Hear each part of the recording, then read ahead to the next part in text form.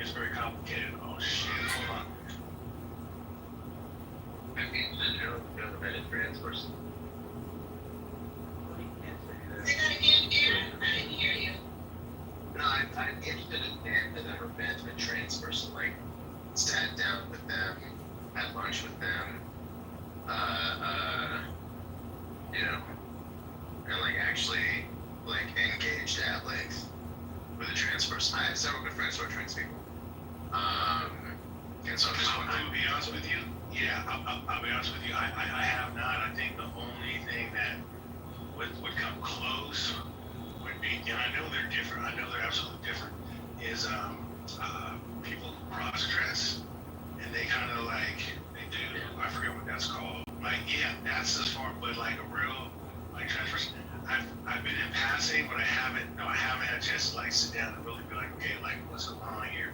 So here's the thing. Even when I do like when I've seen shows like with like RuPaul and stuff like that, it makes me sick to my stomach, dude. It does. So, but I know that's it's different, but it's still for me it's like connected. So I it's just a full hard like stop. Like I'm not there. That's why I say it's an uphill battle. I try to be really reasonable, but it just doesn't work for me. So. If it was its own thing without the LGBTQ, I'm more supportive of it. So it's like that whole political argument gets attached to something that's intimate. Yeah, to me, now I see an agenda. Now I see something else. I don't see basic human rights being protected. I see something else, a religion, a cult being stirred about, and they're preying on. And I'm gonna go with them on this. The vulnerable, those processing. I don't want to say mental illness, but I do want to say trauma. You know, emotional trauma that they either already overcame, addressed, or they are still processing. Because we all have emotional trauma. Like that's just given as human beings. We have it to different degree, but I've met amazing trans people, some that would rather be called sister than brother, right? At Occupy LA, and they were in solidarity, and they were sharp as a whip, ready to toe the line with the right side of history. That being said, again, it's like there was no LGBTQ attached to him in that moment with me when I'm saying, oh yeah, they're serving food over there or something, or I don't remember what the exchange was, but it was just, I'm just saying that like I grew up in theater, so the homosexual, I don't even want to label it like that, but yeah, the homosexual tendencies, identities, whatever you want to call it, the fact that LGBTQ has gotten this politicized and they're trying to divide it. Like, I only know two. And one is a trans woman and the other is a trans man. And the trans man is the one that I particularly care about because she, her family completely dismissed her. They disowned her. And this is a young white girl, and she comes to our family gatherings now because her family completely disowned her. These people got cash money too, big money, completely disowned her. She lived 2 doors away from my aunt's house. So Christmas, 4th of July, whatever it is, Thanksgiving, she hanging with us because she needs love. I don't care what she does. right. I've known that girl since she was 7 years old. Wow. But she's family. She's not really like I just want to point out the indifference that was brought up on the stage just now attributes to why Sandra's friend feels that way. I would recommend you both sit down. No shame. Like, You're not gonna do that. No. I didn't interrupt you.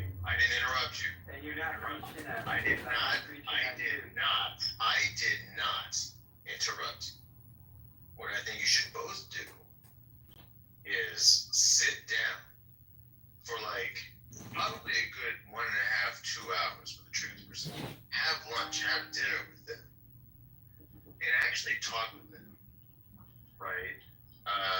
Because what I'm feeling is I don't get it. Maybe there's some sort of maybe the internalized trauma is not coming from them. Maybe it's coming from a different place that is impacting you. Some people feel very uncomfortable with the idea that they might be attracted to trans people at some point. Maybe they're uncomfortable with the idea that at some point trans people. Well, I'll tell you something. Yes.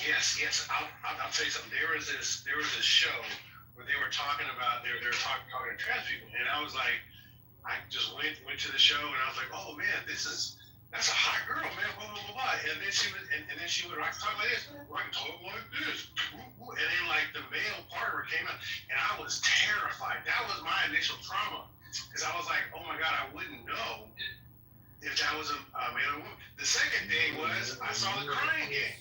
That fucked me up. The crying game fucked me up. I'm gonna be honest with you, dude. I'm gonna be honest with you, right?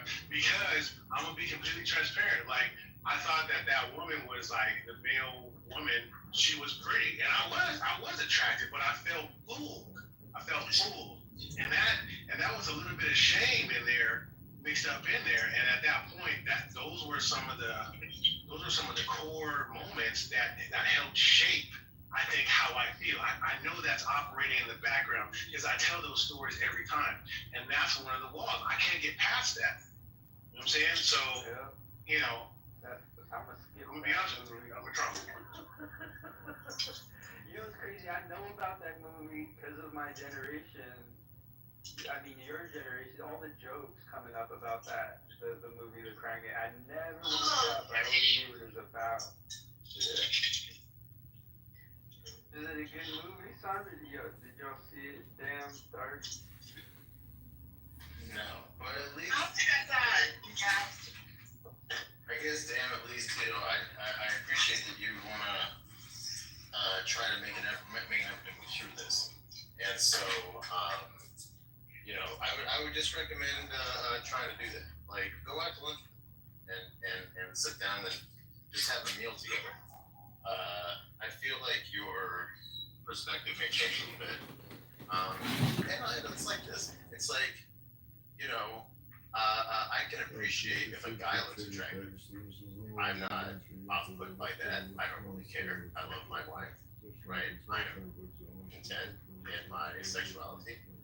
I can appreciate beauty in all sorts of forms. So yeah, I just recommend sitting down and having a meal. I agree. I think that's fair. So I'll talk about sitting down and having a meal with the gay community. One time when I was like early 20s, I was working for a nonprofit organization called LAYN, Los Angeles Youth Network. And we raised over $2 million in Beverly Hills every day, just soliciting, loitering in front of Trader Joe's. We'd be those people like, hey, we need your help putting kids in the homes. And we break down the stats. Did you know every night there's 80,000 people sleeping on the streets of LA? 40% are kids. 40% are women and children. 12,000 of the 40,000 are just kids, and then 4,000 out of the 12,000 don't have parents. I used to say that every day. The lessons of 9/11. So I was doing that here, there, everywhere. We just went to the market. You run into different people, and one person said he was a theater producer. This gentleman. So he gave me his card, because I was into acting. We ended up having, I think I already told this story in this space, where I went to Yard House. He wanted to meet up at Yard House. He drove an hour from LA to meet up with me for what I thought was a business meeting. halfway through the meal, right? Long story People shorter, soliciting prostitution. dude up ends up proposing to me, Is it true, sir, that I'm making a proposition, you have sexual friends proposition that make about how, shapes? like, you come live with me, I hired stay with me. psychologist to what type of person he was, However, I am and gay, what would actually get under his and skin. I'm gonna wanna have sex. Your It's like the most and politically it correct was way thick towards the bottom, to but frame. was thin and small towards the head portion, and called it egg shaped. That's I not my don't words, I know, apologize. just But a as sexual, Mr. like, As I felt Mr. like Pickens stated, violation, that this is just having that meeting, I'm even willing to though it do wasn't in his office, even though nothing was physically he done. tries at all times Just to be mentally, the master of the his fact that he domain wanted to and make it control there over when I his came so world. professional. And how long have you Not, sexually attracted to obviously, I had to take my drug test I to mean, I go. don't feel like I'm divulging any secrets here, right? On one of Early. defendant Epstein's birthdays, And, a friend of defendant Epstein. Yeah, that sits with me. Sent You know, that sits with me. And I think of, kids that come from Ohio, you know, young adults that come from Midwest states And the to views South, after and like doing they have so, no, they were no sent back to family, France the next day. you know, Isn't that true? I would like not to answer this knowing question. how long or hard it is However, struggling and today, shit. It's my like you attorneys see how told me I have to easily assert my Fifth predators Amendment. just You're prey on invoking your Fifth Kevin Amendment Spacey's rights of to the each of world, these right? questions because you know that your answers Even will the incriminate transit you and you feel that it will result in you being prosecuted for there's these good people and crimes. bad Remember, people in fact, the Supreme all Court in all recently communities said that the Fifth is Amendment what I'm right is trying there to to say. protect So I people. would So never blanket that's statements like, my guess. oh, they're all good. Oh man, yeah, I guess so, right, guys? I can't believe this guy killed himself for being too innocent. Virginia Roberts, do you know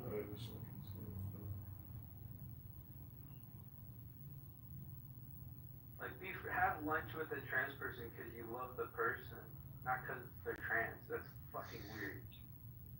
I'll do lunch, but I will not call it a date. Okay? I call it a date. We'll have lunch. Okay?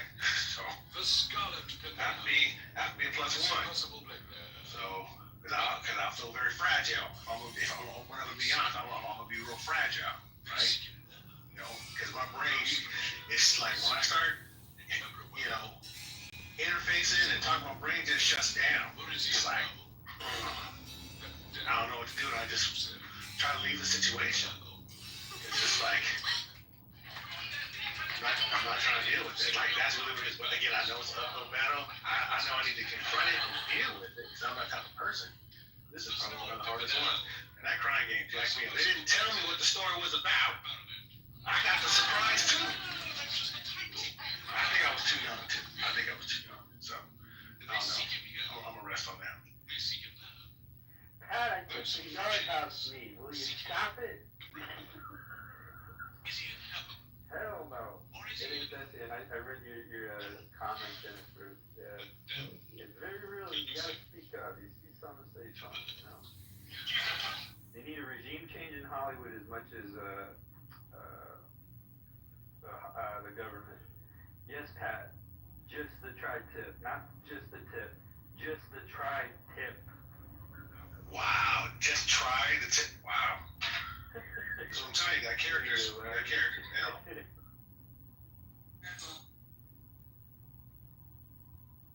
I could joke about it.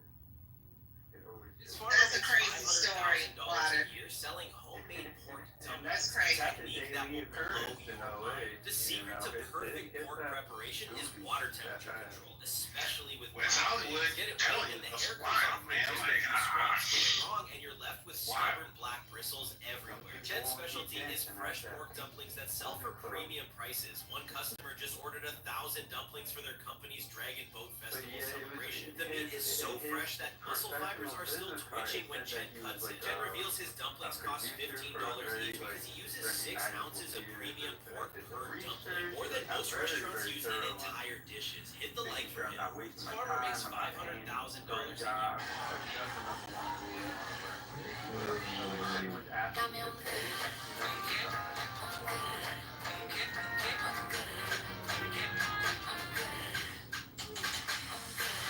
It's not all bad. I have good stories I can share another time.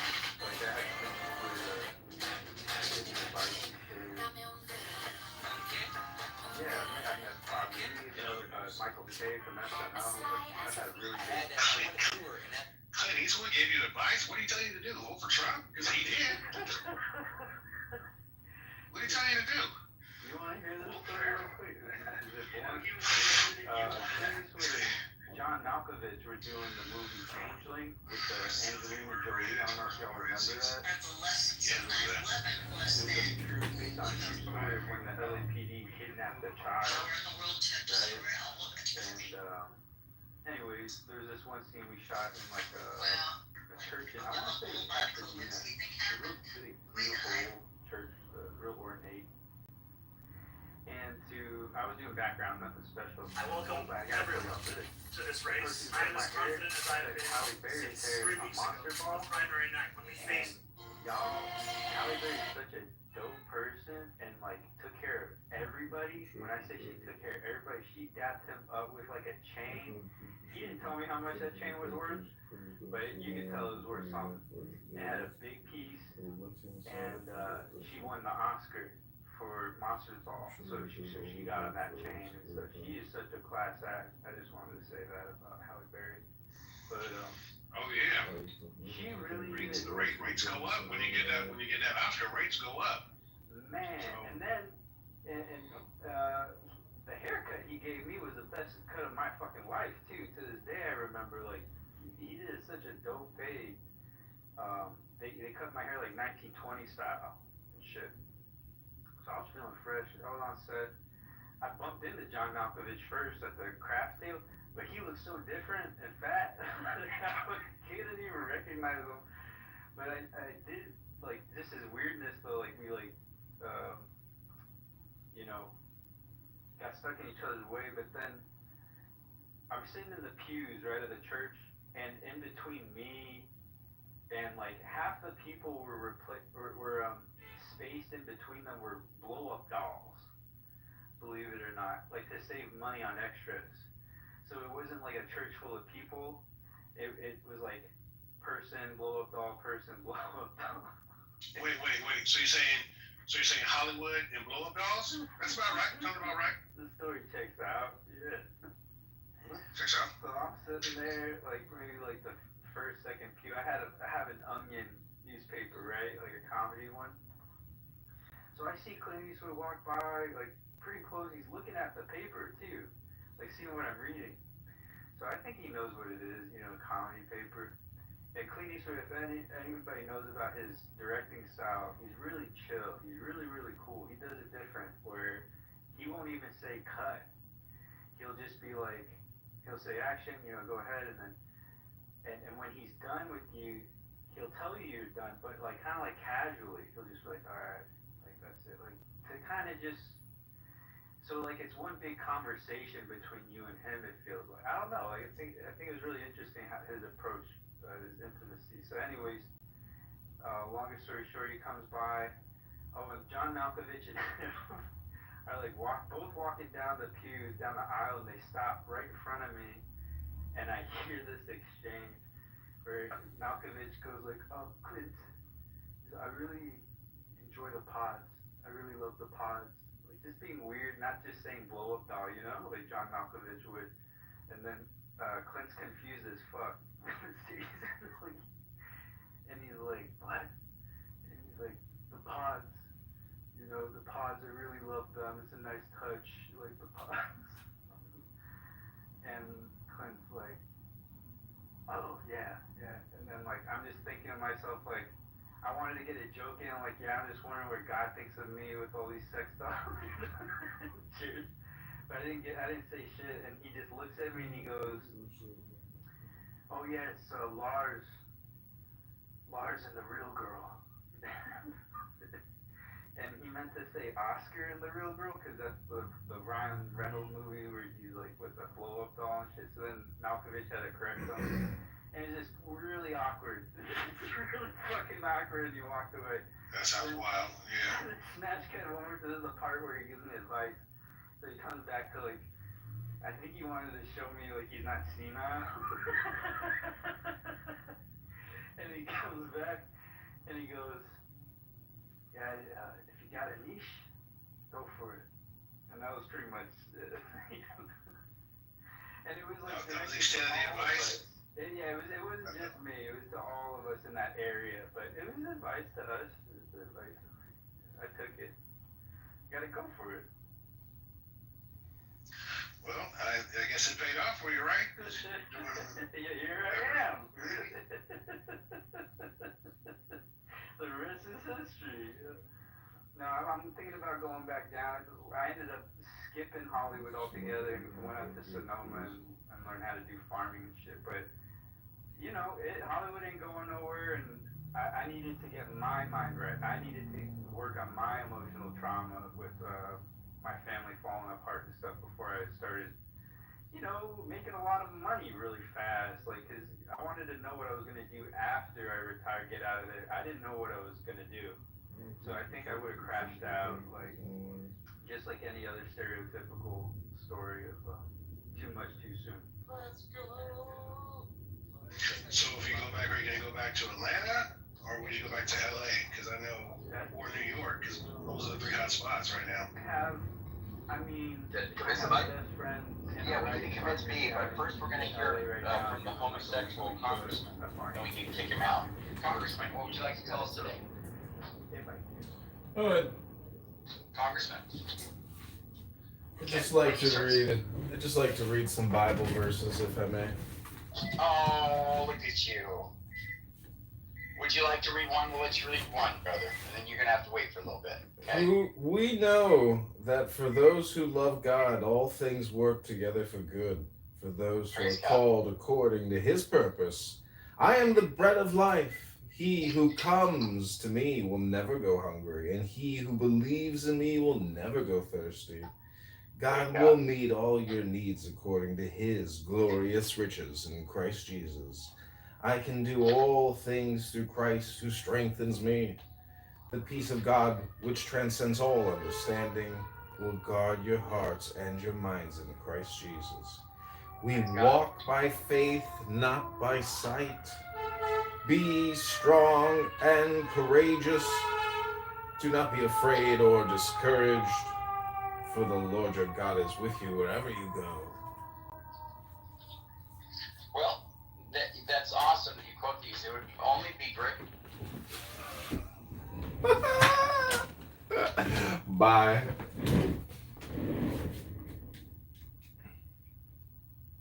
And I met Bobby Lee that night, Michael Che that night, Chris D'Elia, I don't really give a shit about, but I got passed by Bobby Lee that night, so even though I bombed, I made some connections. That's good.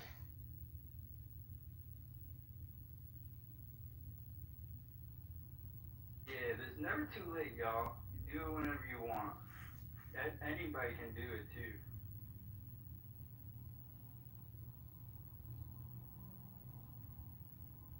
Well, just so I can put a cap on it, do whatever you want. Just don't be a pedophile that has a RICO company and international RICO company that's embezzling money and destroying the lives of political people and Americans. Outside of that, do whatever you want. Yeah, sure. Yeah, that's a good amendment. Sure.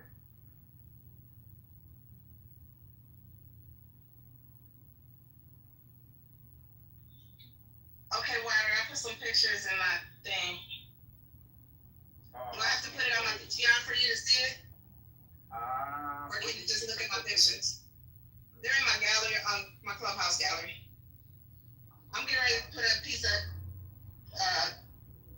cabbage in my head. No, it's in here. Do I gotta update the app to see your clubhouse? Oh, these are PTR type stuff. Yeah, looks nice. Yes. I'm seeing it right now too. See some tomato. You should be able to just go to the PTR. Oh, there it is. Yeah. Yeah. Okay. Yeah, it's really green too. It's like I don't see any signs of even insects trying to grub on it either. That's the real part about it. Oh no! I see a little bit. No. Well, for me, that's how I know your shit bomb is because if it's really bomb, everything is going to try to get at it, right? That's how you know it's good. But you gotta protect it though. So yeah, I used to grow some butternut squash and some butternut squash, crookneck squash, pumpkins. Yeah. They started on the green, so I started spraying neem oil. Oh, They Yeah, told my neem oil, yeah. eggplant up, Yeah. but my eggplant's coming back strong. liquid smoke in a spray bottle diluted will work real good too for any soft body bugs. Are you serious? Yeah, that's That's cool as heck. favorite. Mhm. Do you sucker your tomatoes? This lady taught me how to sucker a tomato, and they say I'm sorry, what? you sucker That a sounds a little- tomato. Using the suckers to produce more yield. Yeah. I gotta stop talking to y'all because my man is here. He's helping. Don't get in trouble now. Mhm. That's the switch to cover. So tell me what is that?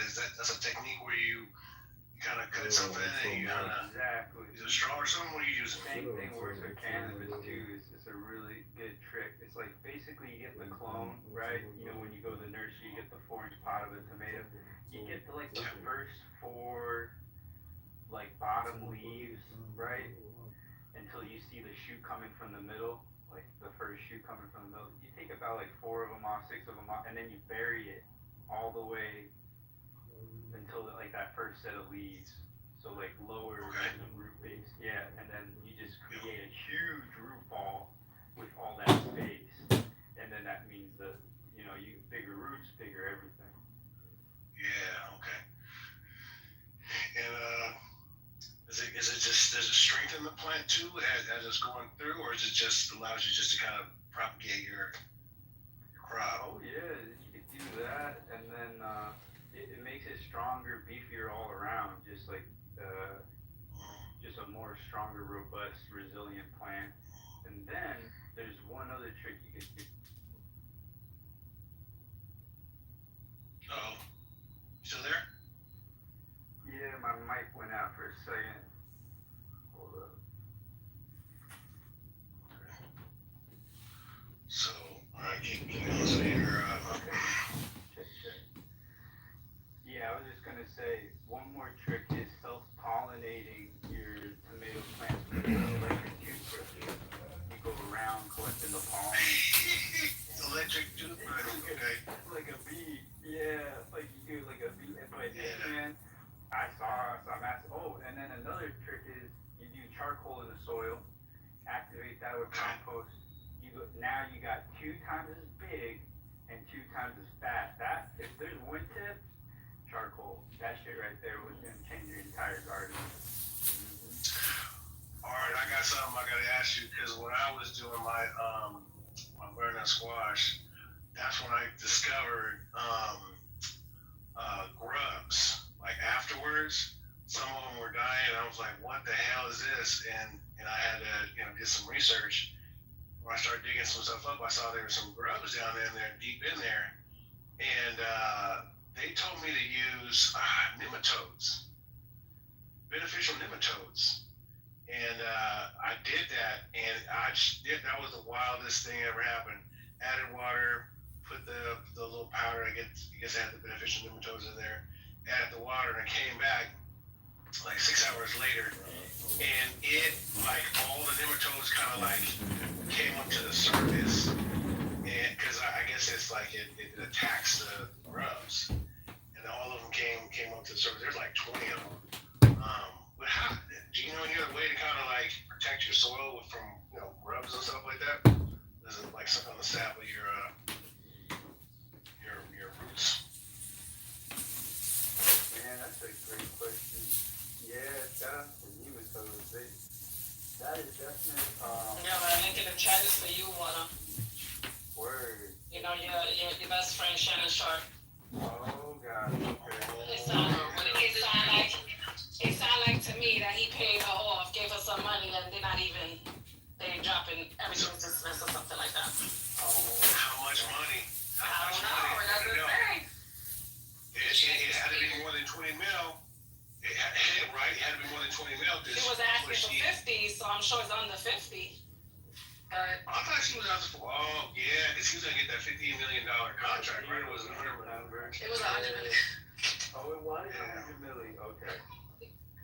But Yeah, she won half without the baby. When she won half without the baby. Cold blood. They smart to wait for all the publicity to die down before they make that deal, because she probably would have wanted that whole milli when they were popping. Well, yeah, she's gonna.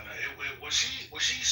she's the one that had the lawyer. She was the one that had the lawyer from Houston. That Mr. Bugsy. That one doesn't like.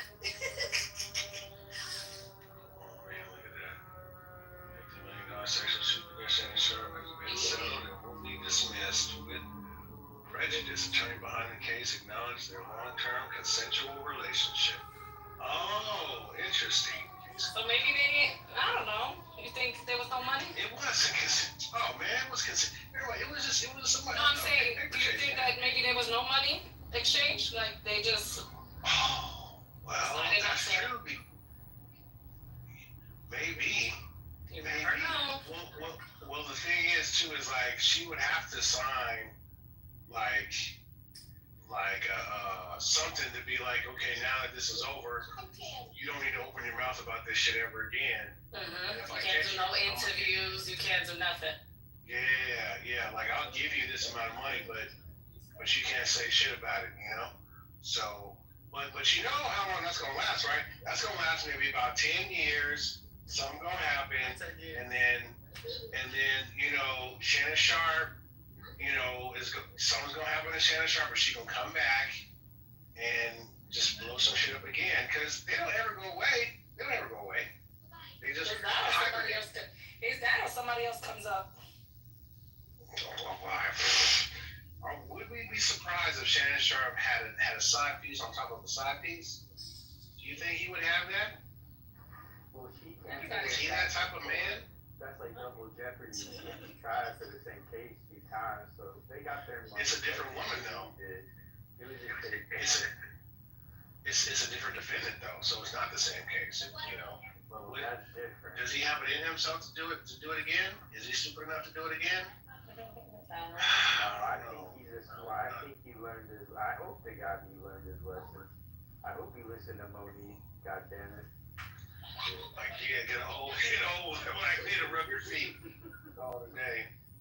Oh man. That was the best advice he ever got.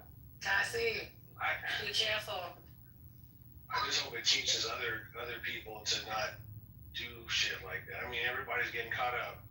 Everybody's getting caught up on some sexual stuff. Well, we had Kai. That's why you gotta get that. And That's Kelly. why you gotta get that contract. Gotta get that contract before y'all get in the bedroom. Fuck that shit. Yeah, That's like, the only way this is gonna go. Straight up. I like kinky stuff. You like kinky stuff, and it's about to go down. Sign off right here. Sign off right. Ooh man. Yeah. Just a tip. And then you gotta sign before and after. Oh yeah. Yeah. Before we did it, after we did it. And you gotta make a video saying I consent to A, B, and C.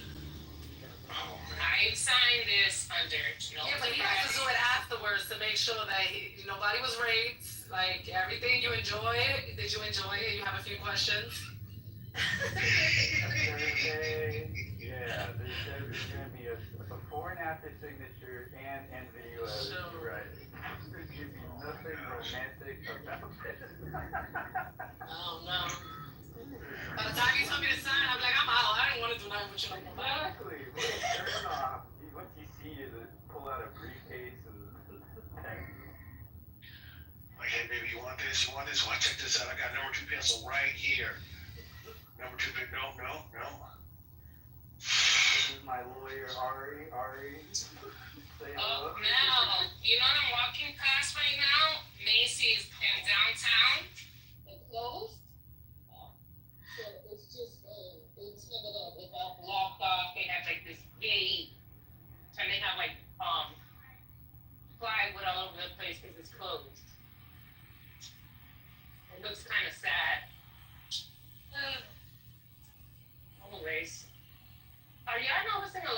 stores closing and stuff closing in your area?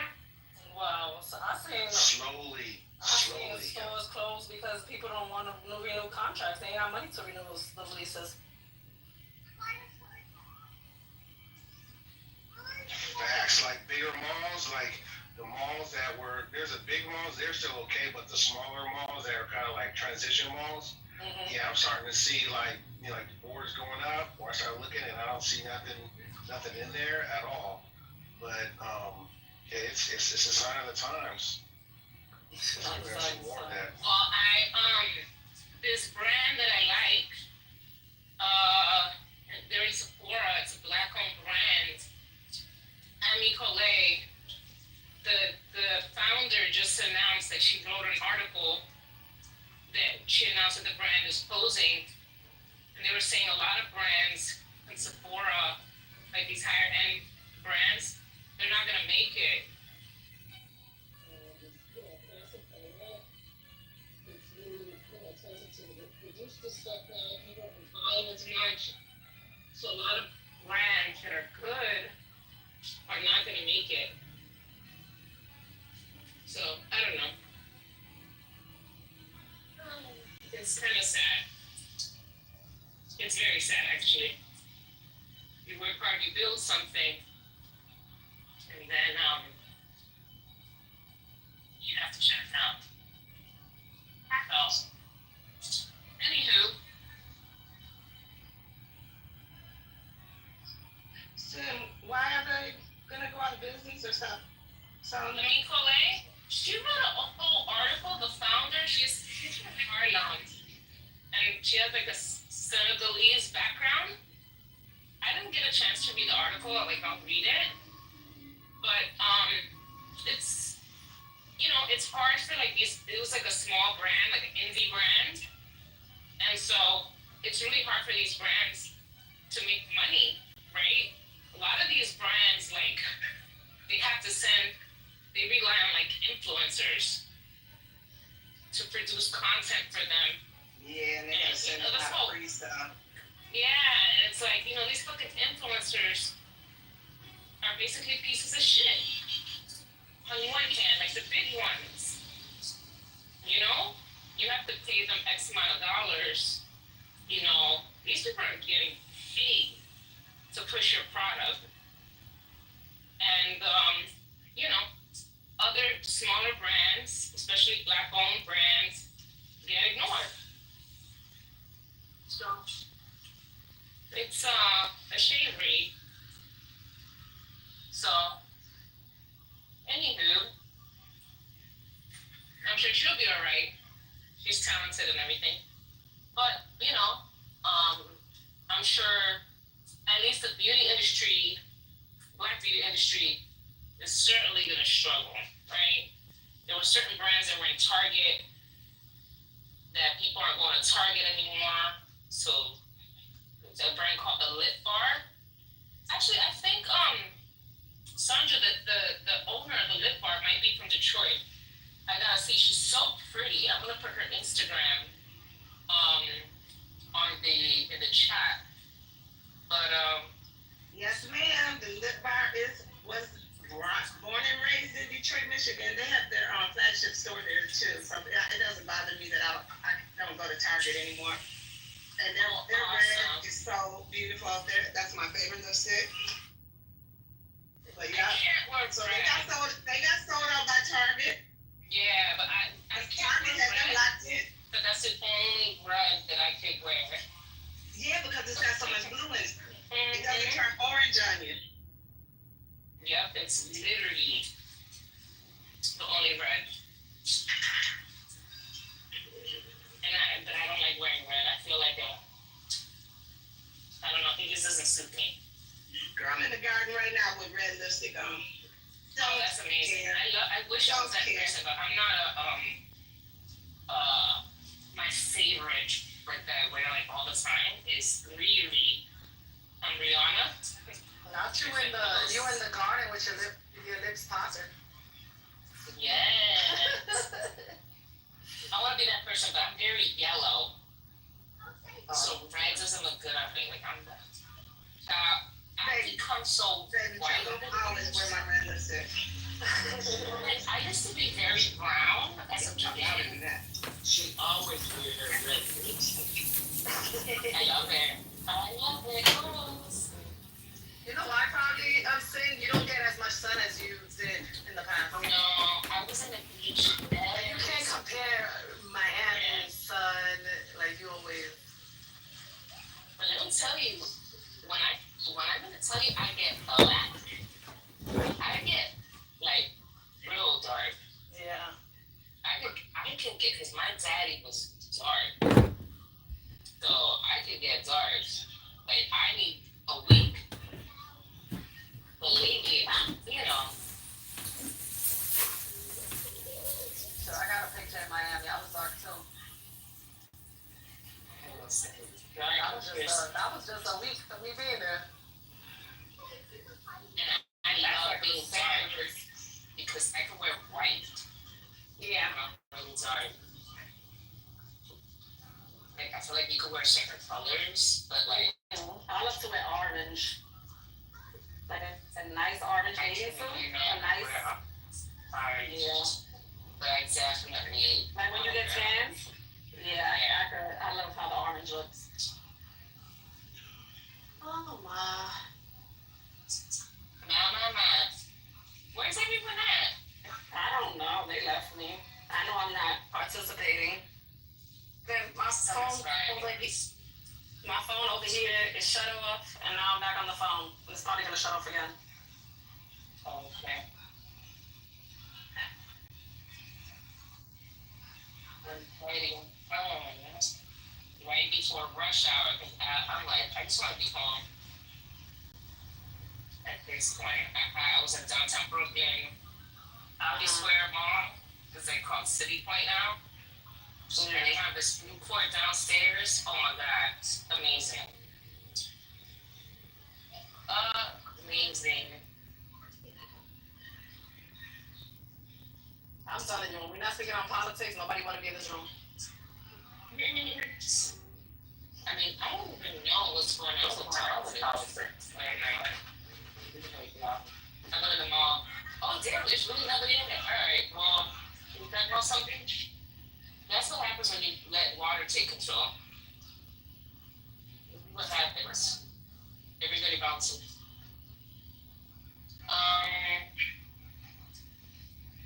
Let's see. You heard about the Stephen Colbert late show? It was canceled. No. You heard about that? So. Oh, I'm sorry. What? It was canceled. Yeah. That was like the late show, right? That was a late show. Yeah. Starting at the beginning of the next month. He must have said something really bad about Trump. So what he said was, okay, CBS is canceling Luke show with Stephen Colbert next May. Starting with decades-old TV institution and changing media landscape and moving from here one of President Donald Trump's most prominent and persistent late-night critics. CBS said the late show was canceled for financial reasons, not for content. But the timing, 3 years after Colbert criticized the settlement between Trump and Paramount Global, parent company of CBS, for the 60-minute story led two U.S. senators to publicly question the benefits.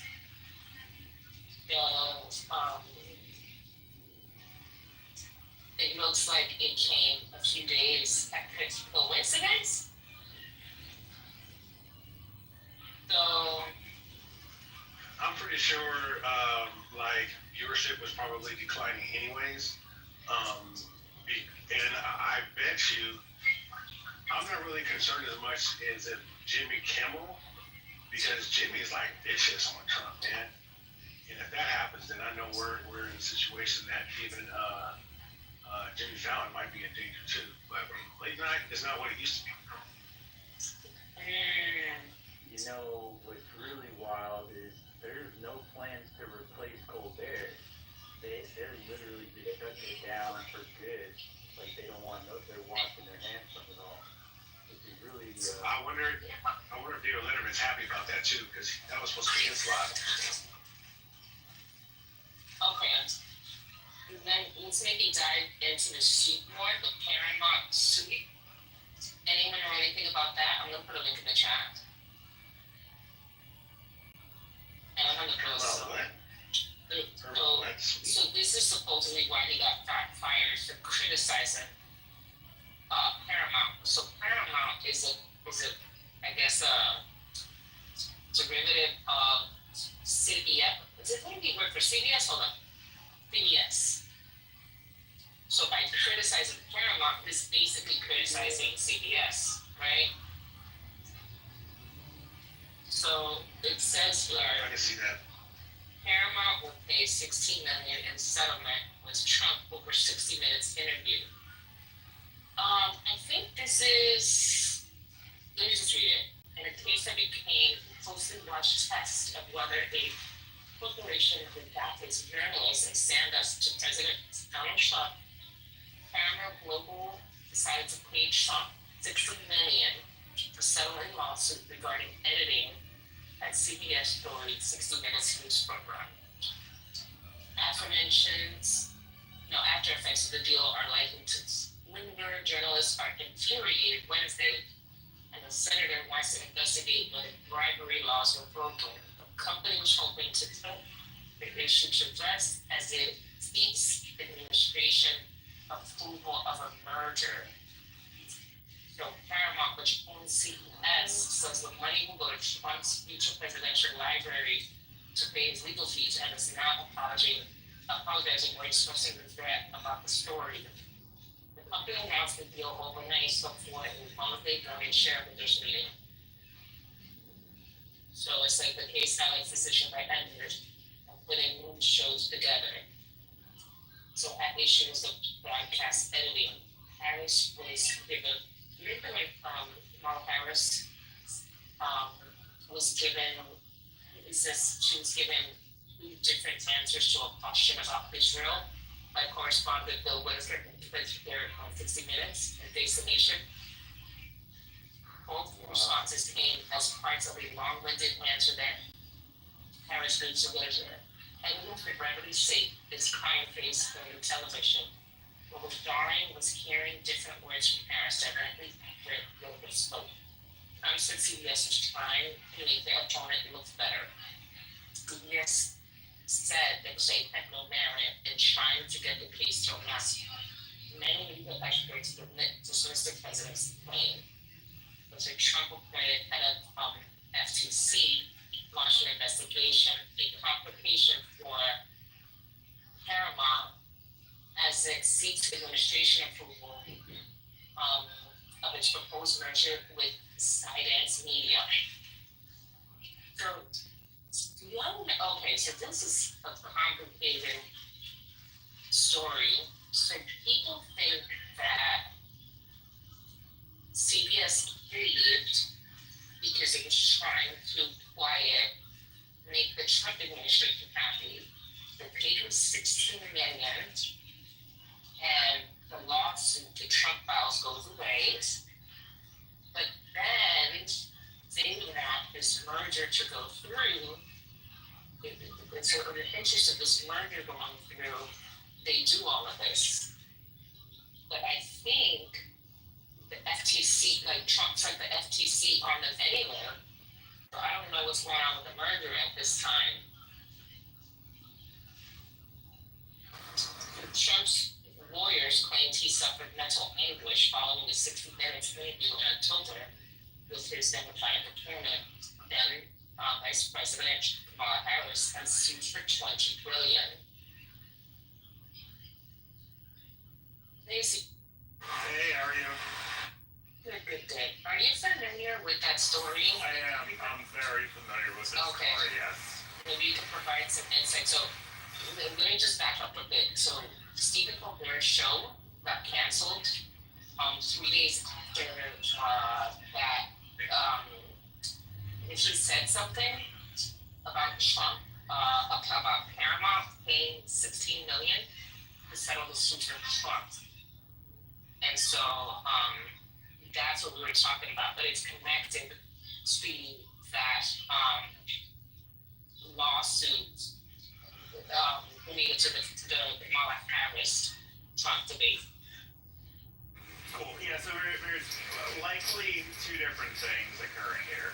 So the reason they paid Trump the $16 million is not as a bribe, but to make the lawsuit go away, because you can't enter into a merger if you have a liability pending like that, a legal open case. So they did that so they could get this merger complete. Now, the Colbert thing is a bit different because they probably, and whether they talked with Trump about this, someone in his administration openly about this or not, they would recognize that, like, Trump is vindictive and he may have ended up being petty over approving the merger. So I see them as slightly two different kind of motivations there.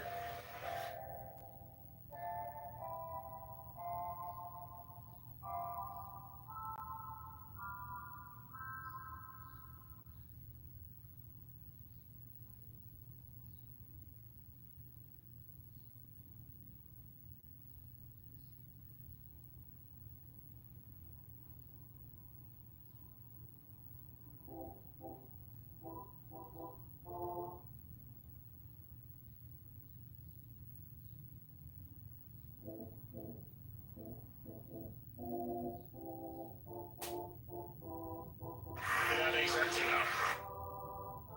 Yeah, that makes sense. Did you hear something about the Trump administration sending the FTC to investigate the merger? Because I heard there was some retaliation anyways. Like Trump accepted the money, but you still sent the FTC to investigate and potentially that's off the merger. Well, I mean, the FTC is going to investigate a merger anyway. I don't know what that means. Do you have any more context around what they're trying to say about that? We didn't look to. Because, I mean, the FTC for the last several years has been much harder on mergers. So we're going to investigate it thoroughly anyway.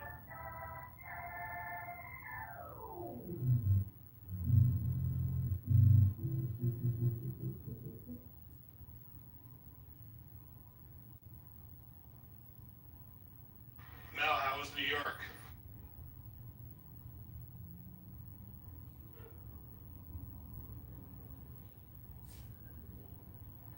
See, New York is New York. So,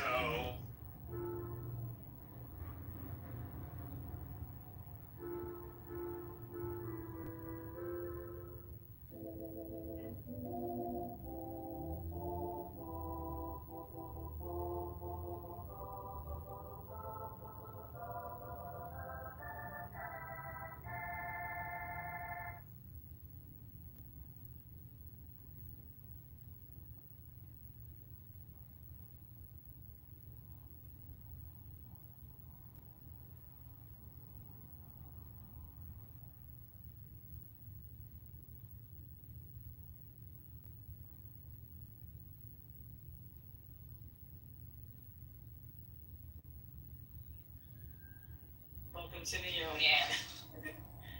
Yeah, I came back fast. I didn't stay the whole 5 days that I was supposed to stay. Sunday I came back home, so it was Friday to Sunday. And yeah. Oh, that's good. so you didn't miss, like, seeing a huge rat or smelling like garbage? You didn't miss No. things at all? As soon as I got to LaGuardia, I was like, New York City. Well, I was you don't want to see a show because Buena Vista Social Club is playing. You don't like shows?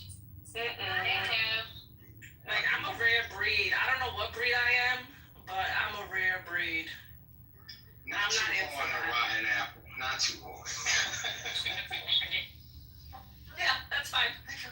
Yeah, I'm not into like Broadway shows. I'm not into that. Okay. And My husband was like, "What's wrong with you?" I was like, "You should have got with an older woman." What I don't like is Straight This Away. That's what he went there with his ex, and I was like, "I'm not into I don't like Straight This Away. I fall asleep.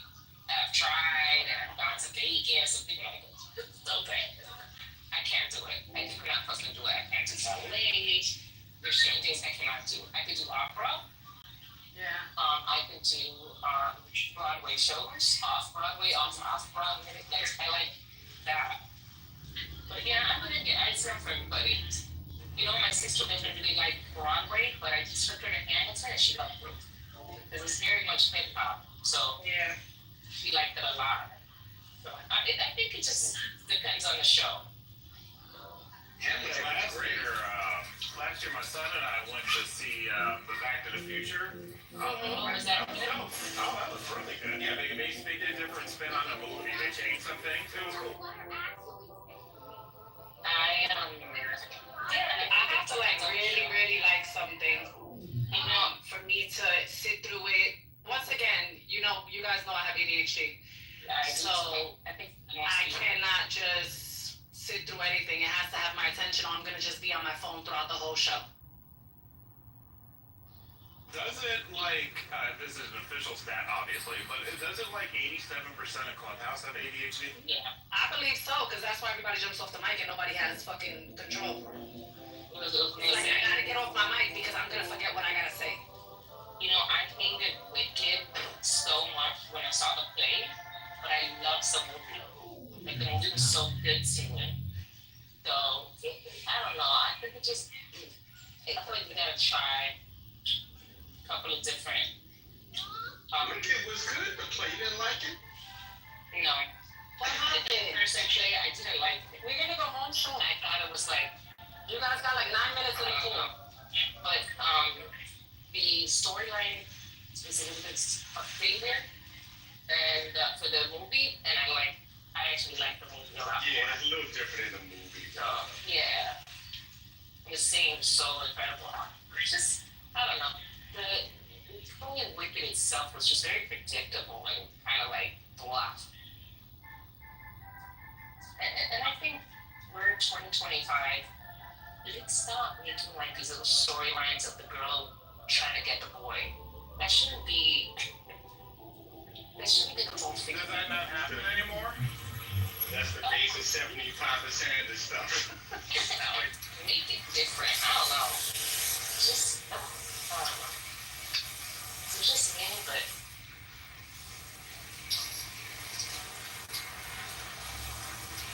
it was just a bit dated for me.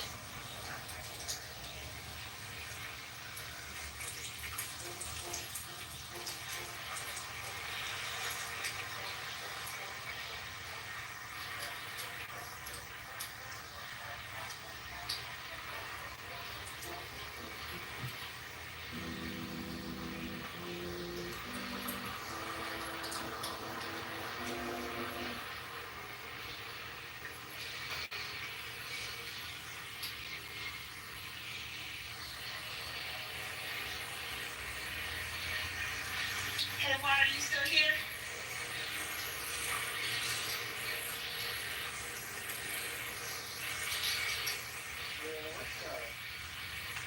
Hey, the cabbage leaf trick really worked.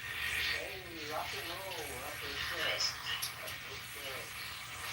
What kind of hat you rocking? It's a sun hat, but it's a baseball cap. It's a sun hat, but it's reflective on the top to push the sun away. That's wild. I ain't never tried it. No, I can't. Now I gotta do this. I got a big one too.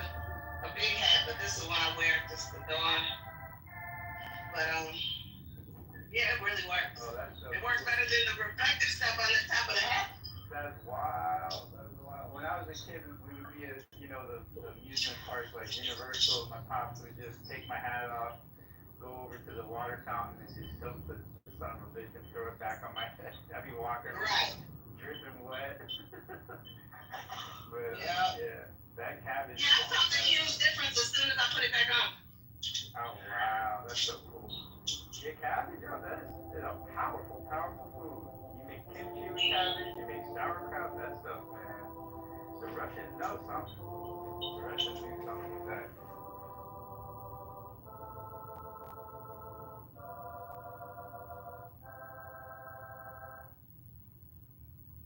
Yeah, Koreans can't live without cabbage.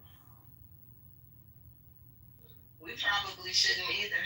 It's such a, you know, it's a funny story. All right, my godmother, my Aunt Weenie, she used to have a best friend. One of her best friends was a stand-up comedian.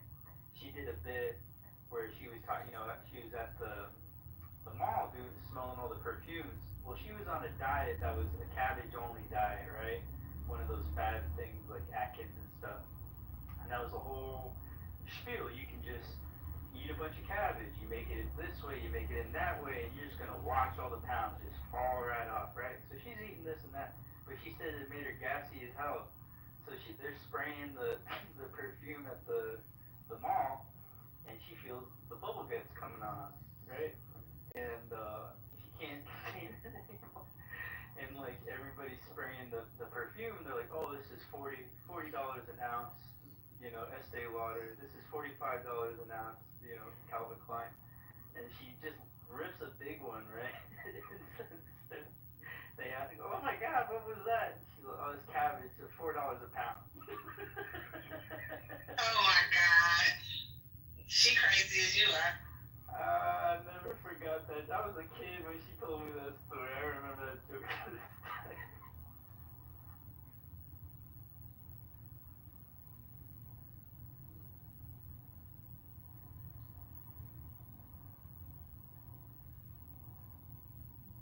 Yeah, I'm looking more into this Paramount Skydance stuff. I don't know if y'all want to know, but they're doing a probe. Just basically what you could probably already assume. Skydance is under regulatory scrutiny as the proposed merger with Paramount, CBS's parent company, triggers multiple investigations and controversies. What investigations are underway? FCC News Distortion Inquiry. The FCC has launched a probe into CBS 60 Minutes interview with Kamala Harris. The complaint filed by the Center for American Rights alleges the show was deceptively edited to favor Harris, which could violate FCC rules, distortion rules. So, I guess that's rooted in you know, the settlement outside of court, the bribe outside of court, whatever you want to call it, with Trump. And then it says the political legislative pressure, Senators Markey and John have sent letters to the FCC demanding full check, blah, blah, blah. Number 3, shareholder lawsuits. Oh boy. Demanding access to documents challenging the fairness of the merger. Foreign That's all just Trump's bullshit, though. But it's all Trump's bullshit because when they did the live show, they made it seem like she said something that she didn't say, and she kept telling them, no, go back, show the film. And when they did, they showed the real film. That's what Trump is mad about because they were supposed to make her look bad, and she demanded that they fix it, and they did, and then it proved that she was right in the first place. So I don't understand what that bullshit. And Trump is the only one that had anything to say about it. He's just mad. He's such a crybaby. Oh my God. So, did you watch all the footage, the unedited footage, Sandra? Did you watch all the unedited footage, Sandra?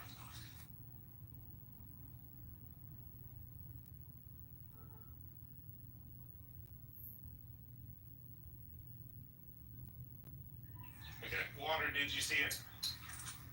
Sir, no, sir, I have not. But listen to this, CEO. So number 4, they're saying, is foreign investment in national security review. Dig this. Concerns have been raised over Tencent Holdings' stake in Skydance. Tencent is under U.S. military scrutiny, and whether the deal should be reviewed by the CFI. Now we gotta look into this. Critics argue that the transaction poses national security risk by integrating foreign capital into the U.S. media infrastructure. So now we gotta find out who's Tencent. Okay.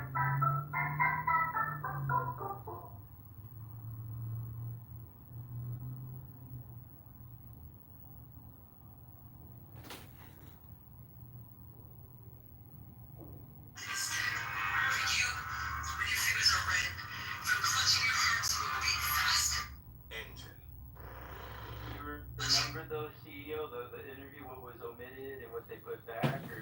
Yeah, I saw the unedited footage, and there was plenty of unedited footage that was very unfavorable towards her. So that's why I was asking Sandra, because there's a lot of footage that was very unfavorable to Harris. So.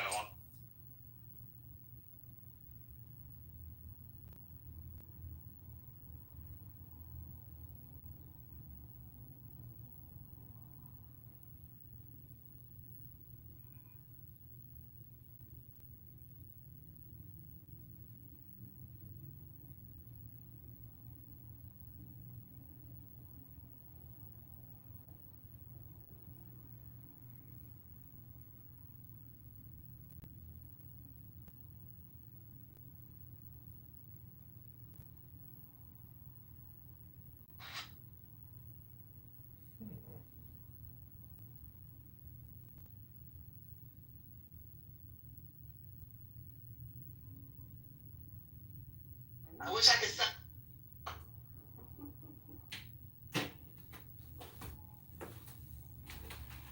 I just need dual citizenship. I'll be happy as a clam. You can get dual citizenship of a bunch of countries. I'm gonna try to get dual citizenship to Canada. That's definitely gonna be my goal. I don't know if they allow that one, do they? I'm not Well, they're not gonna do it right now. Oh no. That's so sad. Sandra, Is it time? just go to a country like Vietnam or Thailand that's like super cheap and just go for a month. You see it? Give yourself a break. By myself? Yeah. You never solo traveled before? I did before I lost the use of my leg. I mean, I'm a little crippled now, so you could like blow on me and knock my ass down. I don't go too many places by myself.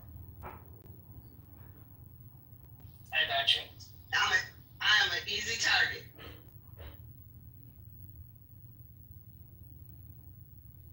I mean, you can go on a cruise. They have like month-long cruises, or at least a week or two long cruise, like to Alaska. I heard those are really fun. Or somewhere farther, but just maybe start off slow first. But at least you'd be with a group. There's travel groups that you can join too. So you don't have to be alone. There's a bunch of them on Facebook. And you can find. Yeah, I joined Sisters Traveling Solo. Nice. So Because my man ain't going nowhere. He ain't going nowhere. He's so stuck. I met this girl on a cruise. BP Travel Bandits. It's like Travel Bandits. Let me see if I can give you her info on. She compared. She's like she didn't even fuck with America anymore. Yes. That's a good suggestion. In a cruise line. Yeah, there's I'm gonna put it in the chat. But I met her in person. She's lovely person, and she is like, she's a traveler. She's really a traveler. You ever heard of Norwegian Cruise Line, Sin? Yeah, I mean, Yeah. I like them. I mean, like, they still got newer boats, and then they got this freestyle kind of format where, like, there's no real, you gotta sit here, you gotta do this at this time. You just do what you want. And I had a good time with my brothers and my mom. We went island hopping in Hawaii. It was a really cool experience. We saw the volcanoes from the active volcanoes at night. It was really unforgettable. nice. But if I had time, I'd go on one of those. My friend just came back from one of those Virgin cruises. She went to Greece. Oh wow. So we had a cruise book for 10 days with my mother-in-law last year, but my father-in-law passed away, so we had to cancel it. And yeah, thanks. So her dream is to go to Spain, so we were gonna go to Spain, France, and Italy. And now it's like we have the money to rebook it, But it's like now we gotta do this. It's like it's really hard now to find the time. And I had everything planned. I had all these excursions. I had all this shit. Now to start from scratch, it's like a pain in the fucking ass. Yeah, my dad had to do the same shit with COVID. They had all the money saved up to go to Tulum when COVID hit, and they just now came back from Tulum all these years later.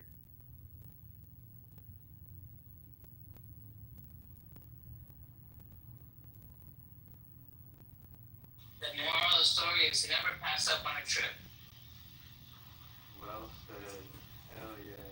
So now I'm going to Puerto Rico next month for the first time in my life. Oh wow. Very embarrassed to say. Oh, wow. Don't be 25% for the wow. The first time to send, I'm shocked. I know. But I don't have friends like, I do have cousins that actually, that I don't really, I'm not close to. Yeah. Anyways, I'm excited to go. As you should be. That's what's up. See Bad Bunny. And then want to see Bad Bunny. That would be cool. Conejo Malo. Mm-hmm. So it's time for this. I will try to. The thing is, I have a wedding in Jamaica next year, January. I would like to go to Europe in the summer. I mean, in the winter, like for Christmas time. My mother-in-law's a Christmas baby, and we were supposed to go to Europe last year, and then something happened, we couldn't. So now we have an opportunity to try again. And so I might try, but the thing is, I really didn't even feel comfortable traveling with this whole truck. You know what I'm saying? Girl, that's why, where you think I'm at home?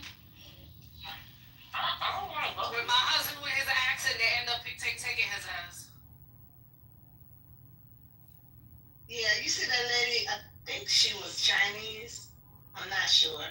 That left for a business trip and now they want to let her back in the United States. I read that this morning. Yeah.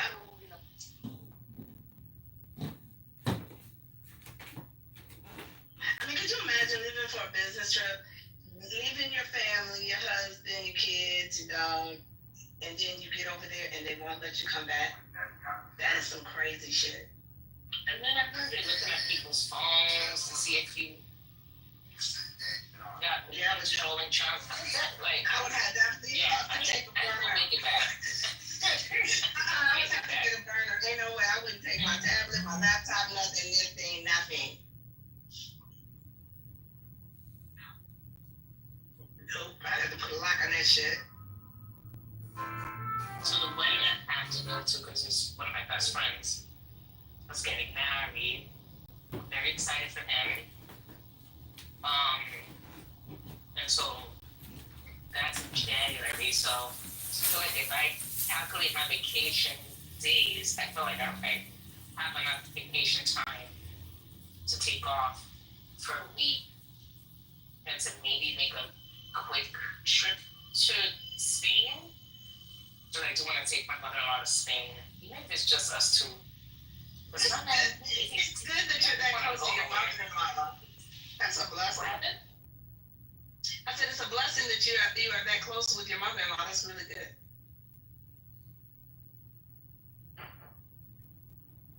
Can you not hear me? I think she got a phone. So you heard her? It broke up. Oh, okay. Let me get out the car.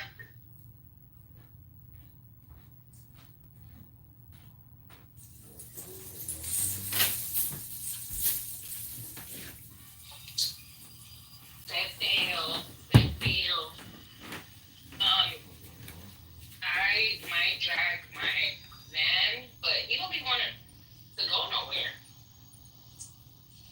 And then when he does go somewhere, he wants to fucking be the last one out.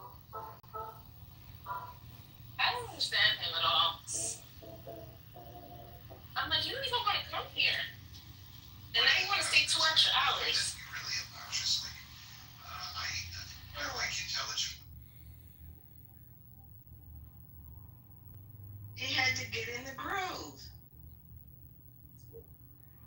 It's like every time it's like to come on a trip, he never wants to go on a trip.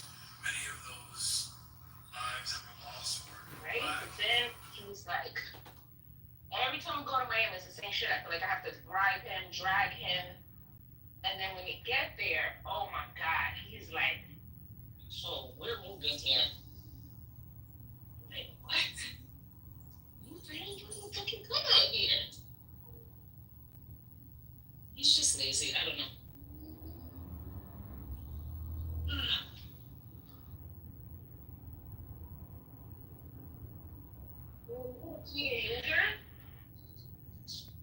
Yeah, I've been to Petaluma.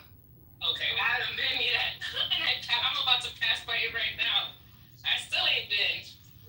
Yeah, I went on a double date with my sister's ex-husband. Us four. Nice. I definitely need to go. I don't think most people say how like an Italian place across the street. Is this the Seychelles? I've been there a couple of times, but I don't know if people live there. I pass by it like almost every day.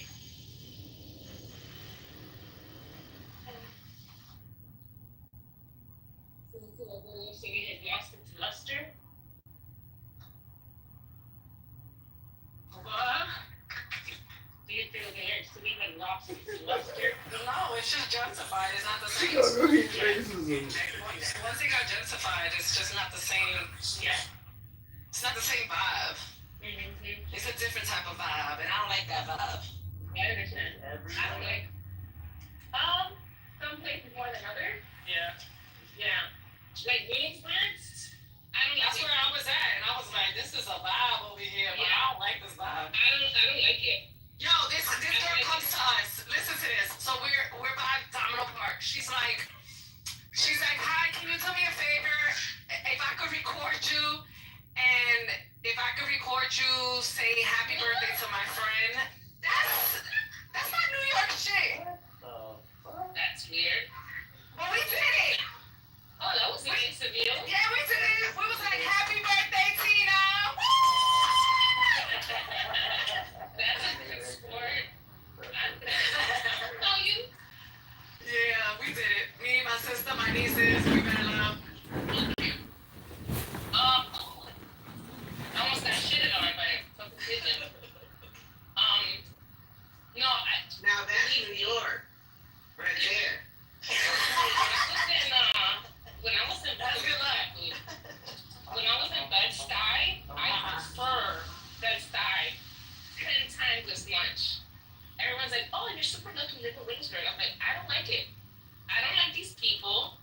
I like my block, right? Because I know a lot of people on the block. I like my bodega, but I don't like it here. I was much happier in Bed-Stuy. Much happier. But I understand you might not want to. The English is, it was more black. It was more black. So I felt just comfy there.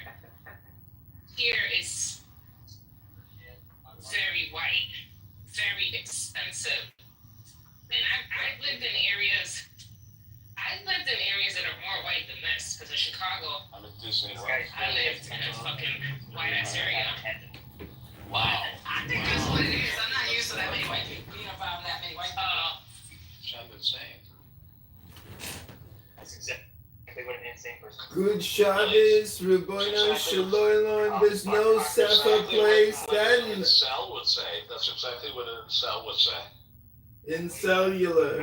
How'd you pronounce that, everybody? In cellular. Jacob, when was the last time you caressed a beautiful woman's legs? Dude, all the crazy people find each other.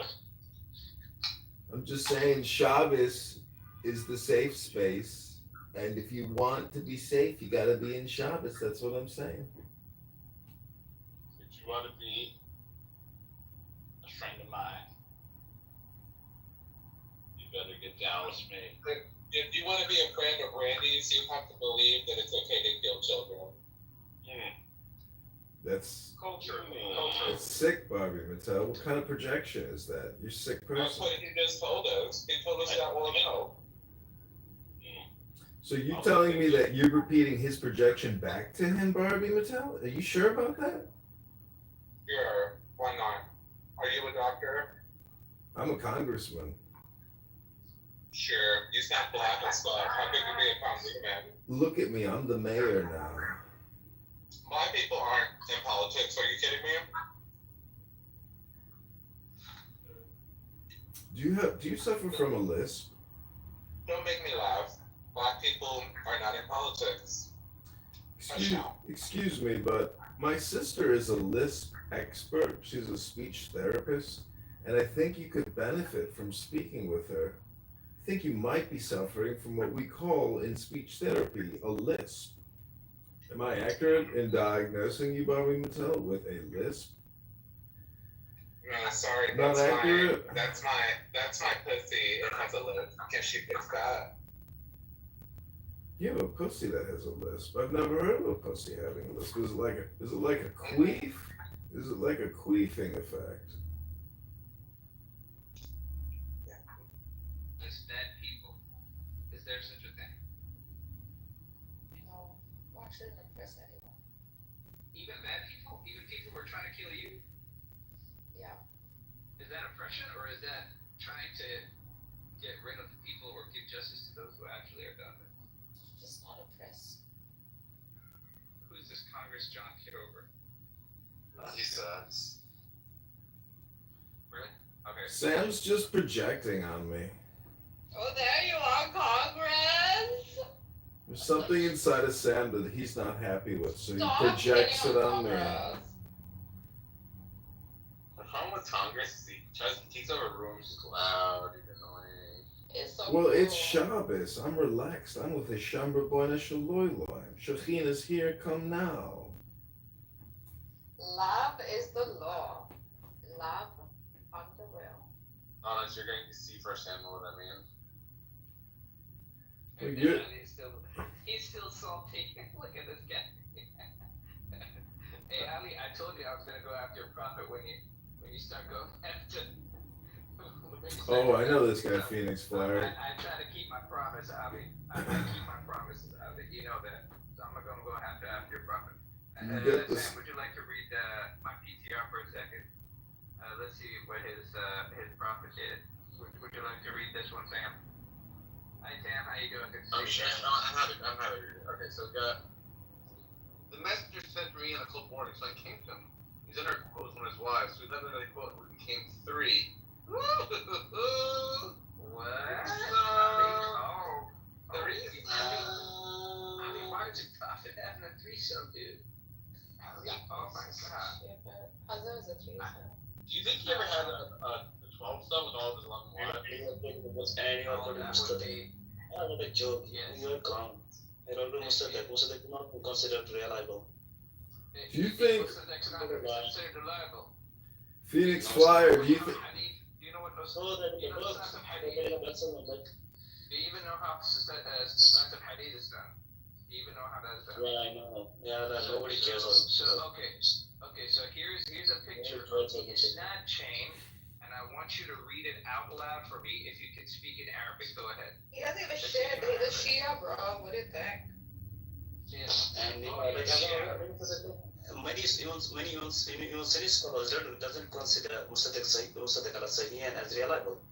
They see it as a secondary source. As for the abridgment of Zahabi, like they say it's just abridgment. He doesn't care about whether he authenticates or not. Like, and nobody gives shit about the authentication of Hakim Nishaburi.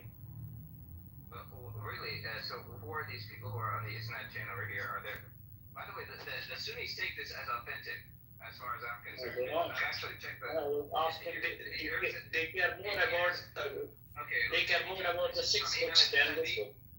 They care more about Bukhari, Muslim, Tirmidhi, Abu Dawud, and other stuff. Why do They don't care Shias about that. always go like supporting the Sunnis when it comes to I'm not supporting someone. You are supporting the This clown, this is he's lying about The prophet is not the prophet of these guys. So you need to stop. No, it's not. It's the same prophet. Like it's not. God is one. God is one. Whether it's when you look at No, let me put you. See, every time when you speak, so here's the Isnad chain, and I'm going to read it to you. حدثنا أبو عباس محمد بن يعقوب ثم محمد بن سنان وقزاز ثم إسحاق بن إدريس ثم محمد بن حازم ثم هشام بن عروة عن أبيه عن عبد الله بن زبير عن أبيه, and then it says right there هذا حديث صحيح الإسناد. This is from Imam al-Dhahabi, who actually authenticated this as well. So, if you have a problem with your Sunni brothers, this is as authentic as it gets according to the Sunni science of Hadith. Now, you're saying you're not a Sunni, you're a Shia. But if you want to defend your brother, I have the Isnad chains to show it to you. It's right there. It's on my screen. It's fabricated.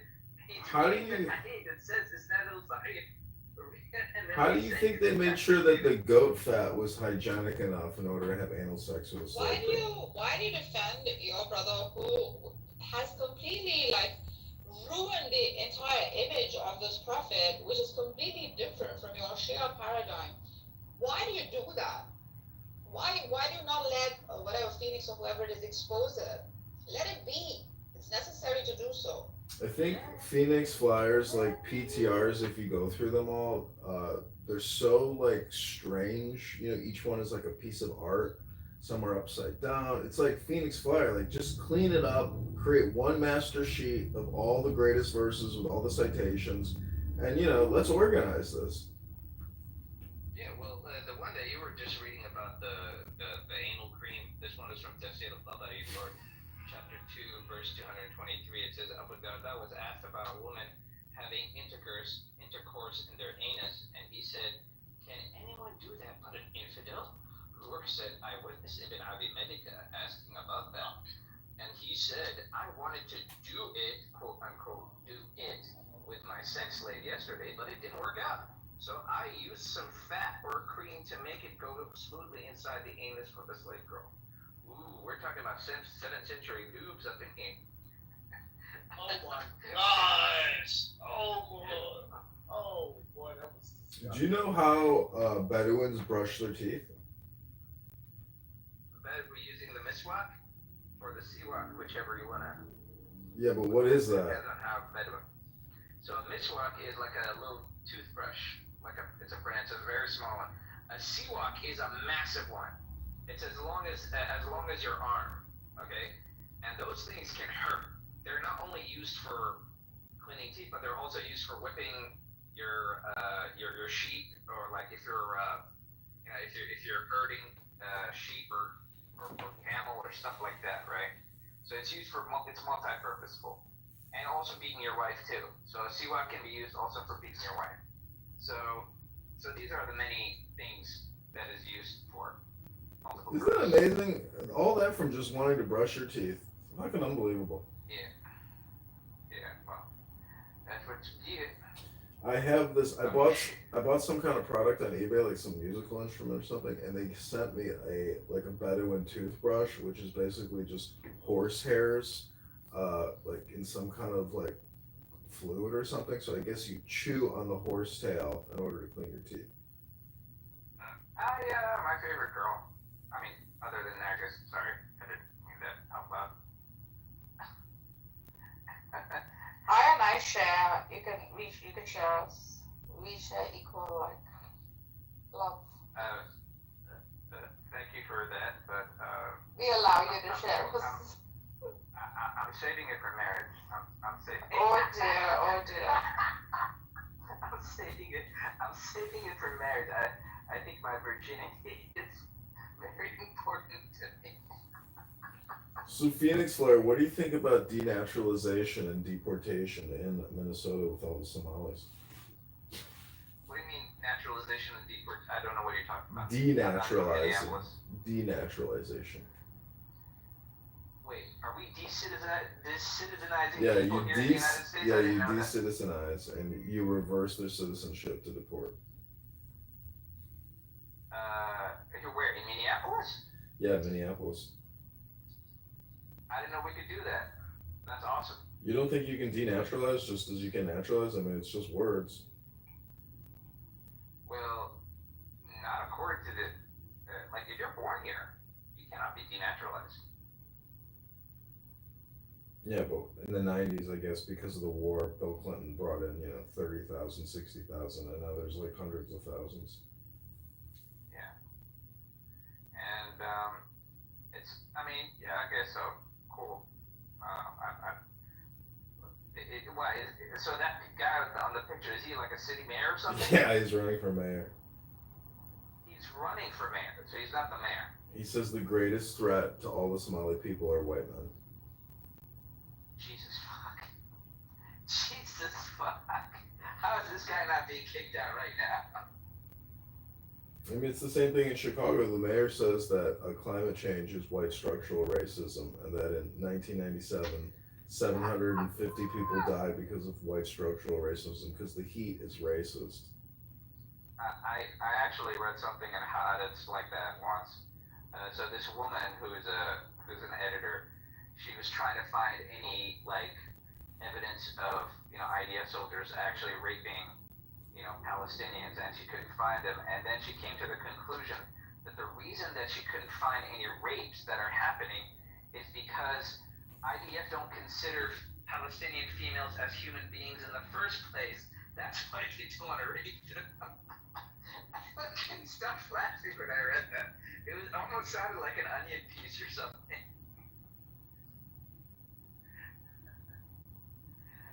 So, hey, Ali, I'm gonna have to go after your prophet, or after Ali himself. If you keep talking like that, I'm gonna have to go down to cafe and find some really nasty stuff about your prophet. Actually, I remember reading this sniff test. It's a different kind of book. It's not as grotesque as this one.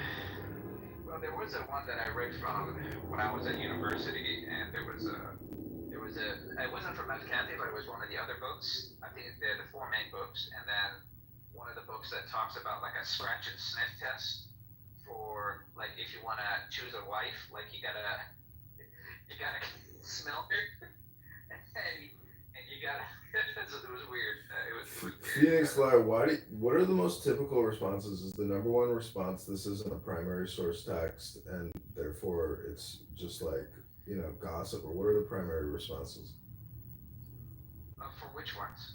For the whole slew of scandalous, Muhammad escapades. Well, here's the funny thing. When it comes to the hadith, particularly in the biographies of Muhammad, you have to understand something.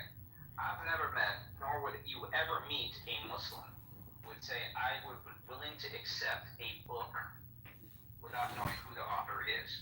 Okay, you might as well say that any Tom, Dick, and Harry just wrote this book. Like Shakespeare wrote this Quran book, and people would believe it. You find these Quran only people, but they're like literally not even a community. Like they're so sparse in between, right? You only find them in non-Muslim majority countries. You'll never find them in Muslim majority countries, and if they're ever been found, they'll probably be killed. So that's number one. Number two, the very same people that they criticize, the Hadith, for example, from the Isnad chain themselves. If you're a Sunni Muslim, for example, Abdullah ibn Mas'ud, Ubay ibn Ka'b, Ibn Abbas, all these people who also have their hands on the transmission of the Hadith are the very same people who are giving you the Quran as well. Meaning that they transmitted the Quran and they hand it up to the next generation, right? For example, Asim, okay, from Hassan Asim, right? Sorry. So Hafs, okay, Hafs himself, which is pretty much the version of the Quran that they're using here today, the vast majority of them, his Isnad chains are in many different hadiths. Many different hadiths. Yet, if you're going to go after the hadiths themselves, if you're going to go after all the things that we know about your prophet, don't tell me you know anything about your prophet if you're going to be throwing away the hadiths. Because the Quran only mentions it 4 times. Three of them could be a title and not even a name. Second, if you're gonna tell me all of these people who compiled it about your prophet are bunches of liars and deceivers, then what stops these liars and deceivers from going after the Quran and making up stuff wholesale? What if they made up some verses of the Quran and they just sold it for a trifling? Like if you're willing to say that, then by all means just throw away the Quran in that case. You see what I'm saying?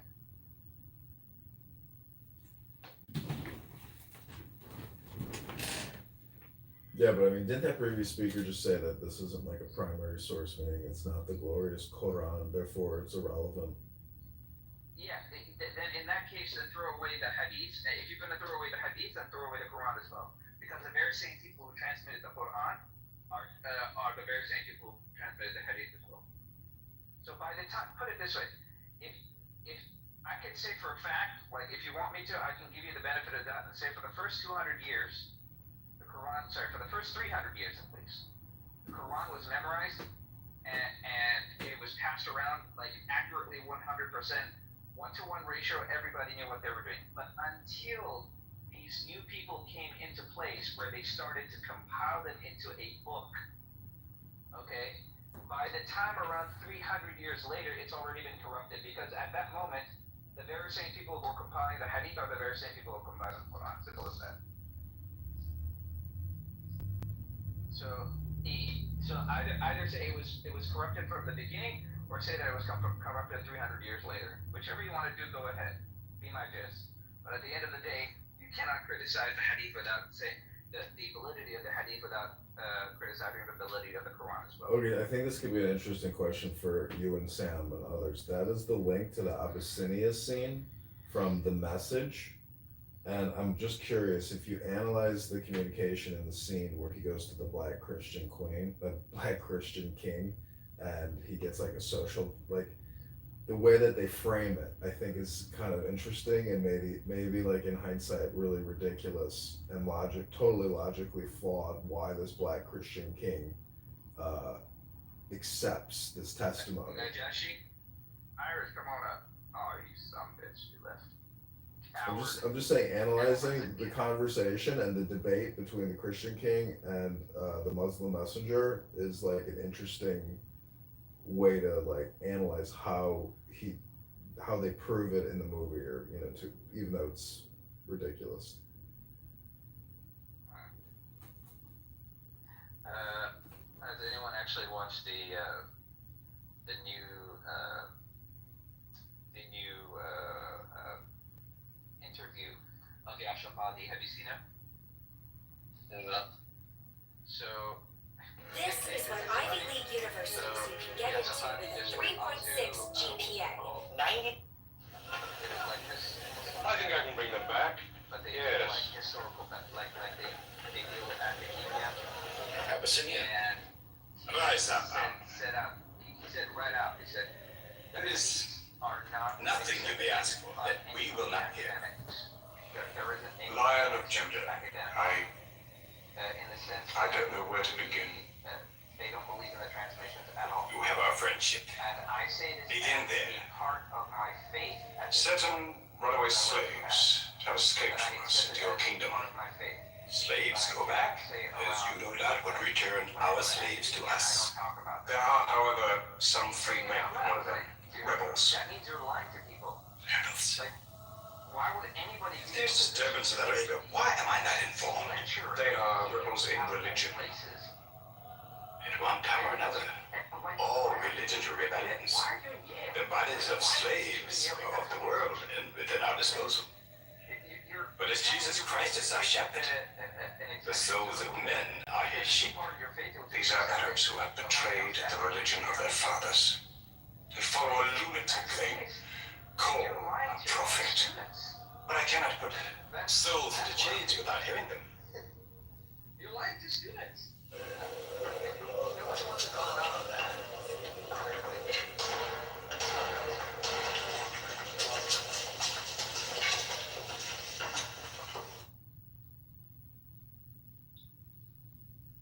If you get a second, watch that Abyssinia scene, because I'm wondering like how they frame it, if it's like a ridiculous interpretation of the situation, because it looks like you talking about? The king of the Najashi king?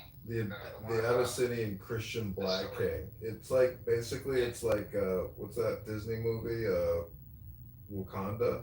It's like literally the Muslims come into Wakanda and they're like, we want you to accept that the Prophet Muhammad is the new messenger from God. It's a ridiculous scene. I'm telling you, like I think they manufactured this bullshit for the movie. Like it's not historically accurate. Well, the story goes. Muhammad's people were being oppressed, so Muhammad sent some of the people to the kingdom to the kingdom of Ethiopia for protection. But even his own enemies went there in order to get those people back, in order to face justice. So they went to the King Najashi's court, demanding that they would be handed back to them for justice. And the other was saying, no, they were going to kill us and they were trying to oppress us because of our beliefs. And then they say, oh, what's your beliefs? Like, oh, we believe, in Jesus and Mary and all that sort of stuff, right? And then the British are like, no, they don't believe in what you believe in exactly. And so they went back and forth and were in the court arguing and debating. And so he read the part of the Quran that left out the last part where it says that Jesus, that do not say free. So the Emperor Najashi accepted that they were actually Christians. And they have the same thing, therefore they're under the protection of the king, and the boys went back to the Middle East. Good. Stiff necks will hang them. The Muslim account. Is that what you're talking about? Yeah, but in the movie they frame it that they come to like make a case. You just gotta watch the YouTube link I posted because I think a lot of people operate off of this movie. Most people are lazy, but I think that the way that they made the movie is probably laughable and totally not accurate. But they do make it look like the Kingdom of Wakanda, and the Muslims come in to debate the Christian king, and the Christian king like relents, so it gives like a social proof of validity and credibility to this messenger. Is it that old movie? A really, really old movie? It's actually like a really good movie. I mean, surprisingly, it's like really good. It's called The Message. Yeah, it's the old movie. Yeah, The Message. I know what you're talking about. Yes. And he's very shabby to Daniel, by the way. You should watch that. It's a very socialist view. It's really presented. You not bowed yourselves before your prophet? Muhammad is a man. We kneel, only to God. Well, Muhammad's miracles, Jafar. If he were a prophet, he'd light the sky with a lamp. Indeed, this is true. God has given his prophets the sign of miracles, that we may recognize them. The miracle of Muhammad is the Holy Quran. A book written by an illiterate, attributed to God. I think the emperor has had enough. I'm mindful of Pentecost, when God set down tongues of fire from the heads of Christ's apostles, so they could speak the many languages of the world that they knew not before. But do such miracles happen in our times? Judicial system, even in the 70s, we would say, okay, I've heard enough. believe this. You've made a poor case. Government's like, I don't care. This has nothing to do with us. What? You can make your own version of the theology. When we suffered persecution in Mecca, Muhammad told us, go to Abyssinia, the land of a righteous king, where no man is wronged. What they called persecution was fair punishment. That is order. Now, why did your prophet send you to me? Because you believe in the book of the one God as we do. He sent us because in your heart God will protect us. Talking with them is like drawing water from a mirage. But they've now laid a duty on me to listen to them, my friend. Like grandfathers who became Muslims from watching that movie. Like, if there are not 3 generations of Muslims because of them. Go on. But of that movie. Like, so... And this is when For years, we worshipped wood and stone, images of our own manufacture. We lived in ignorance of God. We had few earthly laws and no heavenly laws. The rich neglect the poor, and the natural pity of man, whereby he lifts his brother up when he is fallen, is described by them as upsetting social order. Anymore. It's not possible. To this inhumanity has come a man Very long time. whom God chose. And in that we believe. Come on, not bad. It's also kind of funny because they let everybody who is a Muslim in this movie is like white or like aristocratic in a way. It's kind of a hilarious, Oh, racial I should tell you a good. identification. I have a really funny story about this. So this movie, not a lot of people know this. Back then, it was really hard to get a job. It's really hard to get a job in the acting world, right? The guy who played. Hello. My name is Adam Ferrari, Chief Executive Officer of Phoenix Energy. He passed himself. I look forward to you. He passed himself as a Muslim. How do I know You're this? overcome. I beg you to collect yourself. 2 blocks away from me. I speak Family of that of the guy messenger of God. told me the story that he was a Baha'i this whole time. Muhammad teaches us to worship one God, Later on, to speak truth, later on, to love our neighbors as ourselves, he was a Baha'i. to give charity. Even a smile can be charity. That would be so hilarious. And To protect women from misuse, they went after him. to shelter orphans, and to turn away from gods of wood and stone. I cannot keep still and hear this blasphemy. We are an ancient civilization. To call our gods wood and stone is to speak ignorantly of them. The idol, the form, is not what we worship, but the spirit that resides within the form. I agree that idolatry is not always fully understood. Thank you. Now let me bring him back to the wood. It's like a clubhouse room, this movie.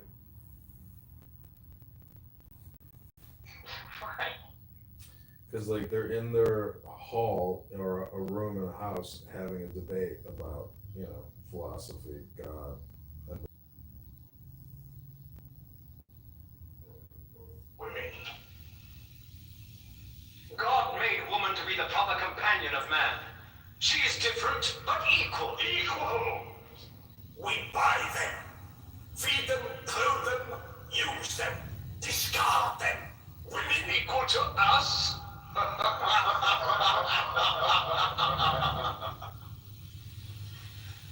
God created man from one male and one female. Now, you must respect in all women the womb that bore you. Why are your 300 gods so tongue-tied?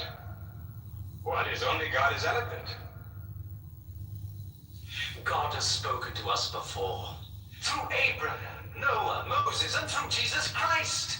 Why should we be so surprised that God speaks to us now through Muhammad? Who taught you those names? They're named in the Quran. I knew Muhammad when he was an orphan minding sheep. And we knew Christ as a carpenter. But Christ says, what your Muhammad says, is like 2 rays from the same lamp. They are lying to you. They deny Christ. You worship 3 gods, they say. Father, Son, and Holy Ghost, they say. What do you say of Christ? They say God cannot have a son. Christ is not the Son of God. Yes. Speak to me of Christ. We say of Christ what our prophet has taught us. That God cast his Holy Spirit into the womb of a virgin named Mary, and that she conceived Christ, the apostle of God. The apostle is not the Son, not the Son. What does your miracle? Your Quran? Say of the birth of our dear Lord Jesus Christ. May I relate the words? Okay, yeah, you told me that you were in Mayfire, right? Come closer to me. That point when I was speaking to brother, I went all the way to Tower Bridge. Right now I'm in Whitechapel. In the name of God, most gracious, most merciful. Oh, and I met Mitch. Relate in the book the story of Mary. How she withdrew from her family to a place in the east. How we sent to her our angel Gabriel, who said, I am a messenger from your God, to announce the birth of a holy son to you. She said, how shall I, Mary, have a son when no man has touched me? And Gabriel replied, for your Lord says, it will happen. We appoint him as a sign unto man, and a mercy from us. It is a thing ordained.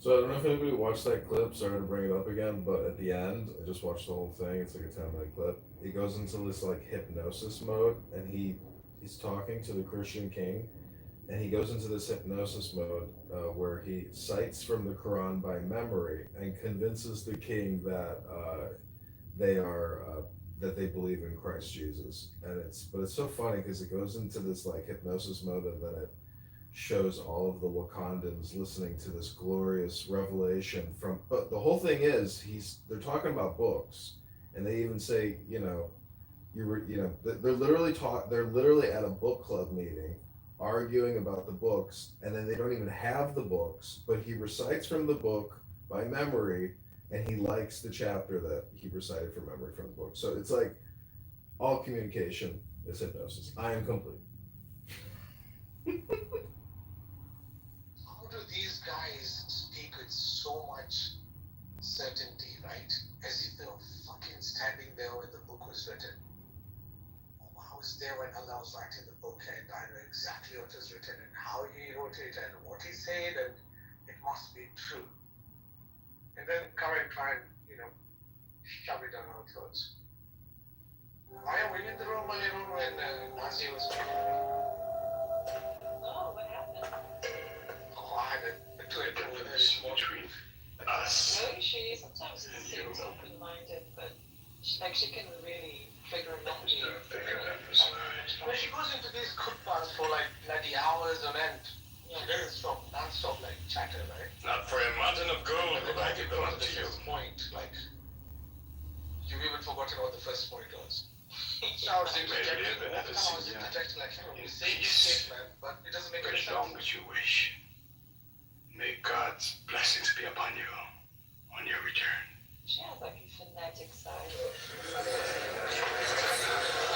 That extreme on her positions.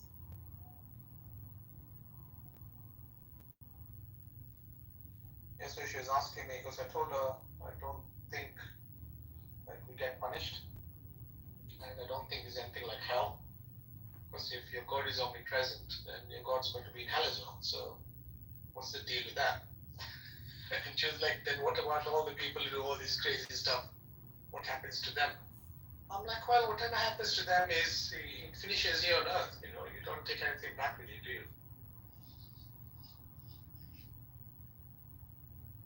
Scene in this movie, basically the king of Abyssinia says, you guys are Christians, but you're not Christians, but you are Christians, so you're cool, you can live here with us, and I'm not going to punish you because of this accuser here, because your book has our information in it, and you may say something new, but like technically we still have the original, so you guys are just trying to discover what we've already got.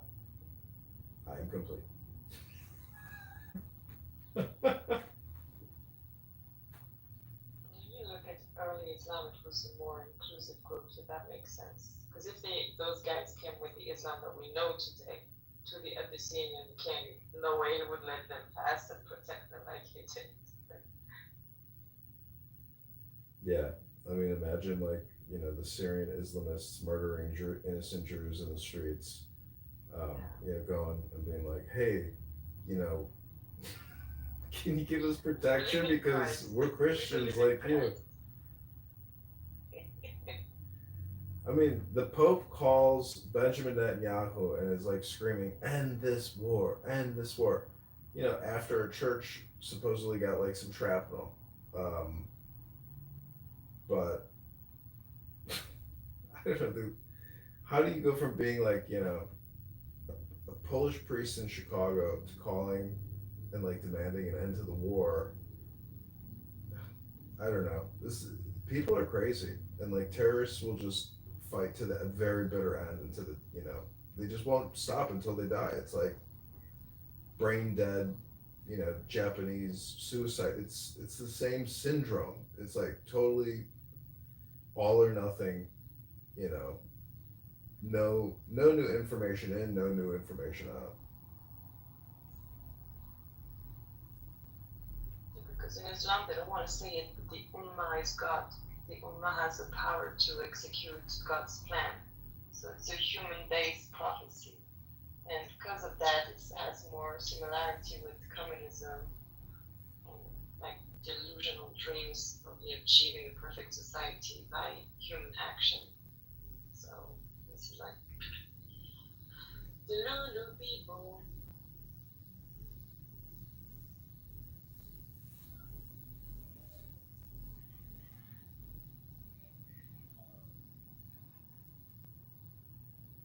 So, there's something that Nazia said, right? She said, God sent somebody to go and tell, was it Jacob, right? Something, that this is what you should do. But the guy never listened. So I asked her, so Nazia, you're telling me this God that knows everything told his fellow to go and tell Jacob something, and he knew that Jacob would not listen. Like, wasn't that a dumb thing to do for God? Like, if he knew he was going to refuse, why tell this guy go and pass a message to the other guy? This guy's believe dumb shit, man.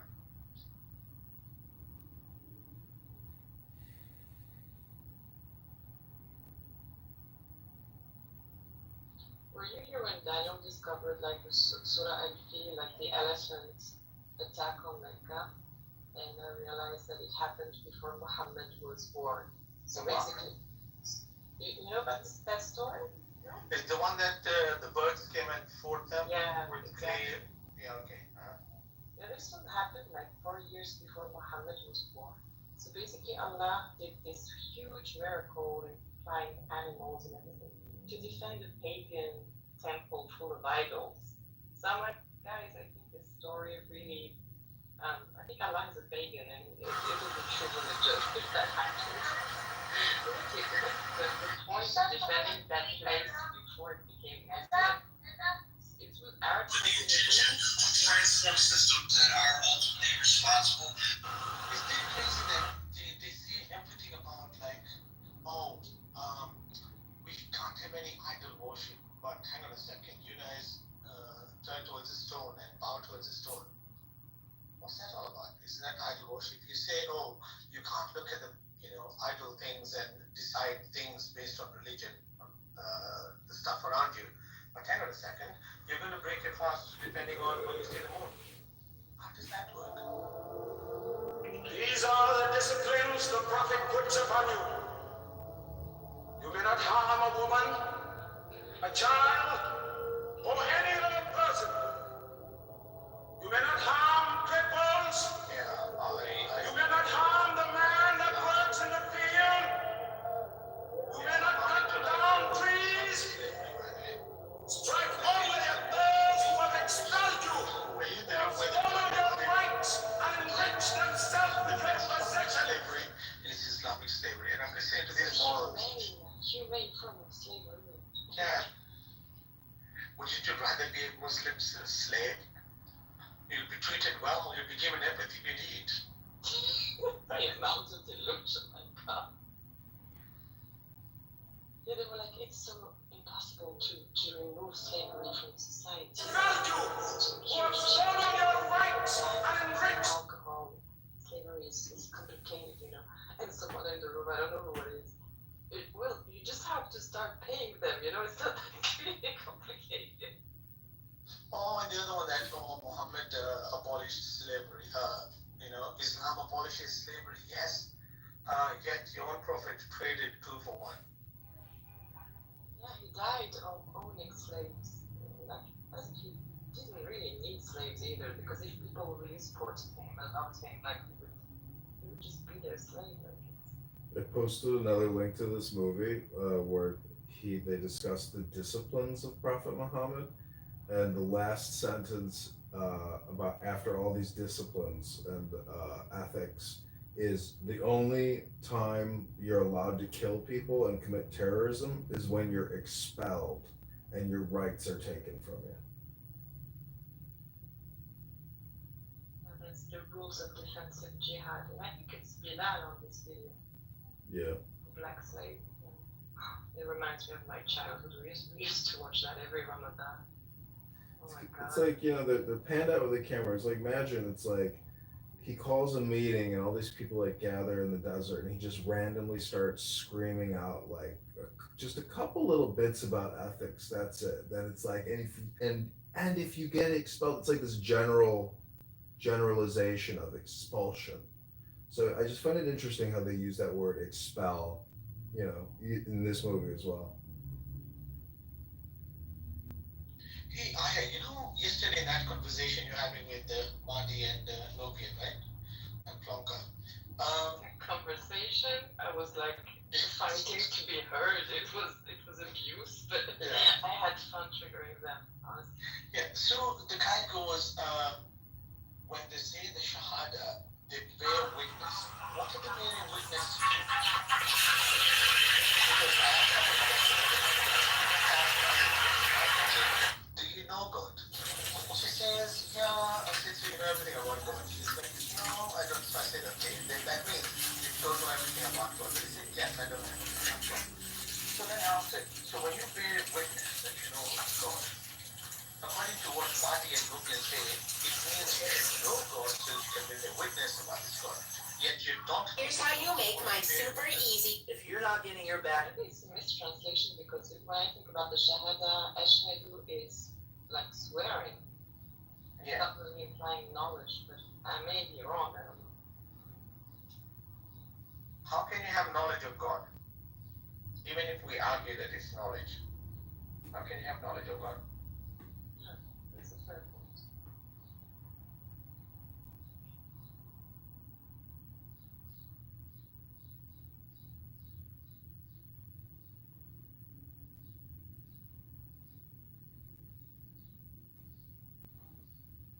There is also this place in Mecca, like talking about paganism, Marcus.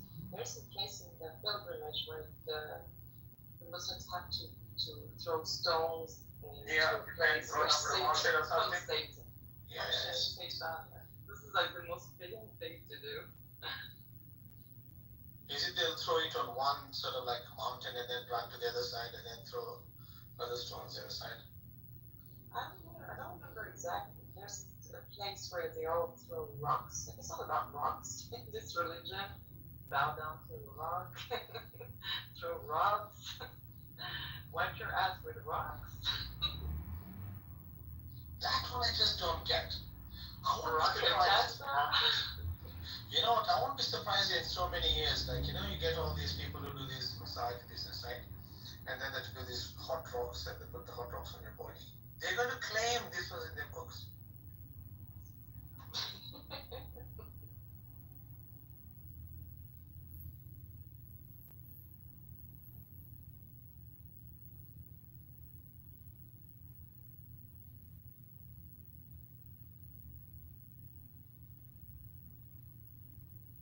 Stoning people to death, intifadas.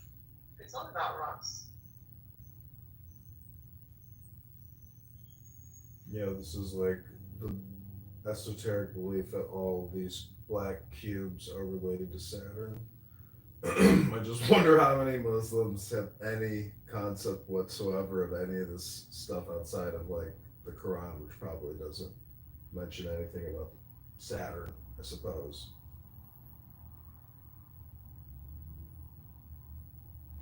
You can ask Mahdi, who will make his way to thinking that Satan is quoted in the Quran. He will find a way.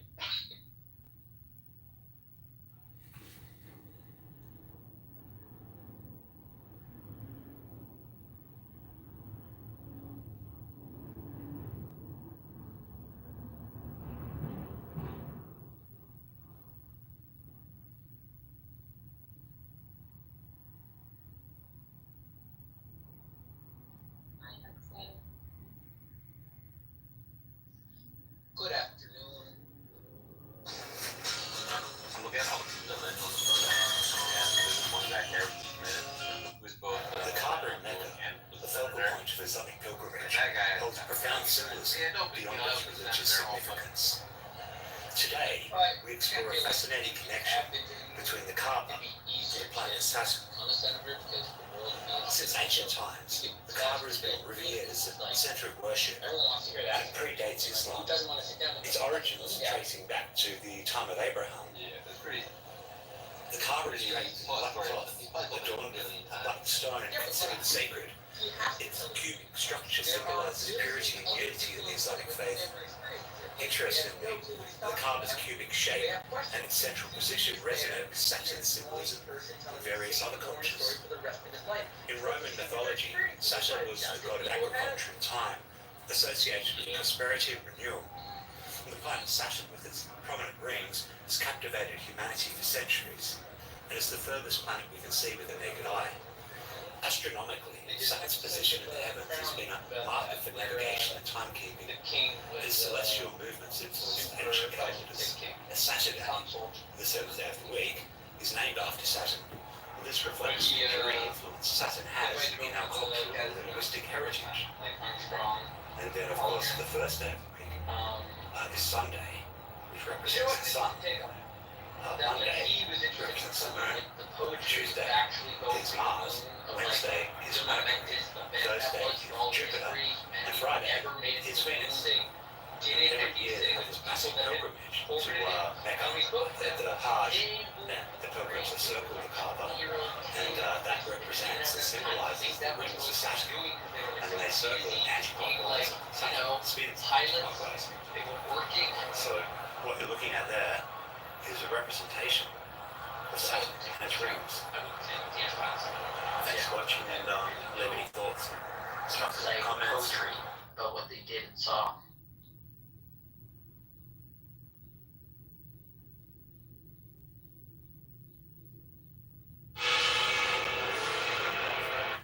This is a double Leo in the expansive aim. Watching videos of going on the moon. It's such a bad camera. Back then, it's kind of blurry. Returned with help from the Jewish tribes, an army of 10,000 warriors. This was over 3 times the size of Muhammad's army of only 3,000 men.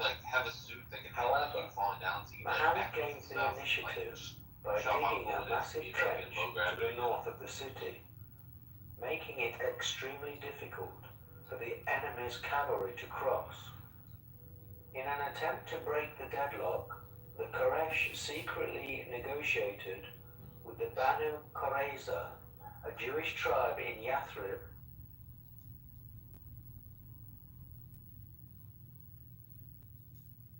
to attack Muhammad from the south.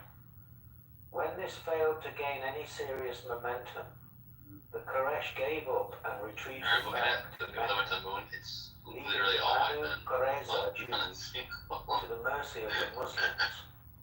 Once again, Muhammad felt betrayed by the Jews, who had treacherously reneged on the constitution of Yathrib. He sent his army to their village, and after a 25-day siege, the Jews surrendered. This time, Muhammad had a problem. He knew if he banished them from the city, like he did with the other Jewish tribes, they might join with his enemy and come back later to attack him. He decided to hand over judgment to an independent mediator who found the tribe guilty of treason and sentenced all the men to death. The women and children were spared, only to become slaves to the Muslims. All 800 men were eventually put to the sword, although the deaths of the Jews was not based on race or religious grounds. So I'm watching this documentary that I put in the chat. When the Jews surrendered to Muhammad, do you think that they were like offered peace or survivalship, and then Muhammad? It says that Muhammad appointed his court to determine the punishment, and they killed all 800 of the Jewish men and kept the women and children. So do you think that they were essentially lied to? Yes. Is that what is there something in the Talmud or something about any of that history, or is there any history? No, Have you read they any don't history? have a history of that because they were killed. Have you ever read a history book about the history Most of? of that is from the Muslims themselves. I came across a thesis saying that it was like a very distorted version of the Masada massacre. That it was like completely mistranslated, I don't know. I can find this for you if you want. The knock-on effects created deep divisions within Muslim-Jewish relations, which it could be argued has never recovered. It's almost impossible. Following on from the Battle of the Trench, truce was declared between the two opposing sides. However, in 629, the Quraysh broke this truce by attacking one of Muhammad's allies. This set in motion the beginning of the end for the Quraysh. A few months later, in 630, Muhammad gathered an army of 10,000 Muslims and headed south for Mecca. The Meccans put up a resistance, fighting for months, but eventually were overrun by the Muslims, who entered the city and tried. Instead of putting his enemy to the sword, Muhammad declared an amnesty and forgave them all.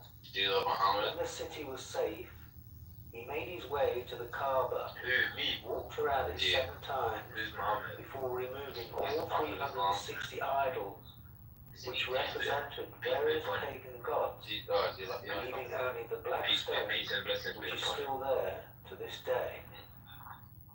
At this point, he declared that there is only one true God, Allah.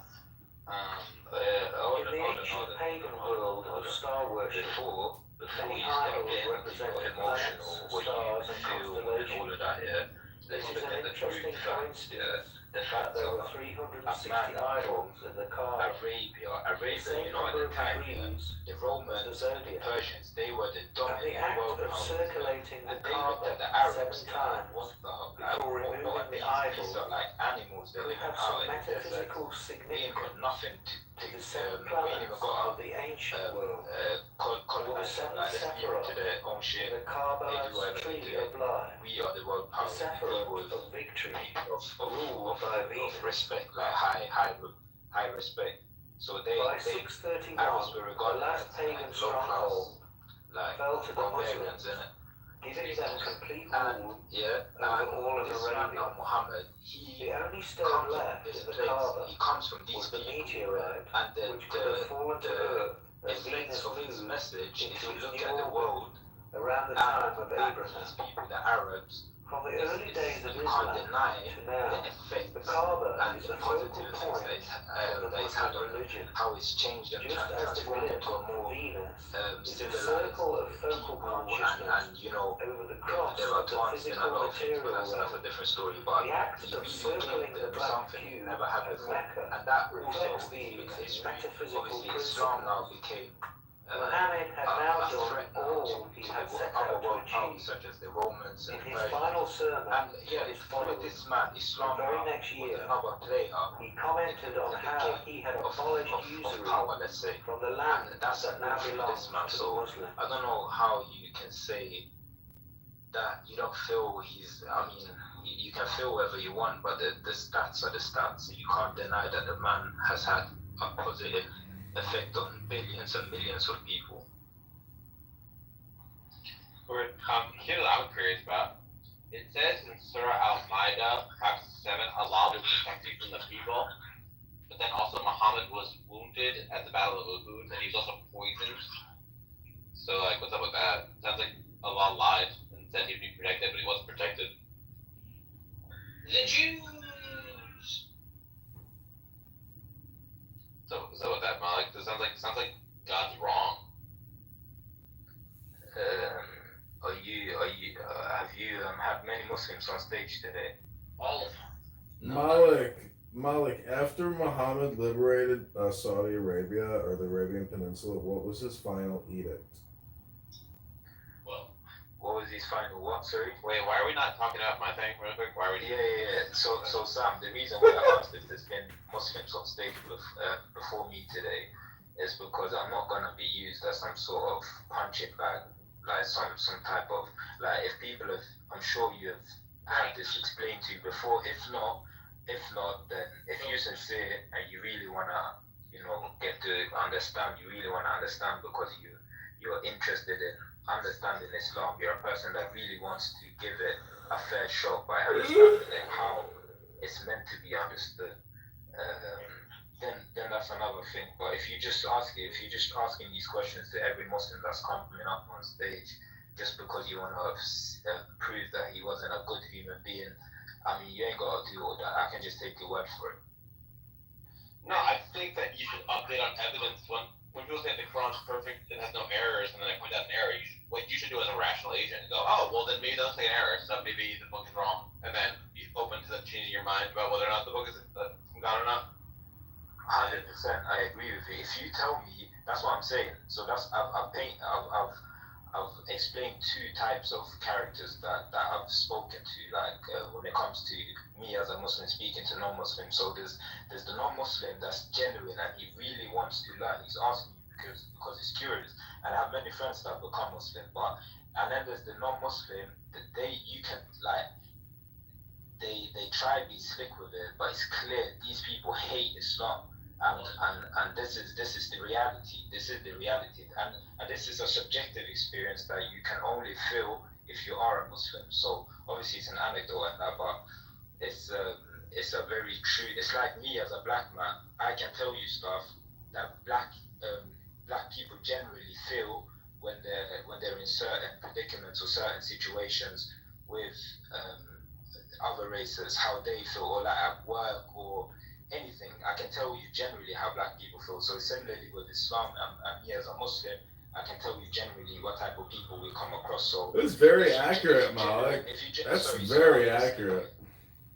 Yeah, so if you genuinely have an error that you're struggling with and you've tried to, understand it in different nuances and different perspectives, and you've tried that, now you're asking me the question because it's something that's a legitimate issue that has not been dealt with before. Because now, let's be honest, like if you really want to know something, just go on ChatGPT. You'll find a detailed answer or any other LLMs. Explain your claim. Are you still doing this, Barbie? You ain't got anything better to do on a beautiful Friday. Who are you? Oh, look, it's Blackie Blackerson. Look at me. I am the mayor now. I'm from Kitover. How are you doing? I am good, Yakov. How much that exists, but it's just that in what context? Is it, it can exist as a geographic territory like the Sinai. There are no Sinaeans. There's not a people called Sinaeans, but there is the Sinai. You are allowed to now have shawarma shops, but no more rocket launchers. Like we have areas in the country that are, geographic areas like the Sierra Nevada. So we found a fox's nest, just fresh break. It's in, listen, man, it's in Politico, it's in National Mail, it's a lot of people. Just go put Gabbard and Google search your hits. Your eyes will pop out. Yeah. If Republicans get into power, they go after Democrats. If Democrats come into power, they go after Republicans. So fucking back and forth. I don't care. And you can just see this tweet has got the particulars from the evidence. So it's going to go for criminal referral indictments. There was already announced on Comey, Clapper, and Brennan. They announced that a couple of weeks ago. Criminal indictments are on the way. But Obama is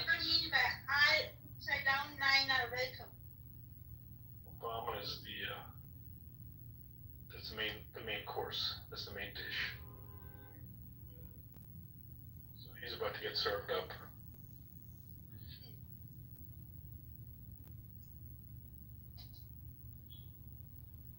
He could run to Kenya, run away for this.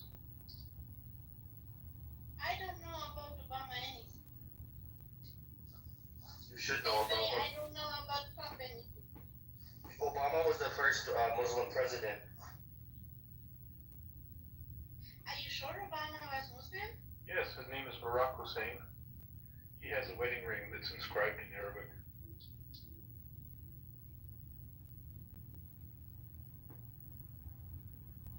Angels is feeling so proud right now. No. He was a community organizer, just like Muhammad. I never saw him that way. I did not know that. He was a community organizer, a Harvard lawyer, a fake Columbia University student who worked for the International Business Corporation, aka a CIA front group. Based in Indonesia. It's a CIA family.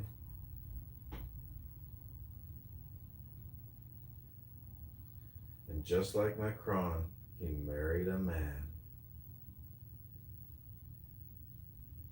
You know, because of your people, I am right now having the question, who is, about who I'm talking. Good question. Very good question.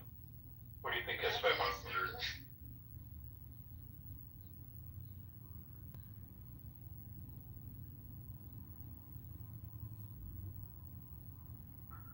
Who's the six? Is the six our gang? Who's six? I think he means with He's talking about the planets, Evie Tall, but he forgot there's 7, not 6, you schmuck.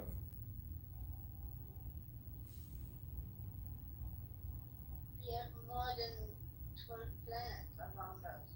Oh, that's news to me. Really? But not all are counted in our galaxy, you know? Ew, JR's jerking off right now. Disgusting. Yeah, there's actually 8 They're planets. denying that the rest are planets. There used to be 9 when I was growing up, and now they say 8. The 9th is just a rock, apparently, not a planet. Pluto. It is a planet. No, it's not considered a planet anymore. There's officially 8 planets now, not 9. Yeah, if you look at it from the American the American scientific community's perspective, it's 8 planets. If you look at it from the Hindu scientific community, it's 9. Yeah, but they use Rahu. That's what you're missing there. They've got the phantom planet Rahu as one of them. Yeah, It's also 8.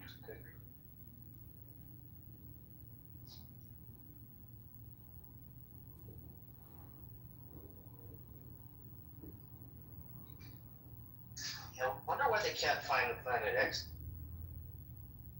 Should be relatively straightforward. You know, the outside planets, they don't affect the planet Earth that much. That's why maybe. Yeah, Uranus and Neptune are not counted in the reading system either. They go for the moon. And there's 2 Rahu and Ketu. So those are 3 bonuses. But, they're more important than these distant planets. Thanks for the compliment.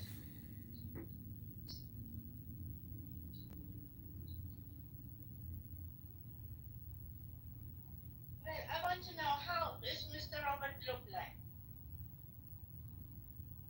Who is Mr. Robert? He's the guy that offered her a buffalo.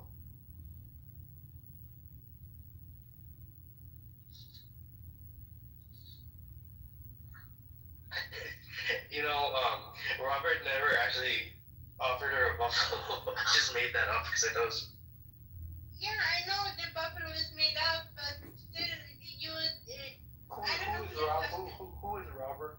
Why did you mention Robert just now? How would that be important to us? Why did you mention Robert? Because yesterday, the conversation we had yesterday,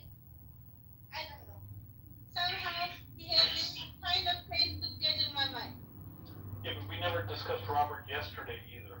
That's what I'm befuddled with you. There was no Robert discussed yesterday. Then I don't know why he find a way, and it's just confused. I just want to know who is. You want to know who is Robert? Yeah. Is that a clubhouse person named Robert? Who is Robert? Yeah. Tell us about Robert.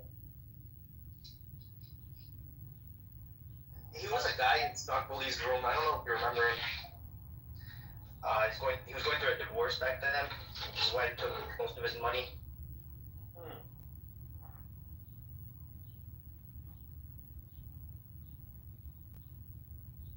Why they, I don't think that Robert is, I think he's truly smart enough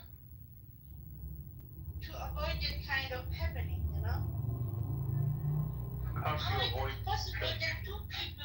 The smartest people in the world cannot avoid. You can't avoid them taking half. Even Jeff Bezos could not avoid that. They always get half.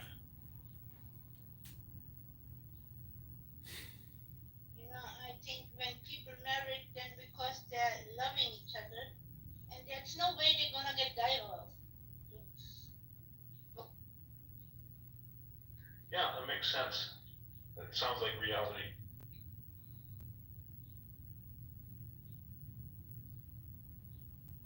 And if, then one of them must be horrible. JR, are you here? JR is loving this. JR finds this stimulating. He's in a stroke session, he says. Disgusting. So gross. Fall apart because of, I don't know. Just say, hey, someone says this is from God, and it says X here. This is not X here. And then I am intelligent enough and I can read Arabic enough to know this is a contradiction. And every religion on earth.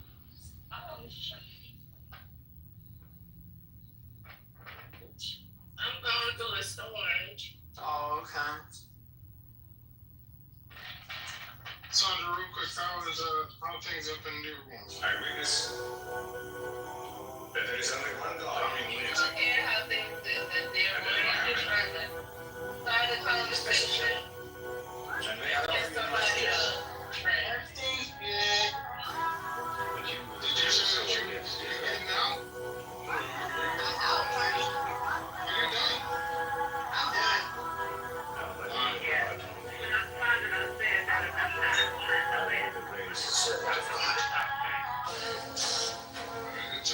It's okay to talk sometimes, guys. No, congratulations, ma'am. I didn't remember if you said you were getting it out or if you were actually out, but good for you. I feel good.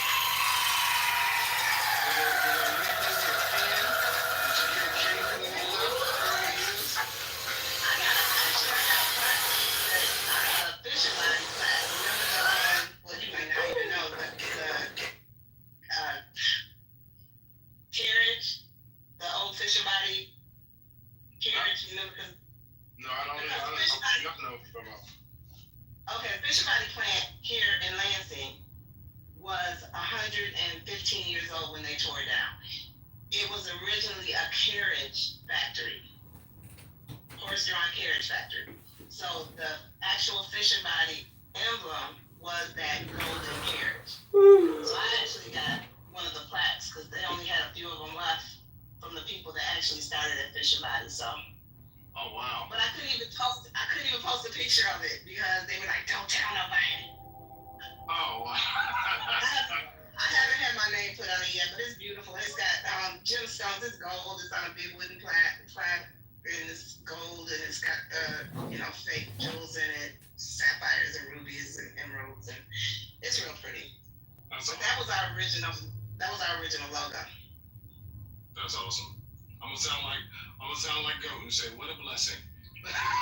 That's awesome. Blessed to be out of there and alive because one of my friends just died last Friday. He retired 6 months ago and died last Friday, and I'm so devastated behind that. So, yeah. glad to be out and above ground. Is that why you said you might get you another job because you don't want to just be a minimum? Absolutely. And if I wasn't working in the garden, I'd be taking my ass to the gym every day. But I'm, in the garden right now. But once I'm done with that, I'm gonna be going to the gym because I'm used to moving like at least 80,000 steps a day. So when you on that line, that ain't no joke. They ain't playing with you. When you on that line, you are moving the whole time, other than when you're on break or taking a piss. Yes. So it's not for and you see the girls that work on the line look totally different from other women my age. Like we got the racks, we got the arms, yeah, for real. I'm a Rosie the Riveter.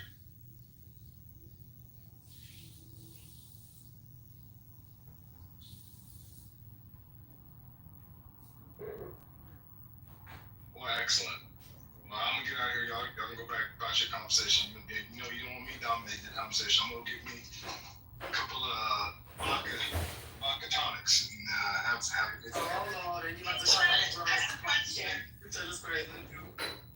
Do you still go over to Mexico? I never do go to Mexico. I don't.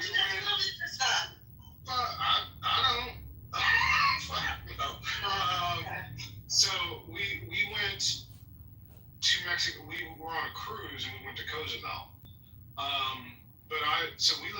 We border Reynosa, and no, there's no reason for me to go to Reynosa. I'll be honest, it's not safe. It ain't safe for me to go to Mexico. To send me some soursop leaves, because I can't find none here. There's a park down here. If you ever come down here, Progreso is safe, and parts of Matamoros, which borders Brownsville, that's safe. So going into Progreso is nothing, but we don't ever go. I mean, shit, I basically live in Mexico. But what are you looking for? What kind of leaves? I want some soursop leaves, but I can't find them here. And you can only get them. They come from hot climates, like in Jamaica. I don't know. I just thought I'd ask. All right, I like. Should saline have Effie in it as well again? Okay, great. Dan, were you trying to say something? Yeah, like the soursop, as far as I know, they were like in the Caribbean. Like I remember going to Bahamas, they were talking about soursop, and we cruised to other places too. That's what they were talking about, soursop. So I've never heard of it come from like mainland Mexico or not. I was just thinking like the heat, the tropical, not tropical, but it's definitely coming from hot climates. So I thought maybe Mexico would have. Maybe Cancun, maybe Belize. Yeah. But outside that, yeah. I'm thinking, damn, you probably gotta get it all the way down to Cozumel, the Yucatan Peninsula, which is like another 4 hours, 6 hours, I don't know that, maybe 7, 8 hours south of here before you can get that. And see, we don't have any more, like they say you can get them at Asian markets, but our Asian markets most of them here have closed. Oh, really? What's the name? Yeah. What's that doing? I'm in Lansing, Michigan, but like we had a bunch of them out in East Lansing, and they're all shutting down because the tariffs and stuff. Wow. What type of Asian? Were they just all strictly Chinese or? It's probably a mixture of everything. Probably like the one that I go to in South Lansing is Vietnamese mainly. That's their focus, but yeah, I don't know. I'm just looking for some. And I didn't want to order them off of Amazon because I don't even know what to get. I don't need to know what to get. So Trent, you don't go to Cancun either? I mean, that's like a hot spot. We just went to Cancun. Do we go normally? No, we just went to Cozumel. We've been to Cancun. The reason I see Michael in the chat, I live here. Like, it ain't like South Florida. I live ain't a whole bunch different than Cancun. Other than you have all you can, other than you have fully beach and I can bring my own damn liquor. I can sit up in the hotel and drink and look out on the water. A vacation. And allows you to do like separate the factor from the. Somebody can use a shield to control your patients. She will violate it. You're right, huh? She's in trouble. She gonna say a name. Somebody's moving something weird. No, that is me. Yeah. Don't be me because I'm walking around. Don't you dare. Don't talk to this person in my ear. Nobody said nothing about him, but be quiet. I have to work 3 hours extra time. That's why I'm trying to listen to you guys and help with the room. So I'm trying to work, and that's why I tell you guys, Patty, Mill, Smith, Deborah, Sandra retired. But we come in here and open these rooms, and we're working at the same time because we're professional women. And we try to do this, and then people come in and just try to disrespect us and all this dumb crazy shit. Keep in mind that we are working and trying to hold a space for you guys to have someplace to go. You don't want it? Open up your own damn room. And we'll come to your room and sell the stage. But other than that, that's what we do. That's why Patty's quiet. Mel has a family as well. And you guys think we're here for your entertainment. That ain't it. We're just trying to be good clubhouse people. Because I don't have to do this. You think I need attention? I get attention all day. I'm getting attention right now. From when and women. I was just protecting you, Lisa, because I didn't know what you might say. I didn't know if your mic was open. Oh, no, not you. I know it's open time. Okay, silly. They don't have to live here, girl. So damn, yeah. For us, like an actual vacation is Jamaica, Aruba, or like the Caribbean. But like Mexico, not really. And the part that, like I said, the part I live on, like Reynosa, it's not safe. There's actually no travel because of the cartels. No travel in between Mexico and Mexico City. So you wouldn't want to go to Mexico right now.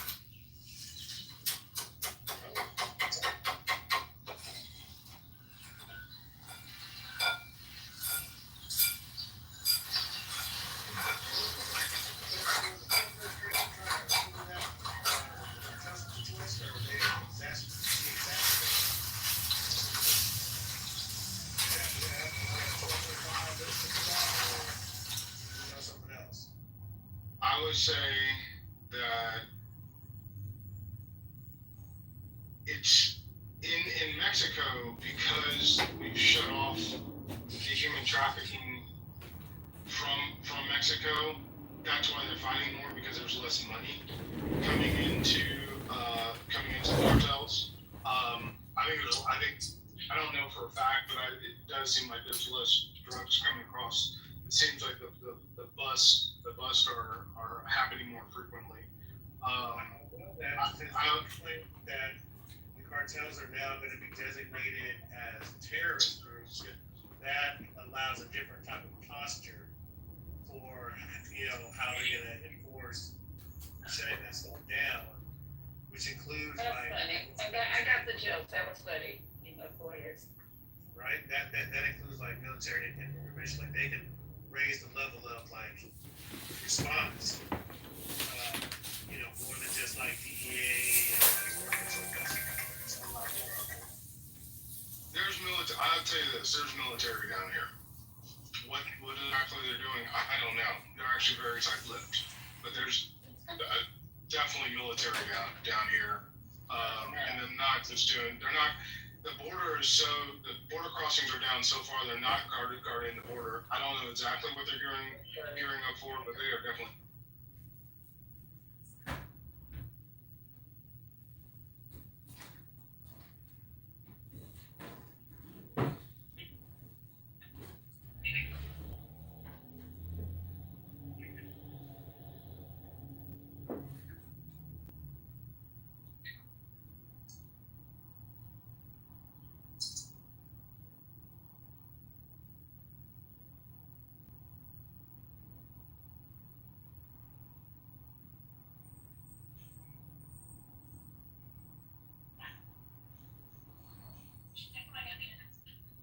Yes, it is. It'll be alright. Damn, in the chat, I'm gonna put this guy or this channel on X. If you watch that channel, and it is gruesome and it is graphic, but as far as probably the best and the most, I don't even know how they get all their information. As far as the best and most updated information on what's going on down there, that's the channel. They are very good, and they talk about the different factions. There's been a truce recently between the Gulf Cartel and Sinaloa, I think. It's almost like the Crips and Bloods. They're like coming together because the violence has gotten so bad and they're killing so many of each other that they realize that they've got to coalesce and figure out something. Because I do believe that Mexican federales have become more aggressive.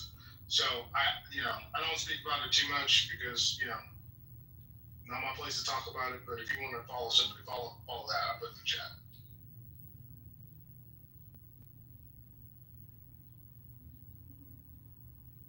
Yeah, I was just checking because there's been kind of quiet on that. I haven't heard much coming from south of the border other than south of the border other than just terrorists. But I know that's still a real problem that's going on down there. So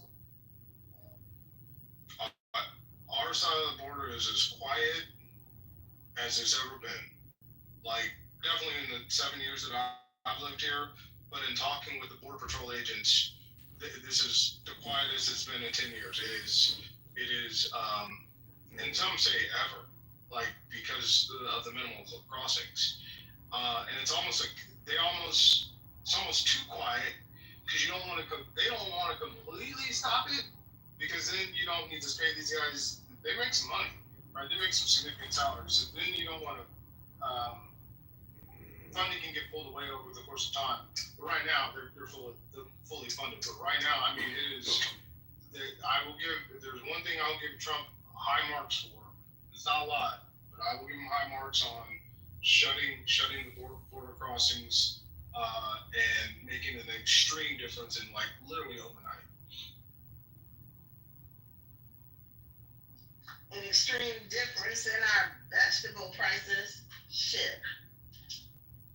Bro, Trey, you sound like a MAGA, bro. This shit is crazy. Okay, he really does.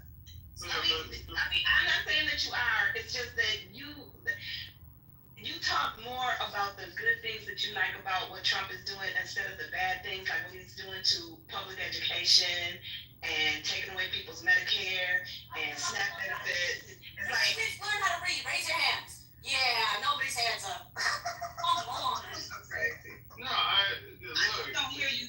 I don't hear you sympathizing for the people who are not just going to lose their livelihoods, but their lives. Because they're closing all these they're closing 3 rural hospitals close to me right now. Well, you know my wife's in that. I knew when they cut Medicaid that obviously rural hospitals are going to close. It's actually going to affect Republican states more than anything. It's actually I knew that was gonna happen. Okay. It's dumber than fuck to close some of these rural hospitals. That's going to backfire. We know that, and we empathize with those people, especially if they're farmers. Think about it. They're farmers and they're 150, 200 miles away from the nearest hospital. If they get hurt in a farming accident, they're not going to make it. Yeah, but the biggest thing for me, and I was just actually talking to one of my grandmother's and grandfather's friends. She's in her 90s, a great lady named Glenn in Columbus, Ohio. We just talked, and what is starting to happen, even amongst his supporters, is these ICE raids on workers and just on workers, on regular people, landscapers, people working in restaurants, people working in hotels, people that some people know in particular, like and now that they're seeing it themselves, and I knew that this would happen when the video started getting shared of people getting put into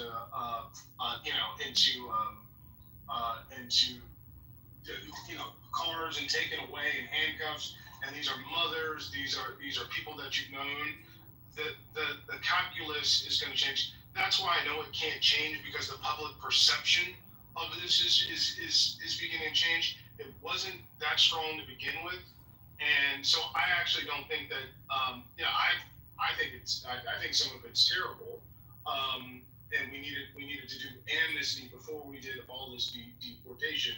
But I think it will actually backfire. The pendulum is going to swing, and we're going to end up because of this angst. We'll end up with the amnesty package finally.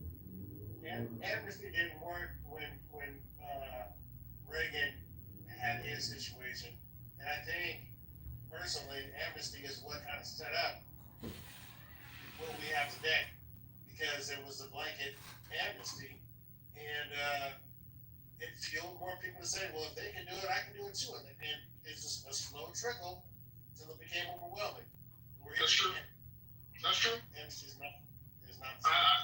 I don't disagree with you, but because you have so much of the business community, and that's the most powerful. When you have the agriculture, and when you have the travel and leisure hotels, and now the restaurant industry, all coming back and saying, we need to do something about this. This can't continue. We're losing profit. Whenever you start hitting people's pocketbooks, damn, shit changes. I promise you that. I agree. I just don't think it should not even have to go that far, because if he was an intelligent person, he would have thought all this shit through in the first place. He doesn't think, he just does shit. And I mean, this shit is crazy. Man, hold on. One other thing I'll say. Look, before I get here, look, this does an extended amount of labor, a override of labor does affect especially the working classes labor costs. Wages are rising, and inflation is starting to rise because you've got to pay people more, right? And when you allow this subset of labor to come in that's got to work under, that will work for less because they don't have the same rights, they can't organize, they can't unionize, it actually does affect working class labor more. So, and this is why Bernie Sanders and Nancy Pelosi and so many Democrats have been against unfettered immigration, because it often hurt the working class wages. So it does cut both ways. And so I while I disagree with the manner in which it's being done, we needed to stop the influx of unfettered immigration, because all it was doing was driving people, especially black folks, out of work. That's part of the reason why in a lot of our cities we have a higher unemployment rate. Places like New Orleans, it was affecting those folks' wages and their ability to work.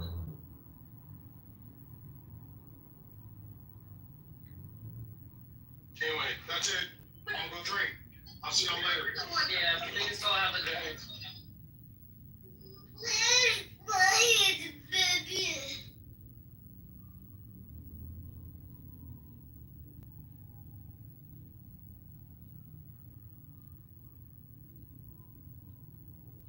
We got breaking news.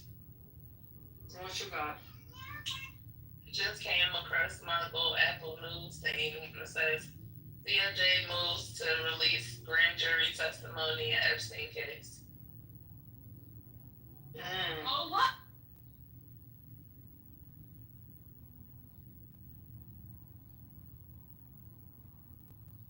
I wonder what that means.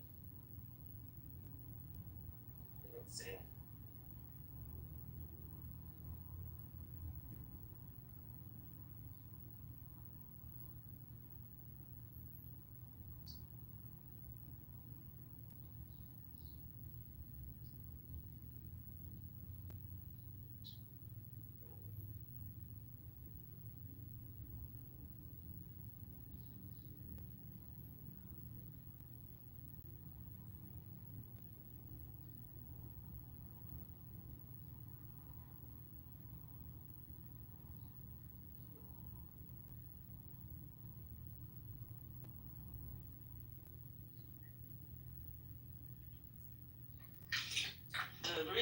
that didn't make sense to me, what Trent just said before he left, is if he really cutting off the immigration was going to then make it better for Americans and they would have jobs, then it made no sense to have Elon and Doge do what they did. If it was going to work, the immigration part, there was no need to go and fire and take people's jobs. So, to me, his assessment didn't even line up. If that's what he thought was going to happen, and he believed that that was what was going to happen, was it was going to then provide more jobs for people who didn't have them, then why did they fire all those people? I agree, Darla. And with them firing all the teachers, I was listening to Urban View yesterday, and the judge basically told them that, yeah, you can go ahead and fire all these people, but you're probably going to end up having to hire them back later, and then you're going to have to pay them back, paying all this other stuff. So this doesn't sound thought out. It's not a plan. He's just doing shit. Right. Because they cut before they did an assessment of where they needed to cut. So Trent's full of shit, as always, and that's why he gets to say what he says and run.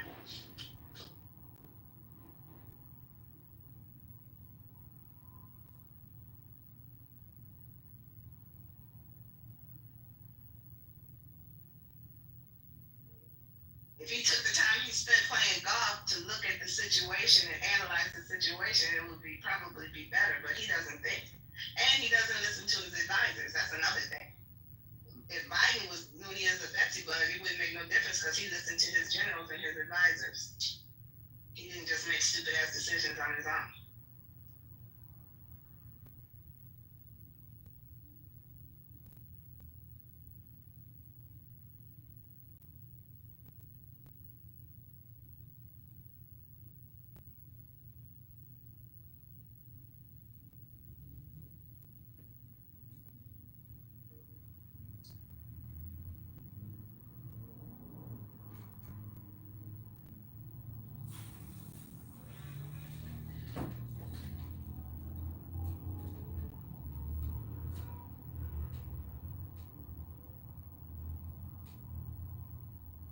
I don't know what's making me sleepy. This rain or you? It's boy. About to doze off. I'm in bed. I'm in the bed too. I'm like, this bed is feeling good right now. I'm sitting in the car though, cause it's raining so hard I can't even get out. But y'all just making it worse, Jesus. Could y'all talk about something? I done brought 20 topics and tried to get y'all to elaborate on it, and y'all just won't go. No.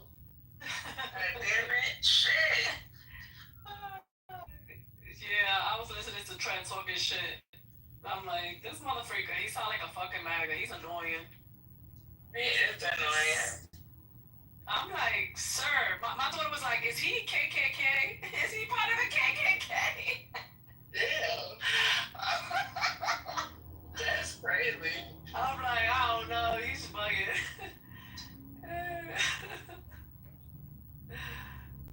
He is too much. No, that young kids I be seeing with tattoos on their face, I just want to know. I hate when they do that. Like, what the fuck? Are y'all gonna be tattoo artists? Cause that's the only thing that makes sense. Like, seriously. Yeah, because it's not professional. Like, on your face, though. Like, I could see you could be tatted up from your neck to your toes with your face. Yep.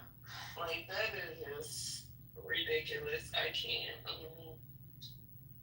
I always see them. Girls, boys, all of them. So I remember when they used to do the teardrop. Yeah. Yeah, I know they can. The teardrop. They get full-fledged pictures on their face nowadays. I think even Krishan, you look at that photo, like, why did you put that guy's face on your face? Jeez. Put that nigga face on your face, it's crazy. Like, every time you look in the mirror, you gotta see that shit. Like,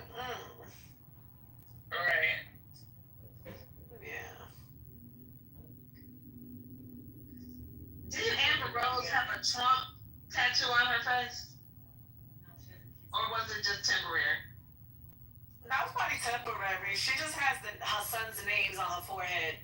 Yeah, she had a big stupid ass tattoo on her forehead. I don't know what the hell made her do that dumb shit. Yeah, It's like stupid. It doesn't even look right. Yeah, I don't know what was the purpose. You gotta wear makeup now. Why would you do that to yourself? Yeah, I don't know what was the purpose. Yeah. Who lost a bet? That's what it looked like on Amber Rose. It looked like she lost a bet, but then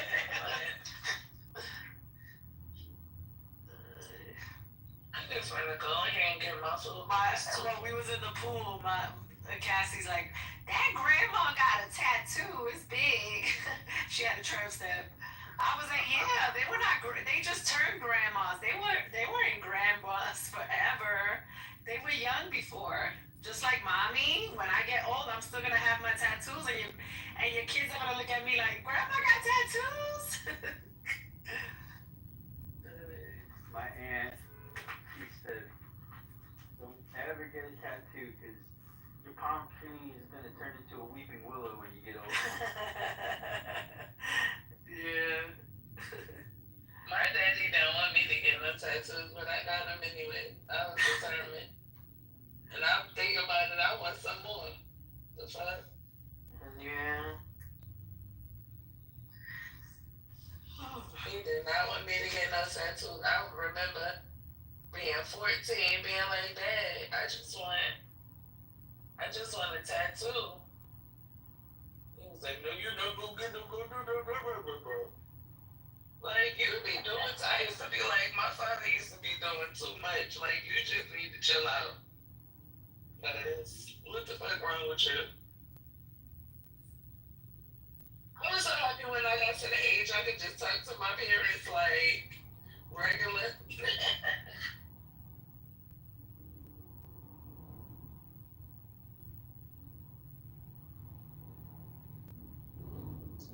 So y'all friends in front of your parents? You got good parents. Some people can still not talk to their parents like they're, grown up. Nah, it's like when we had 18, we grown. Like, that's how they did us. We was grown. Everything that we did in the dark, we brought to the light at 18.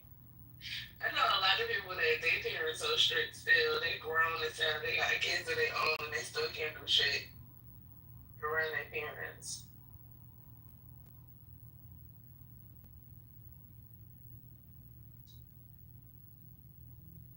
So y'all just gonna be silent, huh?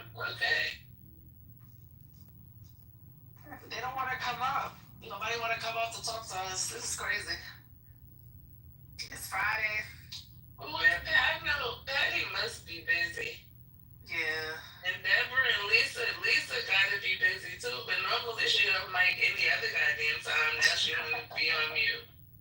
She's doing we get that in the middle of a conversation and we hear her giving fucking instructions to the people in her background. Any other time but today she wouldn't be on mute. You see what I'm saying? People tired, I guess. It's been busy. Yeah, I'm talking about you, Lisa girl. She gonna jump up like, is somebody talking about me? Watch. What y'all break on TV looks?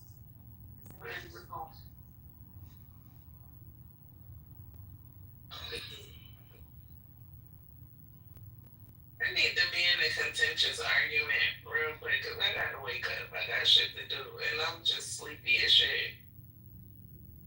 I need somebody to ruffle my feathers when they find somebody to piss me off.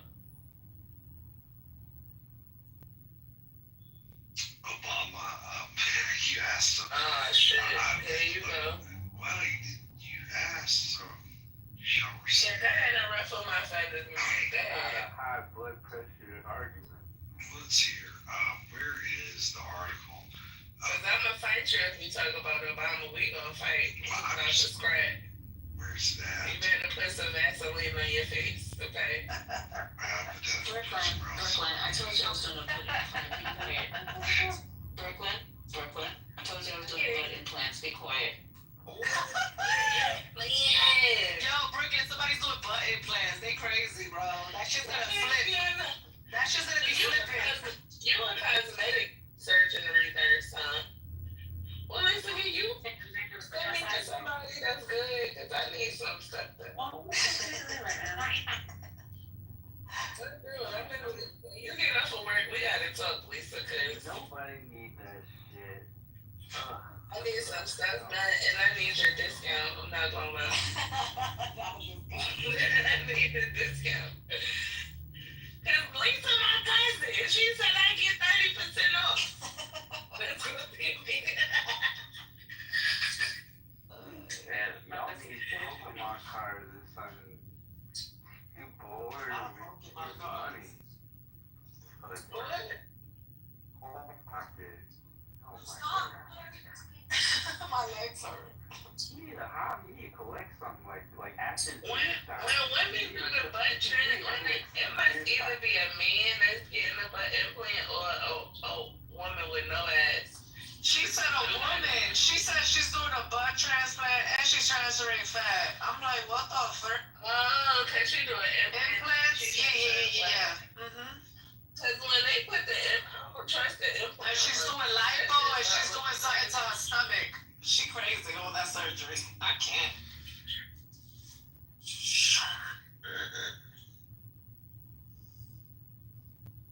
I was telling her, I was speaking to my sister. My sister's about to go back under the knife.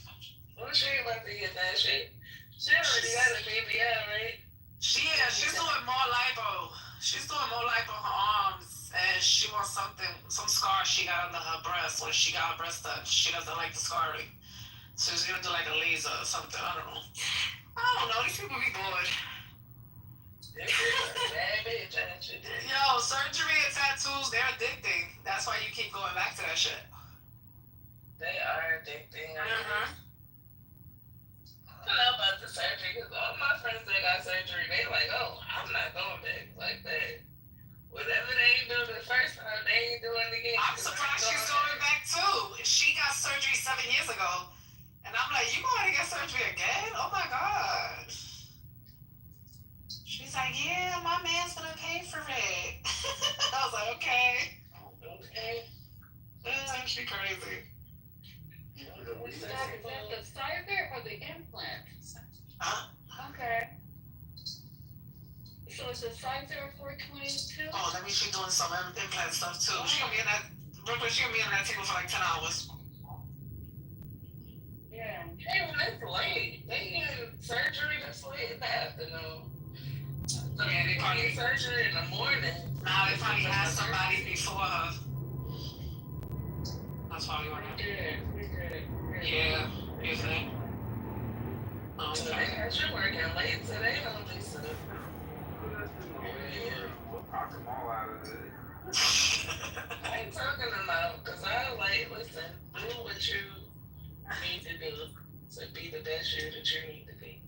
Yeah. Is that gonna move, you think? Okay. Lisa, I'm surprised you ain't never been in them in place? So the muscle holds it right there. Okay. Does it look like it might want to slide to the left after a little while? It's going to slide after a while. It's going to the implants ain't. The things ain't. Those things ain't thinking? You should have told them folks to eat some more or something. They need to gain some weight. Oh my god. I don't like how implanted butts look. That shit look real stink. I don't like that shit either. That's why I was like, ugh. Like at least with the fat transfer, if they don't OD, it could look nice. But the implants always. At least I want to say that the girl was crying because she was like, I don't know if I should do it. All of this surgery. What the fuck? She probably spending $1 million getting that shit done. Yeah, I'm like, yo, that's one thing. Surgery does not keep no man. So if you doing surgery for a man, that's the wrong shit to do. But that's what I would. If I was doing it, I would be doing it for me. That's what I'm saying. But there's some girls that do it for a man because Lisa said that the girl said that her man didn't like something. So that's why she back there. Then we gonna be mad when she must be done. And all the other men gonna be looking. You see? Shit, if I would do surgery, I would have my husband come into the back of the room and, yo, okay, how do you like it? Okay, you need a little bit more on your titties? Okay, yeah, she need a little bit more, yeah. Oh my god. No, I've seen doctors that do that. They bring the person to the back, like their spouse to the back, so that they can look at them. Yeah, I've seen that. What's up, CEO? Yeah, it's like a menu. You get to do it like that. I've seen surgeons do that. Wow. Like when it has to do with like the titty or the butt, they'll have their spouse come in to look at it. Shit, I trust my spouse. He ain't gonna make me look crazy, right?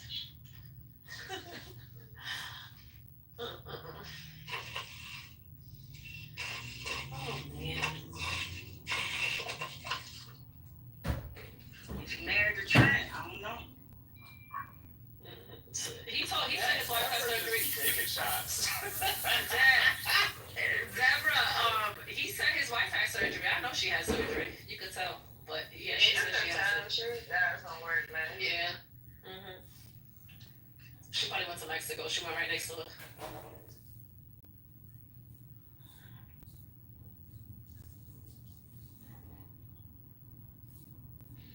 CEO, what's the word, bird?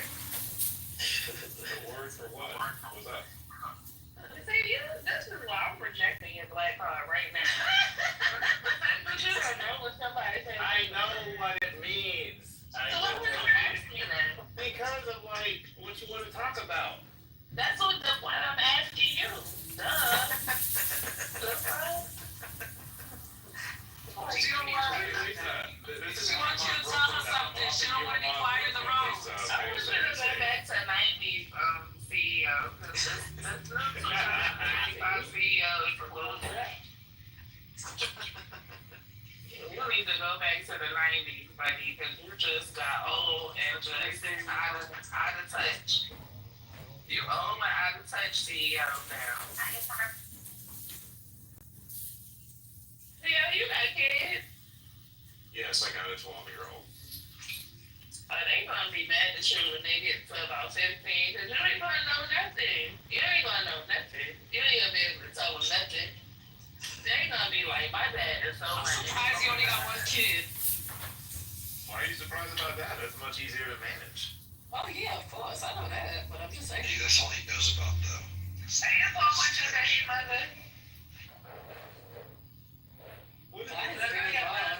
Isn't that his wife? Yes, that's my wife. It's not his baby. Wow, crazy.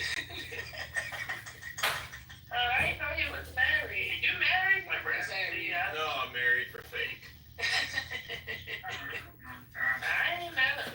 I thought you was Yeah, married men on stage. I thought you was out here dropping, you know what I'm saying? Dropping loads and shit. Trent married, CEO married, Roy you married, Matt is married.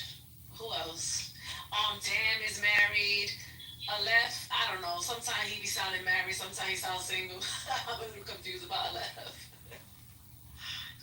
But he don't never talk about his wife though. Why you never talk about your wife?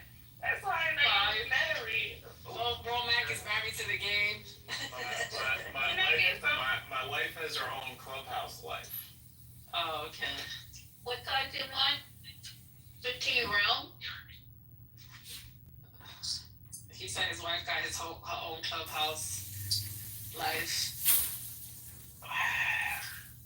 What now? Why you don't talk about your wife, CEO? Because you don't never say I said she got her own clubhouse life. So. Oh, she do. Oh, she on here. Yes, here. Right. So she might be in here, not in No, she doesn't come in this room. She got a totally different life. She does like Marvel, Star Wars, all that stuff.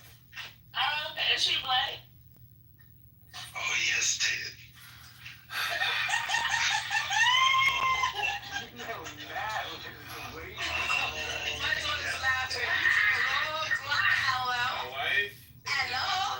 My wife is a member of Alpha Kappa Alpha sorority, at HBC and went to an HBCU. Okay. Yeah, I said yes. But you haven't answered the question. A lot of people, a lot of our black. Who said that, Sandra? Good job. No, that was Deborah. Good job, Deborah. That's a good one. Good job. So what was the answer? I didn't get the answer. As Ron Burgundy would say, she's African and American. Oh, she's African. No, she's African American. I was just being like, you haven't watched it. I was gonna say she was She's black. She's black. She's a black. I thought you were gonna say she Caribbean. American. Oh She's not Caribbean. Trent looks like he Caribbean. Like he could be like Trinidadian or something. I mean, that's Tracia. Did y'all see Trent's wig? He was not taking your women, Matt. Is that why you wanted to know? When I lived in Hawaii, I took his women. Hey. Oh, That was my early 20s. Oh, Lord. In fairness, there was no black women in Hawaii, though, so. I got a little respect for black women in Hawaii. There's white black women in Hawaii. Literally, there wasn't. Like, when I was there, okay, look, Brooke, I'll tell you like this. Do you know There's what Puerto Black Ricans in Planet Hawaii. is? Do you know what Black Planet is, Brooklyn? Did you know what that Yeah, I is? know. Okay, so on Black Planet in Hawaii, it was all Asian and white chicks. Oh, okay. Because they were looking for a black man. Yeah, black women don't be outside trying to date y'all. That's why. They don't No, be everywhere else in the country, it was mostly black women on Black Planet, except for Hawaii. I have like 3 cousins that live in Hawaii, and they black women. In Honolulu. I don't know. And maybe now, but this was 2004, so this was 20 years ago. Well, I have a newfound respect for you since you married to a black woman. I don't got as much beef with you as I used to. You do just you always had a natural level of hate. Yeah, I and that you was ridiculous with Finley. Like Finley and I literally had the same political reviews, and you was just like sucking up to him. I'm like, this is what I say. It's not.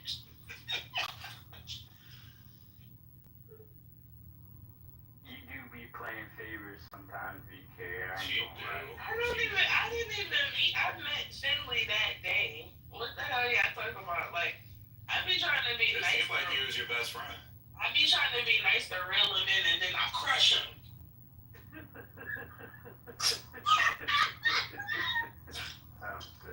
That's funny, Brooklyn. Yeah, Brooklyn. If you look at my PTR as a picture of my wife, I just updated it. I'm taking it down in like 90 seconds.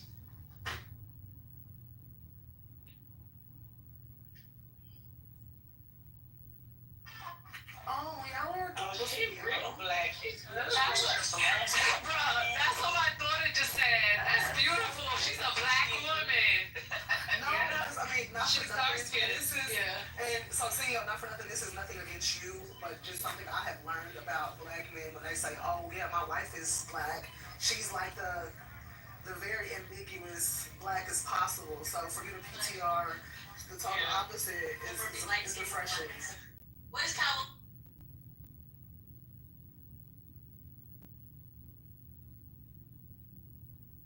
Water said that's a photo that came with the frame.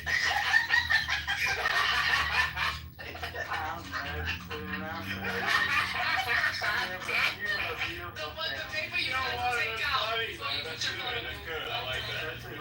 That's crazy. I can see that too. Yeah, That's funny.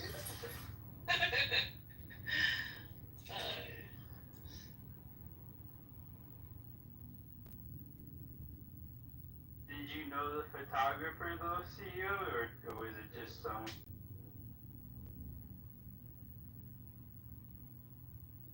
That was on the cruise, so we did a cruise wedding, so it was just the photographer on the cruise. Yeah. Wow. That was nice. Look at you. Was it a bunch of y'all there? Like your whole family came or? So I was purposely very strategic about this.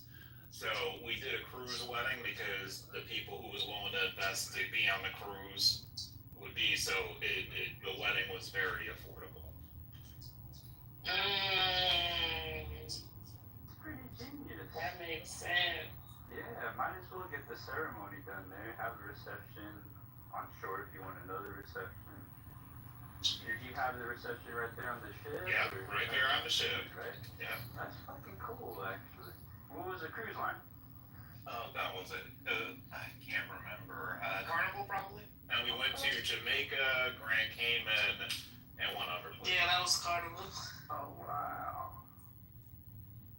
That sounds real nice.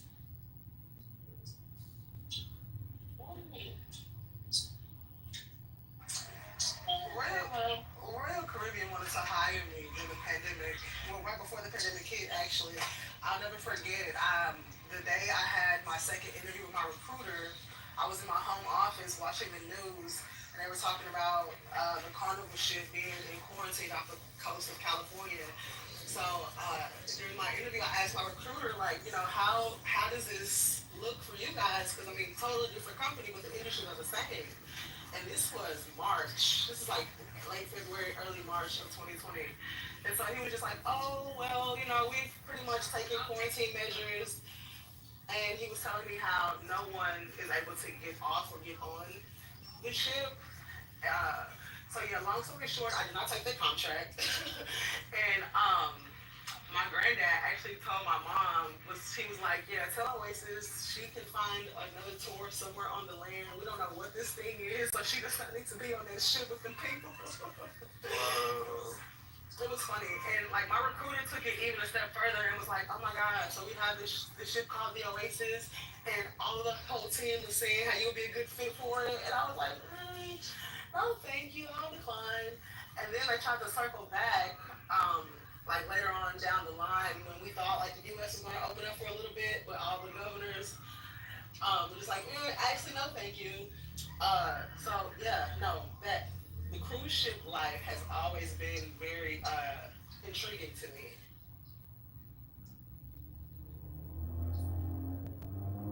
What are you one of them dickheads that don't believe in coronavirus? Did you give me that? What the hell? You were saying. I mean, You seem like the type. I was definitely not a fan of the vaccine, that's for sure. But I was the first to start looking at, what the hell is this? How do I combat it? So I was one of the first to figure out what the hell to do with it naturally. I know that there's specific strains of lactobacillus that kills it on contact. UV light was a huge upgrade in the system, in our healthcare system, and the airplane system. A lot of planes all have UV lights, which kills it on contact. It was cleared by the FDA to use, and hospitals too. So I bought my aunt who has breathing problems on oxygen, one of those UV light air filters. So I was ready. I was ready for that shit. But I never felt for the vaccine though. I don't believe in that shit. Yeah. You don't believe in vaccines? Yeah, you can still detox it, but yeah, just don't. Oh, that's horrible. So you was against the vaccine, but you believe that, at least you believe that coronavirus was a real thing. Yeah, I wasn't a dummy dickhead like you said. You're right. Listen, the dummy dickhead that pissed me off the whole time. Let me get vaccinated. Yeah, no, I didn't get vaccinated either. However, I never downplayed the vaccine. Me neither. My mom works in healthcare, and I trust her more than anybody else. And so with that being said, she told me firsthand, just like with her being on the front lines of the situation when it unfolded, that people who did not take that vaccine, you were already immune compromised and you were not helping yourself.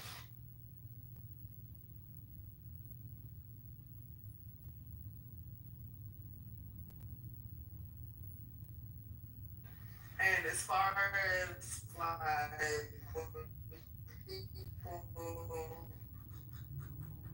In the Matrix. Well, I thought it was me that was in the Matrix. I fear if nobody takes the vaccine, any less people are going to take care of. What a wonderful oh damn. care representative we have. So you being mean. Tell us how you really feel, Lisa.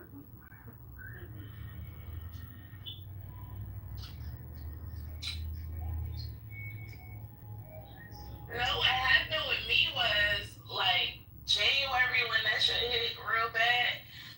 My Texas was like, go and get a flu vaccine. And it took me like a week or so to actually go and do it. But I went and got a flu vaccine. When I tell you I didn't get sick not one time, like normally I get like sinus infections and all of that shit. I get the flu. For the whole 2 years, then we was in the house. Like I was in the house because I wasn't even in the house. I was breaking all the rules. Didn't get sick. I didn't know what the fuck was wrong with me. I was like, why I didn't get sick? Me or my ex, like neither one of us got sick, so we just didn't get the vaccine. No, same. Likewise, Brooklyn. So my sister was living in my downstairs bedroom, and I waited on her hand and foot. She caught COVID at the very beginning of it, and I never got it. I ended up catching COVID 2022 when I flew out to South Carolina to prep for a tour. I was getting ready to get on, but the whole from 2020 up until that point, I had never had COVID. But the moment I decided to fly somewhere, I got this shit. I mean, that was a whole roof breaker. I didn't have no mask. I didn't wear no gloves. I just did everything that I was supposed to do. I don't know what. Check out that link in the chat. Look at those badass ass jobs. I can't with that. That's a struggle. I'm driving. But Want to look at that link? What is it? BBL? Horrible BBL jobs that don't match the fucking legs. Snoop Dogg posted it. No. I gotta speak Snoop to Dogg this. posted that? No. Snoop Dogg. Have you seen that video of that little girl on Instagram? Like every time her parents turn on Snoop Dogg, how she gets wound up. It was so adorable. Yo, they look like stick figures. Not over Snoop performance for Trump, y'all. Y'all don't even know how that hurt my heart. Yeah. I'm still not over it because Snoop Dogg was like my grandmother and her sister's favorite person. Like they loved him to death because they said that he reminded them of their daddy. I don't know. I'm thinking that Snoop is the reminder of my grandma. I can't hold it against him because I'm in the industry as well. Like I was Ted Nugent's lighting designer a couple of years ago. Did I want to be that man's lighting designer? Absolutely not. Was that check fat enough for me to look the other way? Absolutely. And so the same thing happened with him. So I'm all for because entertainment is very can be convoluted when it comes down to that. If you don't know how to appease both sides without selling a gimmick. However, I don't hold it against him negatively because I can understand not only that but the good he has done. It's kind of like the scales. There's a big difference between doing the campaign versus doing the inauguration. At that point, that is the President of the United States. So that is the office. That's not the candidate. I guess. But the way nobody cared when he decided to be a pimp. Okay, you people. So, what difference does it make? Where did it come from now? It's not where it come from. I was trying to figure out the correlation. I'm just saying he asked his wife permission because he wanted to try his hand at it. He wanted to deeply investigate it. She allowed him to do it. And he enjoyed it very much, to the point where he didn't stop for like a whole year. Who wants to just him? She's talking about when Snoop that era when Snoop was with Don Juan and all of the and that was around the Bones era and like a little bit before that. That was like pre 2000s era. Y'all think he was human trafficking or He wasn't really pimping. He wasn't pimping. He was just wearing the He outfit. he was just wearing the outfit. He was a cosplaying pimp. It wasn't that far. Cosplaying pimp. Yeah, it's like Halloween for that nigga. That's exactly what it was. A cosplay. Patty, you back? You finished with your stuff today? Patty? No, he was really pimping, Brooklyn. Thank you. He was a real pimp for 2 years. And that's all I know women now. Listen, but having a 2-year contract on pimping is crazy. Like what? I think he didn't want to extend. He didn't have like an extension clause or anything. He just, Can you do like pimp internships now too? I guess. Human trafficking will have your ass locked up. Okay, very fast. Yeah, I don't think he was real truly pimping. And I'm with Brooklyn. That nigga was playing Halloween for a couple of years. Like Peter Nygaard was really pimping. Okay. You know that's that girl in here that used to fuck with Peter Nygaard? Yes, I do. I've talked to her. Yes, I do. Yeah. Yes, it's crazy. It's insane. Yeah, you talking about the old white man? Yes. Like the Yes. greasy looking old white man? Yes. Yeah, she used to fuck Y'all know with that was one of her tricks. Yeah, that was one of her tricks. So y'all know that his like genitals were like got deformed because he had an STD that he did not get checked, and so like his genitals do not look. His dick was in pain and he just let it hurt. Yes, basically. Please. All that money, and you walk around here. I mean, if I'm not mistaken, they kind of it became inverted. Almost. That was a thing that was a possibility. So STD could deform the dick. Yes, it can. Yes, it can. That's crazy. An STD can render you blind if you leave it untreated long enough. No, I know that. You know it. I know that. I know it. Direct one to that's a whole other type of disease. Man, I'm telling you, it's crazy.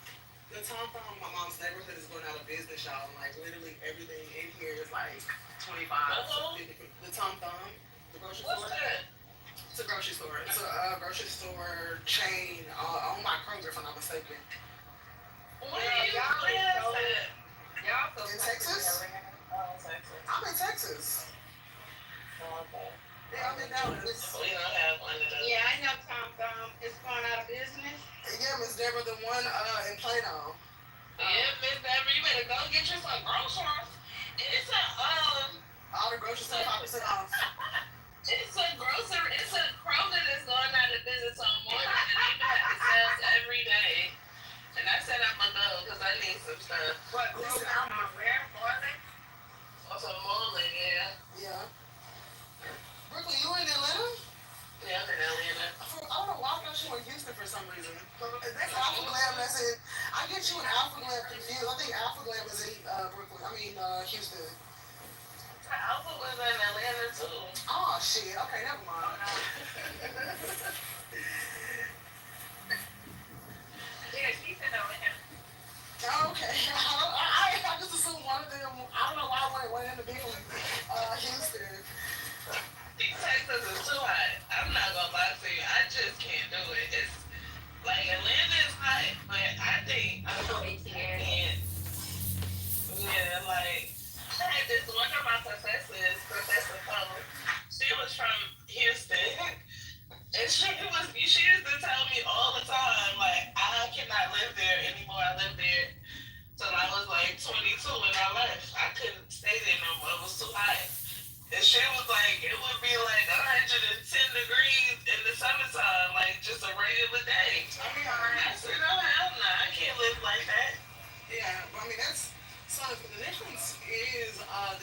humidity levels. The humidity levels will definitely make a difference into how that heat is felt. So like in Arizona, that 110 is dire because they have a bunch of dry heat. Out here, you got a little more moisture in the air, so it's not as But to me, the moisture is what sucks the life out of you. I've been pushing the dry. It does. That's crazy. That is. The mold keep me hot, but it be dry. So you have to survive it. That goddamn heat and a whole nother monster. You gotta change your shirt. I guess I'm used to it. So like the heat, I like not like the most is when I lived in Orlando. Like I had to keep a stick of deodorant and napkins in my center console just to like dab myself. Because by the time I get in the car, my deodorant is sweating out. I'm like, I just got to the car. And it's just. Yeah, what do y'all do? Y'all stand out in it all day? I mean, y'all be in it all day? Listen, okay, Miss Deborah, tell them because we do fine out here in Texas. I mean, once I'm just asking if you. You know, I think it's tacky that y'all do in Texas. People What's that? put paint on these windows. What? You think tin is tacky? Yeah, I think that's real tacky. Oh wow, you'll never see me. You put dark tape in your window? Dark shit. Oh yeah, 5%. 5%. It's Yes, not ma'am. illegal. I thought it was illegal to go to the doctor. How many police is running around with that tinting? Most vehicles are made with some tint already. Yes, ma'am. It's just kind of the when you The standard on certain luxury cars. yeah. It is, but it's not dark. It's not dark. She not talking about the car. She's talking about the house. Oh, the house. Oh, wait. Oh no, I've never. Oh no. Oh, baby, are you talking about the tin or the blackout curtains? No, we be having tent.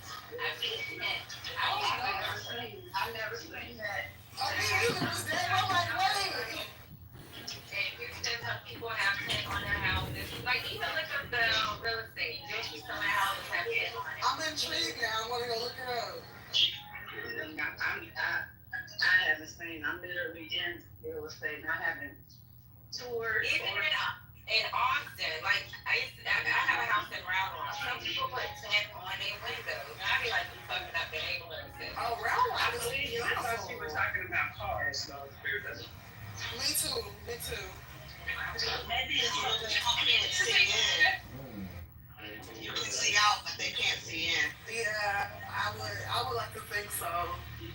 I think they do it because of the heat, but I just be like, blackout curtains. Right. I'm like, Oasis, you could get you some blind. I mean, you could get some dark out curtains. And Blackout the way curtains. houses are built now, it's the energy rating is good.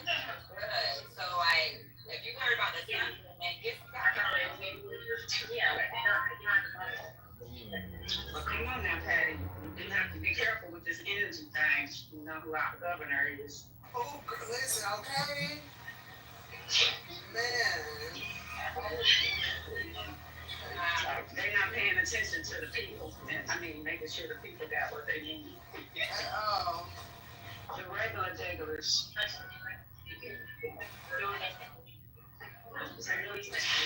Oh, you know, Dan Patrick was mighty upset that he vetoed,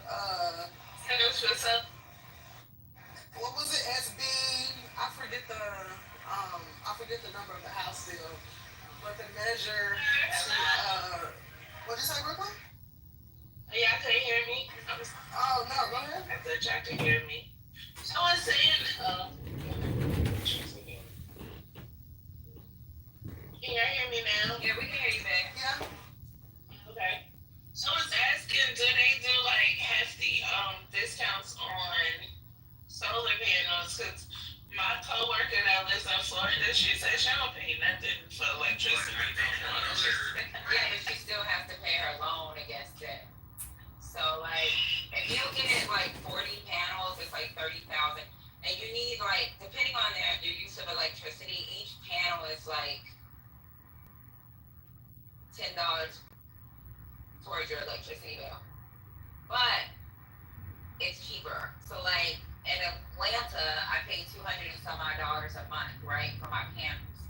But the people that previously had my home were paying $400 a month for electricity. So I was like, you know what? Let me just get some fucking panels. Can you just outright buy it though? Do you have to do like finance it? Yeah, you can outright buy it. Yeah, we can afford it. But like, if you're putting a down payment on your home and you putting your down payment, so like, if you're putting a down payment on your home, let's say your home is like 500, you're gonna have to come up with at least, you know, depending on what you, how you finance. Like if you're doing FHA, maybe is FHA like 2 to 3% or something? I don't know. Which is not much, but if you're doing like a regular loan, it's a 10%. So you're gonna have to have the 50,000. Then you're gonna have to have the 30 something thousand, depending on what you get. That's just the panels. The batteries cost money too. And batteries, you need 2 batteries. One battery is not gonna last you a day. A minimum of 2 batteries. Also, when you purchased your home, you purchased it with the satellite. I mean, with the solar panels. So if you purchase it with the solar panels, that brings up the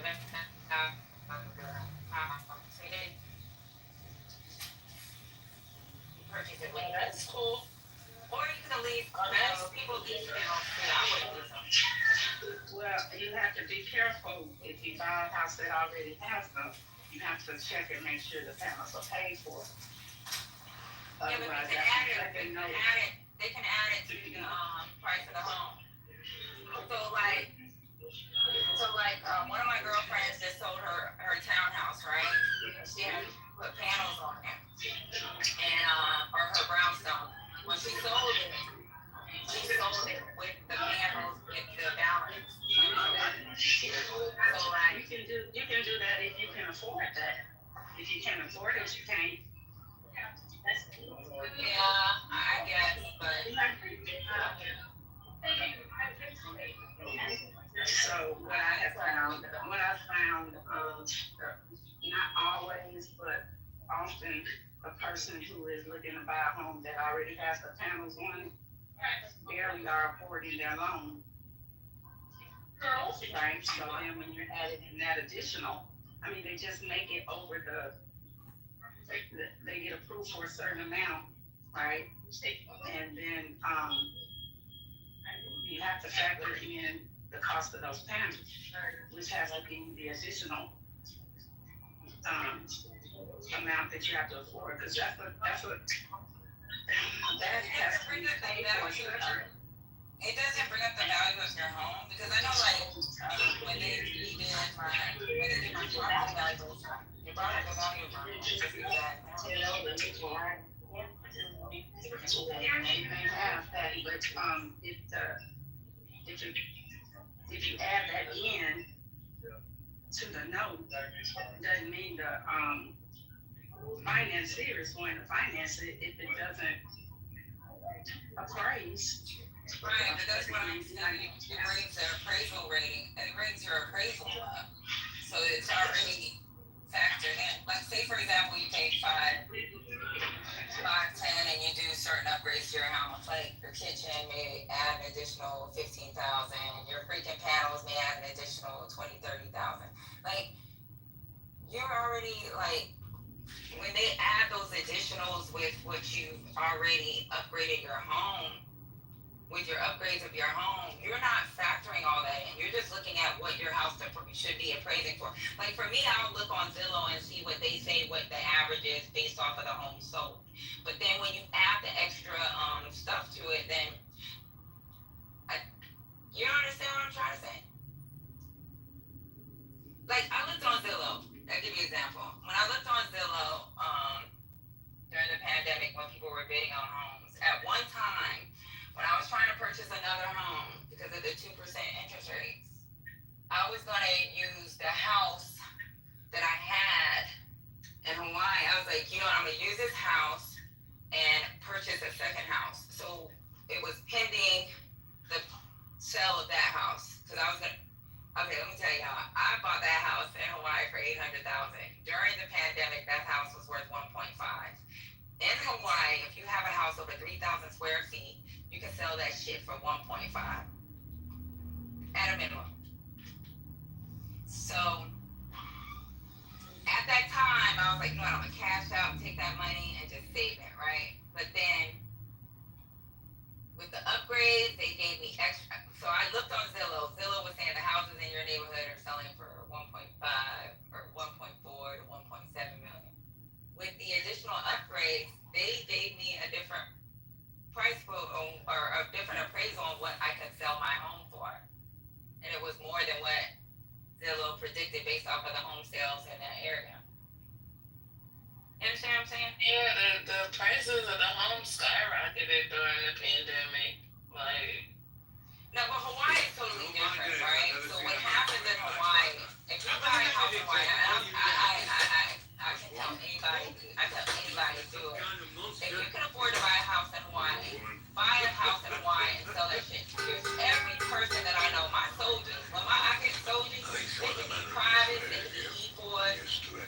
I tell them you get a fucking VA loan to buy a home. If you get VA, because if you buy a home in Hawaii, by the time you leave in 2 years, it doesn't matter if it's a pandemic, it's regular, whatever. The fucking Asians, the Australians, and the Californians are always buying those homes. They're waiting for someone to get out of that house. And everybody I know, I think the least amount that I know anyone came out of Hawaii, just being there for 2 years, they made a cool money. This is Like I know Jared. people that make 200,000, 300,000. Look on Zillow and look at those houses, right? And then look, Zillow tells you what the houses sold for in Hawaii. Like, say you bought a house in 2017.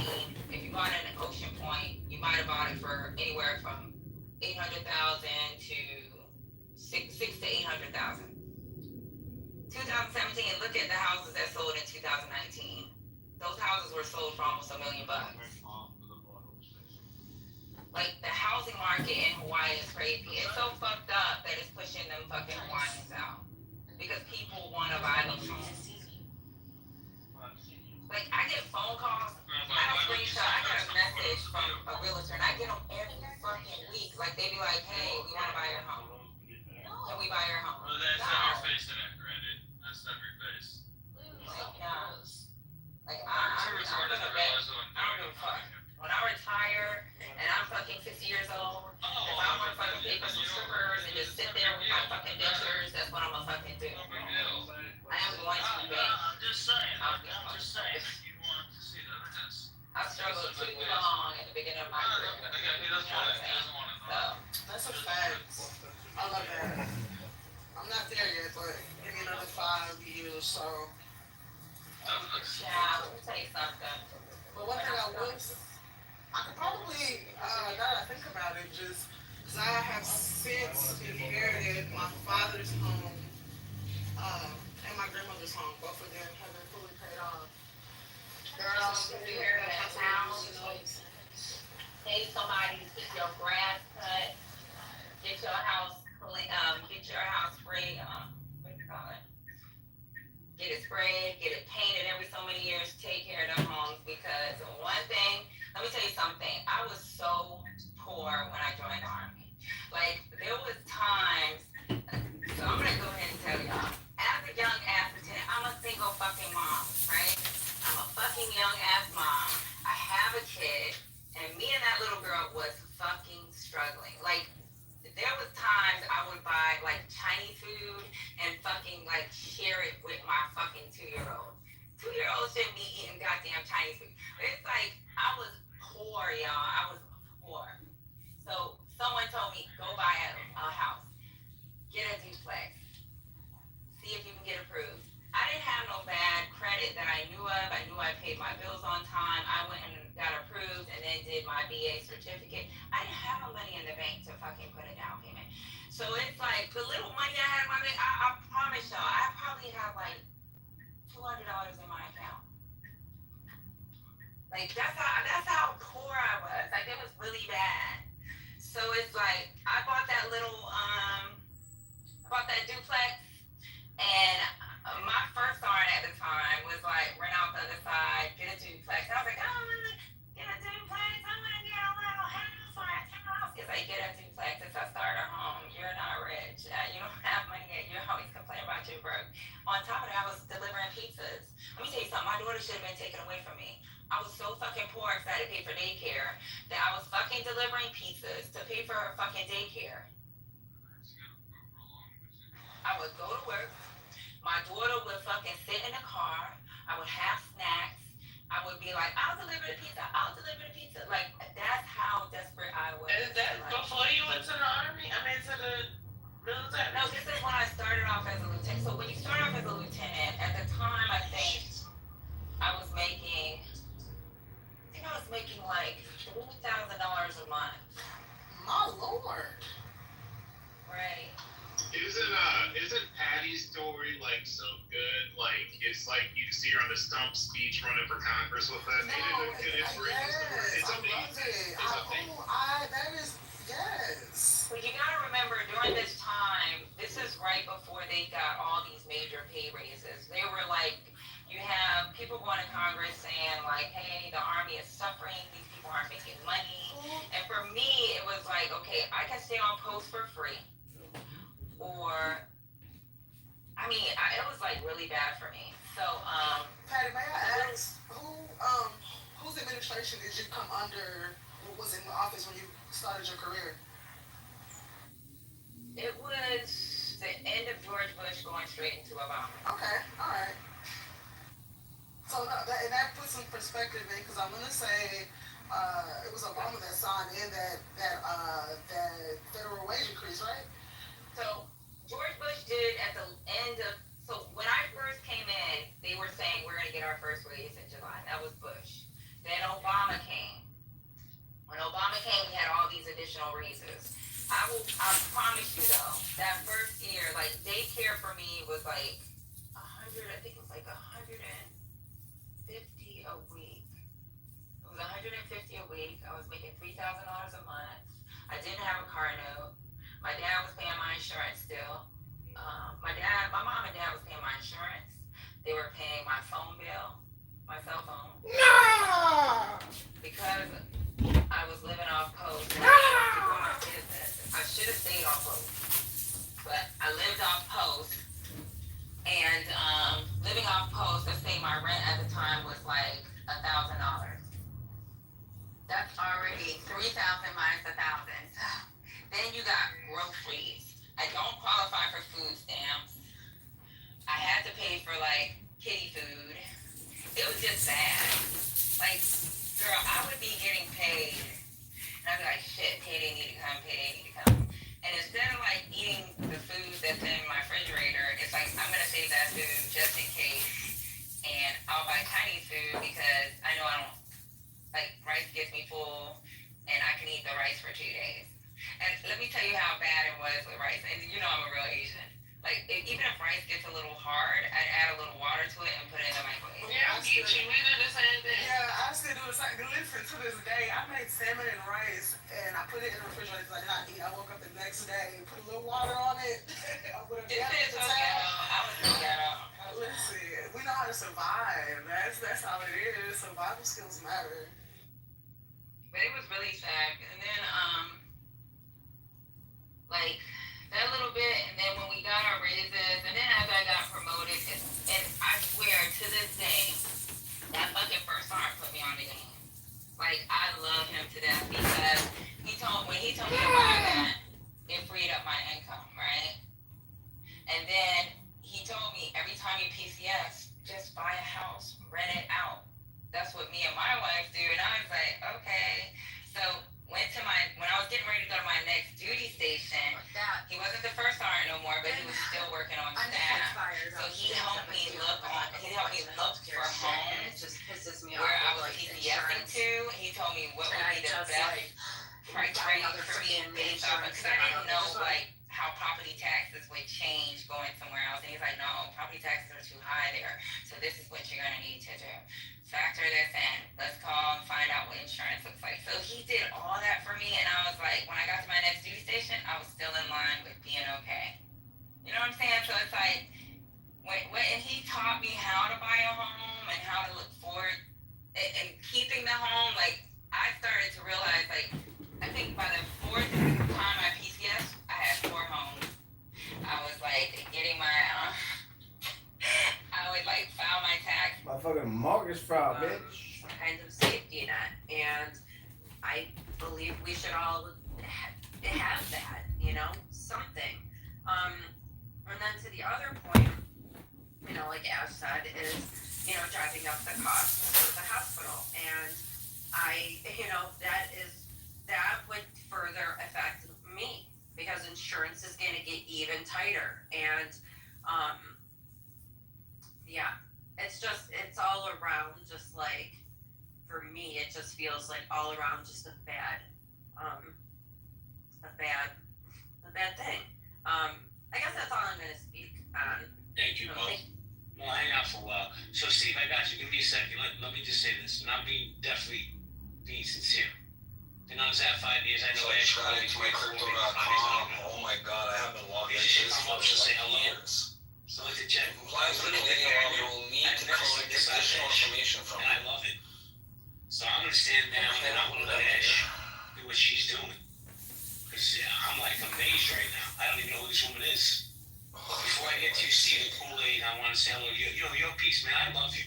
I gotta tell you, you're a real one. You know you my bro, man. Yeah, I love your piece. Your piece is the real. Yo, she's the real deal, 100%.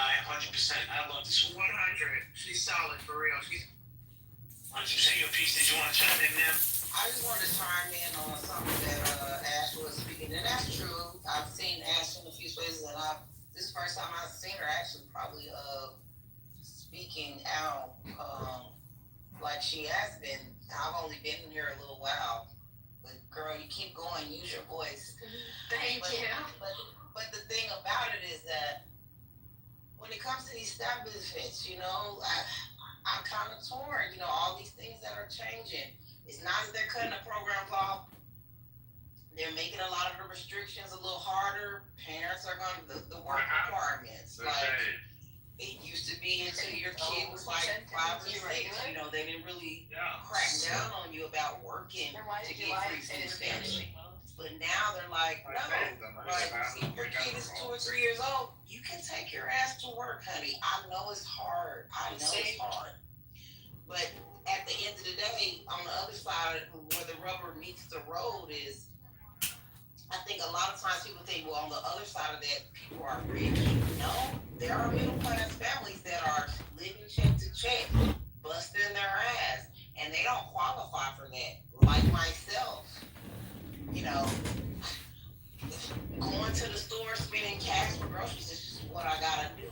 If I gotta get out there sometime and get a part-time job, I got a daughter in college, I will do it. You know, I'm divorced now, but it's just disheartening when it's like people can just ride, and I get it. I'm not, and I hate to people try to break it down. Oh, white, black, it doesn't matter. Whoever it is, sometimes people do take advantage of this stuff. But I'm busting my ass, getting up, going to work every day, getting a part-time job, neglecting being at home with my kids, neglecting my family work balance. And you're sitting at home smoking. I'm not saying everybody. This could go for black or white or any ethnicity or race. You're sitting at home making more babies, smoking weed, just fucking chilling. That kind of pisses me off sometimes. So I don't think that they should end these social programs. No, because there are people that you have to utilize them as stepping stones. I have. But are there people that's abusing and being wasteful? Yes. And I think people forget about that. I'm done. Thank you. Peace. Hold on, Steve. Steve, before I go to you, I'm going to go to Full C, because he's been here forever and he won't shut up, and then I'll come to you, I promise. Full C, you got 30 seconds to ask your question to Miss Ash, and then I'm throwing you out if you get out. My question to Miss Ash was, basically, I know the program she's talking about, and I understand that. Now, New York was famous for this when they gave the legal immigrants the $10,000 for food. What about that actually going to American citizens? That program that they did, or those used, and the Medicaid they got, that could have been used for your students, for your things. And that's what I was getting at. Didn't like the $80 billion in California. Why can't they take care of the forest or have their own forest fight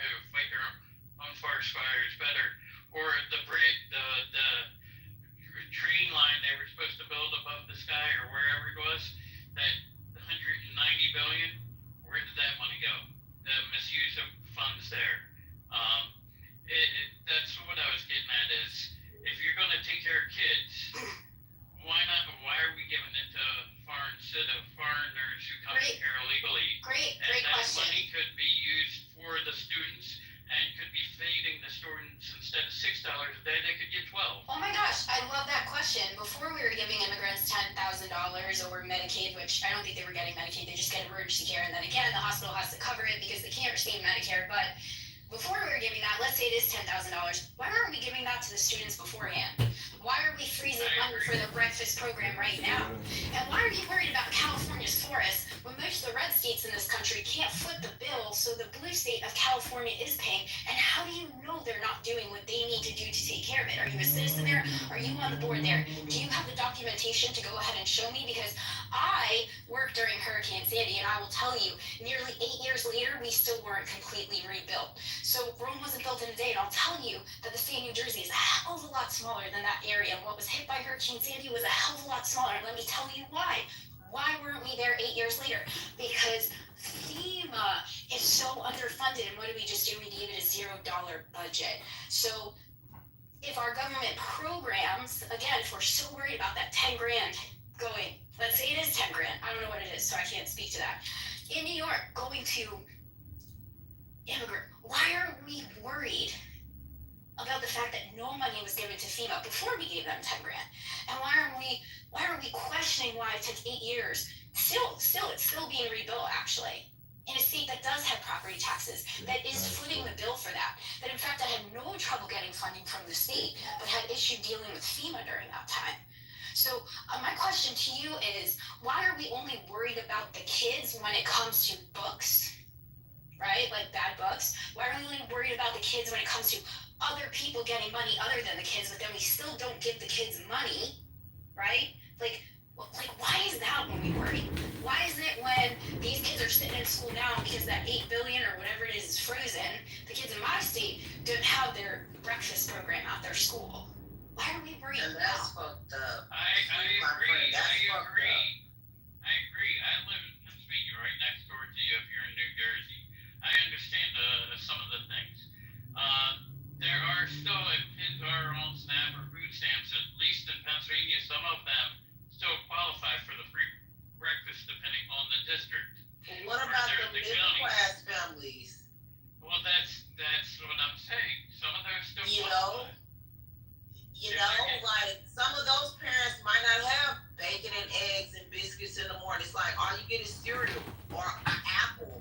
And we all know that those kids are still going to be hungry. But then when they get there, and my daughter's even telling me this, she's eating off the plate. They're eating off each other's plate in the morning time in the cafeteria breakfast because they've already started cracking down. Oh, you don't qualify. You can't get breakfast. All those kids should be able to get a hot free breakfast, not just an apple out the door. I agree, but that's why some of this was moved back to the state itself. If like California has that $88 billion budget, why aren't they feeding their own kids? But how do you know they're not? I'm not saying they're not. I'm just saying if these states that are having these surpluses of budgets, like marijuana in Pennsylvania right now, they're trying to legalize marijuana to get rid of, to help use that tax money for schools, for other things the government in Pennsylvania might be able to use it and utilize it for. So right now, that's part of these things that are going on, and which is important for a younger program, younger kids, for families in need. That's what some of these benefits are, like the lottery system. Supposedly you get a rent rebate check if you're old enough in Pennsylvania and you qualify for it. So can I get in here real quick? These things are important to the community. Hey. And if we continue to give it to illegals or people who aren't here, like Ish. I hate that word illegal so much. I just hate that. I do. So here's the thing: is like if you do a quick Google search, and you can do it, maybe just go on like the California Department of Education's website and see if they offer free breakfast and lunch to any kid of any income. Just do a quick search of that. I'm sure that you'll find many of the blue states do. And in fact, a lot of counties, even in a state like North Carolina that's pretty mixed, I even believe that they just started it. The only reason I know that is because my brother likes to call school districts and pay off lunch outstanding bills for families who can't afford to, and that's his contribution because he does not have children in the area. Do you know if your kid, not because if your kid has a bill with the cafeteria, they won't even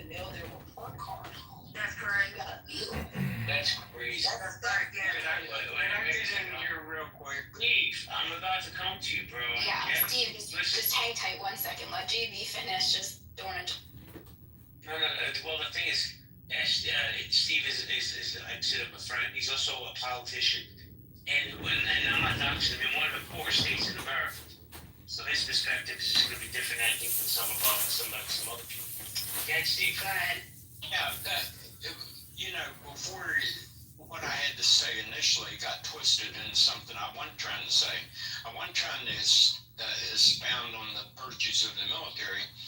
And this is for someone and people that's never had to sit in a budget meeting where you got to take numbers and you got to make hard choices. People can get on an app like this, say, well, we're going to do this, we're going to do that. I got people come up to me all the time as the city councilman telling me what I can and can't do. And I have no idea about what kind of money there is to do it. My point initially, and I'll stand on this point, it wasn't about whether we have the best military. My point was this: if you're going to make decisions, there's going to be X number of dollars. Anyone that's ever had to sit in on a budget meeting knows this. You got X number of dollars you can do A, B, and C with. You got to make hard choices. And before you make hard choices, you got to get a consensus as a country what we're going to do. I'm not advocating cutting people off of Medicare. That's not the issue. What I'm trying to point out to you is this. And this is lost in the conversation all the time because people don't have to deal with this. They think Santa Claus is in the federal government. They think there's a printing press up there that can supply all of their needs. That's unrealistic. Here's the fact of the matter is, any decision you make in a budget, whether you want to supply Medicaid, you want to supply free lunch programs, you got to consider what the pros and cons of everything is. And you got to make hard choices. It's easy to get on here and go virtuous about all this stuff. It's not so easy when you got to sit down and you got to look at the hard numbers. I got places in my town right now that needs street repair. We have a sewage problem from dilapidated sewers. Well, you let the sewer run in the street or you patch the hole. These are questions people that have to deal with this stuff face all the time. They can't get on here and just say, well, I'm going to do this, I'm going to do that. That's cool, because you're not dealing with the reality of what is actually involved in actually solving problems. My point is this: if you want these programs, understand this. The federal government makes money from the economy. If you're cool with that, that's okay, because it's going to extract money for entrepreneurs. If you want less economic activity and you want more social, fine, make that decision. But understand, well, no, hold on, let me finish here. I'm thinking about everything. What I'm trying to tell you is in everything, when you're responsible running the budget, like say I'm sitting in a situation right now, we have a sewer problem. We got potholes that need to be filled. There's decisions, tough decisions people have to make all the time. Steve, hold on. Well, listen, what do you mean, hold on? That is not more important than a child being hungry. No, you're not. You're missing my point. You're missing my point. Let me just say this, Steve. The federal government made a decision to cut programs and empower other programs like ICE, right? Border security. Now, border security, I'm with, but all that money going to ICE, they can go to kids. Come on now. Well, let me ask you this, JB. Let me ask you this. All that food going to waste and the farm. Well, let me ask you this. Let me ask you this point right here. We had estimates between 10 and 15 million people came in this country during the Biden administration. Well, they just going to walk out on their own? Or do you have to have some kind of mechanism to facilitate that? These are hard choices that people have to make. And people will get on this app, they will talk pie in the sky, and never had to sit at a budget meeting and make tough choices. So Steve. Here's the thing. If you want a certain thing, no. Yes, this is like having one of my students. Hang tight there, Steve. To say I've never sat in a budget meeting, that's wild. But I mean, maybe people haven't sat in budget meetings. Maybe people don't even know how to budget for themselves. I don't know. If you've ever done a budget, you have an idea of, well, this is what you got to cut, this is what you got to keep, these are the consequences. But to compare feeding children to a pothole and tell me I'm righteous because I'm more concerned about that generation that's going to end up using that food. It's not. You literally just sat here and told me my righteous belief getting on here, like my 20 years of education and seeing what your decisions have made me do, not yours personally, but yours, the government, have moved my job from now making sure that I will take a bullet for every one of my students. Don't tell me I don't understand what your decisions mean.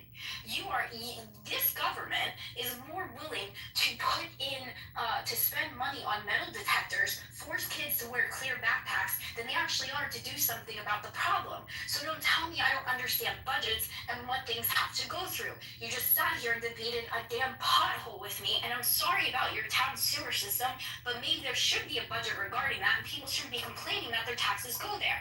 Look at what happened in Texas. Just because it was Biden or Obama looking to give them money for a siren, they had to cut their nose to spite their face and not have a siren. And they gave it to some. Actually, that's a little different. I can't. Pasha, let her land, please. Marshall, you can correct me after. My point is, you can't come up here and tell me I'm sitting here being righteous when I've seen the consequences of your decision on a budget. And yet, no matter how many times we talk about this budget, it's always the schools, it's always the children, it's always those moms, that are utilizing SNAP. It's those single moms that are the problem. The single moms are always the problem. The single moms, they're utilizing this. Like, have you been a single mom?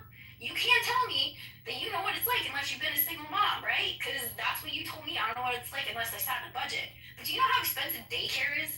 And do you know that how little you get paid at Walmart? Like, if that's where you're working, or how little you can get paid as a receptionist, or maybe you're a dental hygienist. Do you know how expensive a child is? Like, for you to sit here and just say, like, I don't know budgets. Don't forget about us single dads, Ashley. We go through it too. Can I just interrupt something real quick, Ashley? Yeah, Steve, go ahead. Because the only reason I said anything about a pothole or a sewer was not to compare it with a kid. That's being disingenuous. What I was saying is, in every budget, and you have to decide. I'm not saying that your points aren't valid, but what I'm trying to tell you, you have a bucket full of money. You take it from one pot and put it into the other, there's going to be consequences. And you have to be willing to elaborate that to the general public. We made this decision because of this. Now, if it's something that you can get through, fine. But we live in a constitutional republic. We have elections. The elections have consequences. And if this is something that's important, and I believe it is, then you have to change the Congress. And when the new Congress gets in, they're going to face the same thing. In every budget, there's a trade-off, and you got to be willing to understand what that trade-off. That's my only point. I get it, and I appreciate. Let me just say this, it's okay. Stephen 420, I need you to just stand down. Sorry, it's Fred. I apologize. I got you. No, I got you. Gonna get in the conversation. After Ash says what she has to say, I want to do a quick room reset. I totally get you, Steve, and I hear that there always has to be consequences, but nobody's ever scared to say the consequences when the consequences are giving billionaires tax breaks, taking money from Medicaid, cutting off people from SNAP, right? Those are never things anybody's scared to say. They're never scared to say that they're removing breakfast. I mean, they just tell you, like, this president isn't scared to say anything. He literally just said that he bought 2 Congress people pretty much, right? And he pretty much, whatever else he's done, he's not scared to say it.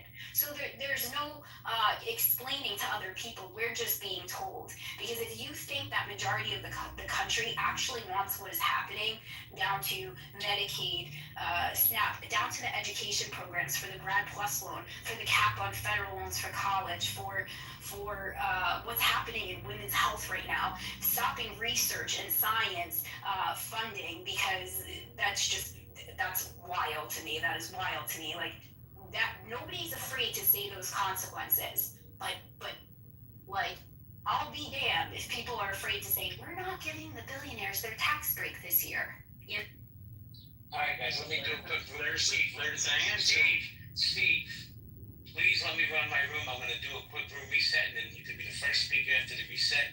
And I also wanna get Stephen 420, John, and Abby in the conversation. Guys, this is Healthy Debates. Just because you have a voice doesn't mean you should use it. This title came to mind when idiots like Cool C come to my stage. And that's why I thought of this title. Let me say hello to Rosalind, Brian, Jennifer, Matt Cool in the house. Elle, how you doing? Guys, you have a pink ticket, cash it in. We're having a spirited debate about kids not being fed, school cut budgets, and all that other stuff. So guys, I'm gonna just say this. Please be respectful to each other. Actually, I'm just gonna say this. Okay, goodbye, John. You hear me talking, but you just thought it was more important for you to jump in. So actually, I'm gonna say this. You're my friend. You know I love you like a fat kid loves cake. Steve's a good guy, and he's not MAGA. I can promise you that. Oh, no, I don't think so. I just get, I'm just Listen, I've never heard you like this, so I'm okay with it. I love it. As a matter of fact, I'll let you run the room. All right, let's go to Steve. You got 30 seconds to respond, and then we're gonna Stephen 420, and then I want to go to Abby. Please. Thanks. Gotcha, Marshall. Yeah, I mean, I'm not advocating one way or the other. What I'm telling you is that there's a bucket of money. As Americans, we got to decide, and that decision is made through the election process, how we allocate that money. It's not I'm for or against any particular thing, even though I have my proclivity to things. But that's a mechanism. And if people are dissatisfied with what Donald Trump's doing now, guess what? There's a solution in 2 years. And that solution is the Congress. Change it and then get what you want. Thank you, Steve. Ashley, you want to say something? No, I was just going to say I just appreciate the debate, the back and forth. Well, Actually, Abby, hold on 1 second, please. Like I said, you're both really good people. You come from different, I think, ends of the political spectrum. But thank you for the dialogue. Hello, Counselor. Hi, I just came in quickly. I heard a little bit of what you were saying. I would take issue with when these funds go to these universities, that the funds are actually allocated for the research and the medical research and the essential research, as opposed to departments that have gotten infiltrated and have gone totally into a political direction that a lot of people are concerned with. If 100% of the money was going into cancer research or research in a particular medical area, but sometimes these funds blanket go into the university, and when they go into the university, there is not a control as to how it's allocated. And I think maybe something that might be a resolution is the direct earmarking and accountability, that it in fact is going into the science department, into the labs, as opposed to general university funds. And I've heard that criticism, so I want to raise that to you and how your thoughts are.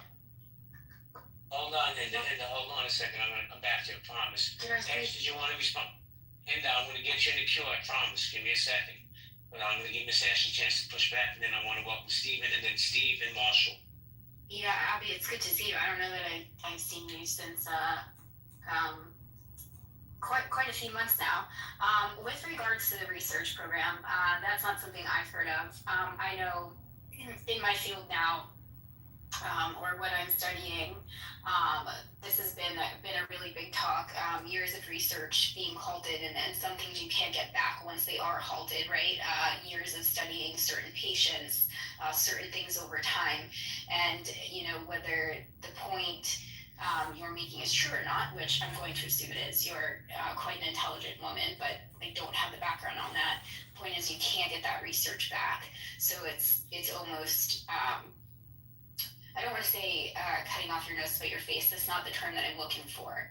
But it causes a huge detriment to years and years and years of research already done.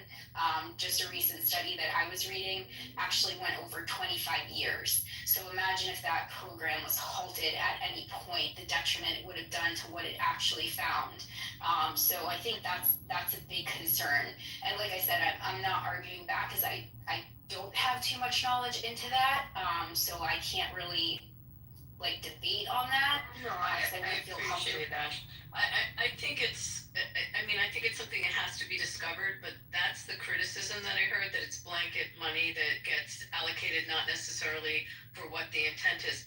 The other point, sorry, it's noisy where I am.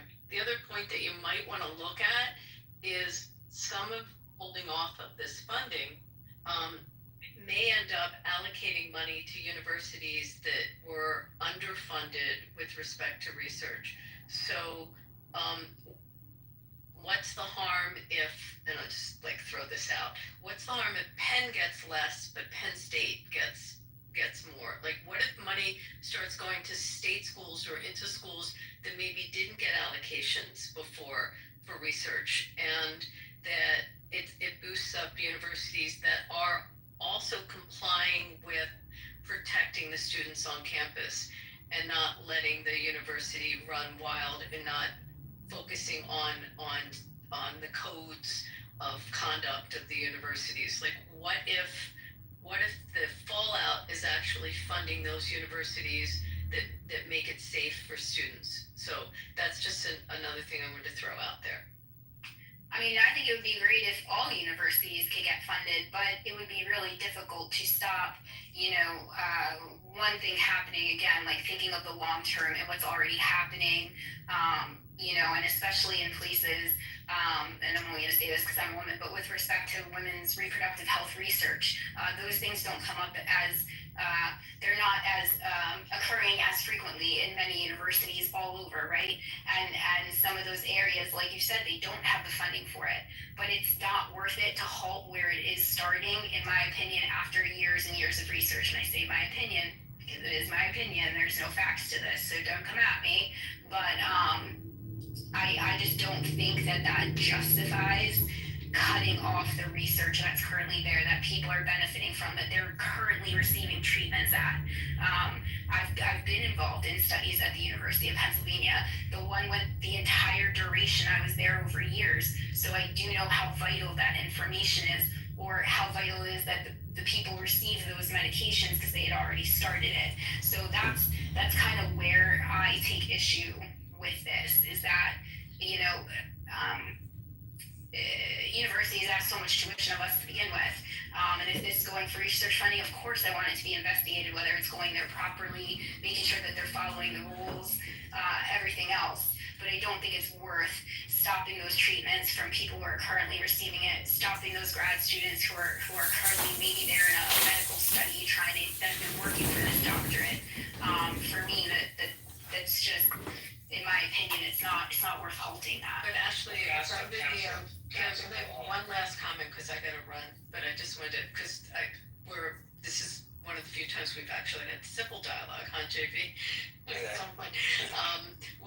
it's under the umbrella of an institution that has fell short on their accountability for complying with proper legal standards and also with protecting its students, but it's under the umbrella of that university, there's got to be a point where you have to make the accountability there to the same extent that we can, if we fund a nation that the nation is running hot wild, we have to pull in, even though, let's say, funding of that nation may be feeding people or doing something helpful to that nation, but if the nation is in fact doing something that is harmful to the world, you have to have some ability to pull in your purse strings to maintain it. So I guess my point, and by the way, and I brought up Penn because I'm real familiar with what they did, like on the aging center and the Alzheimer's research. I mean, like, I'm just throwing that one out. It's really important.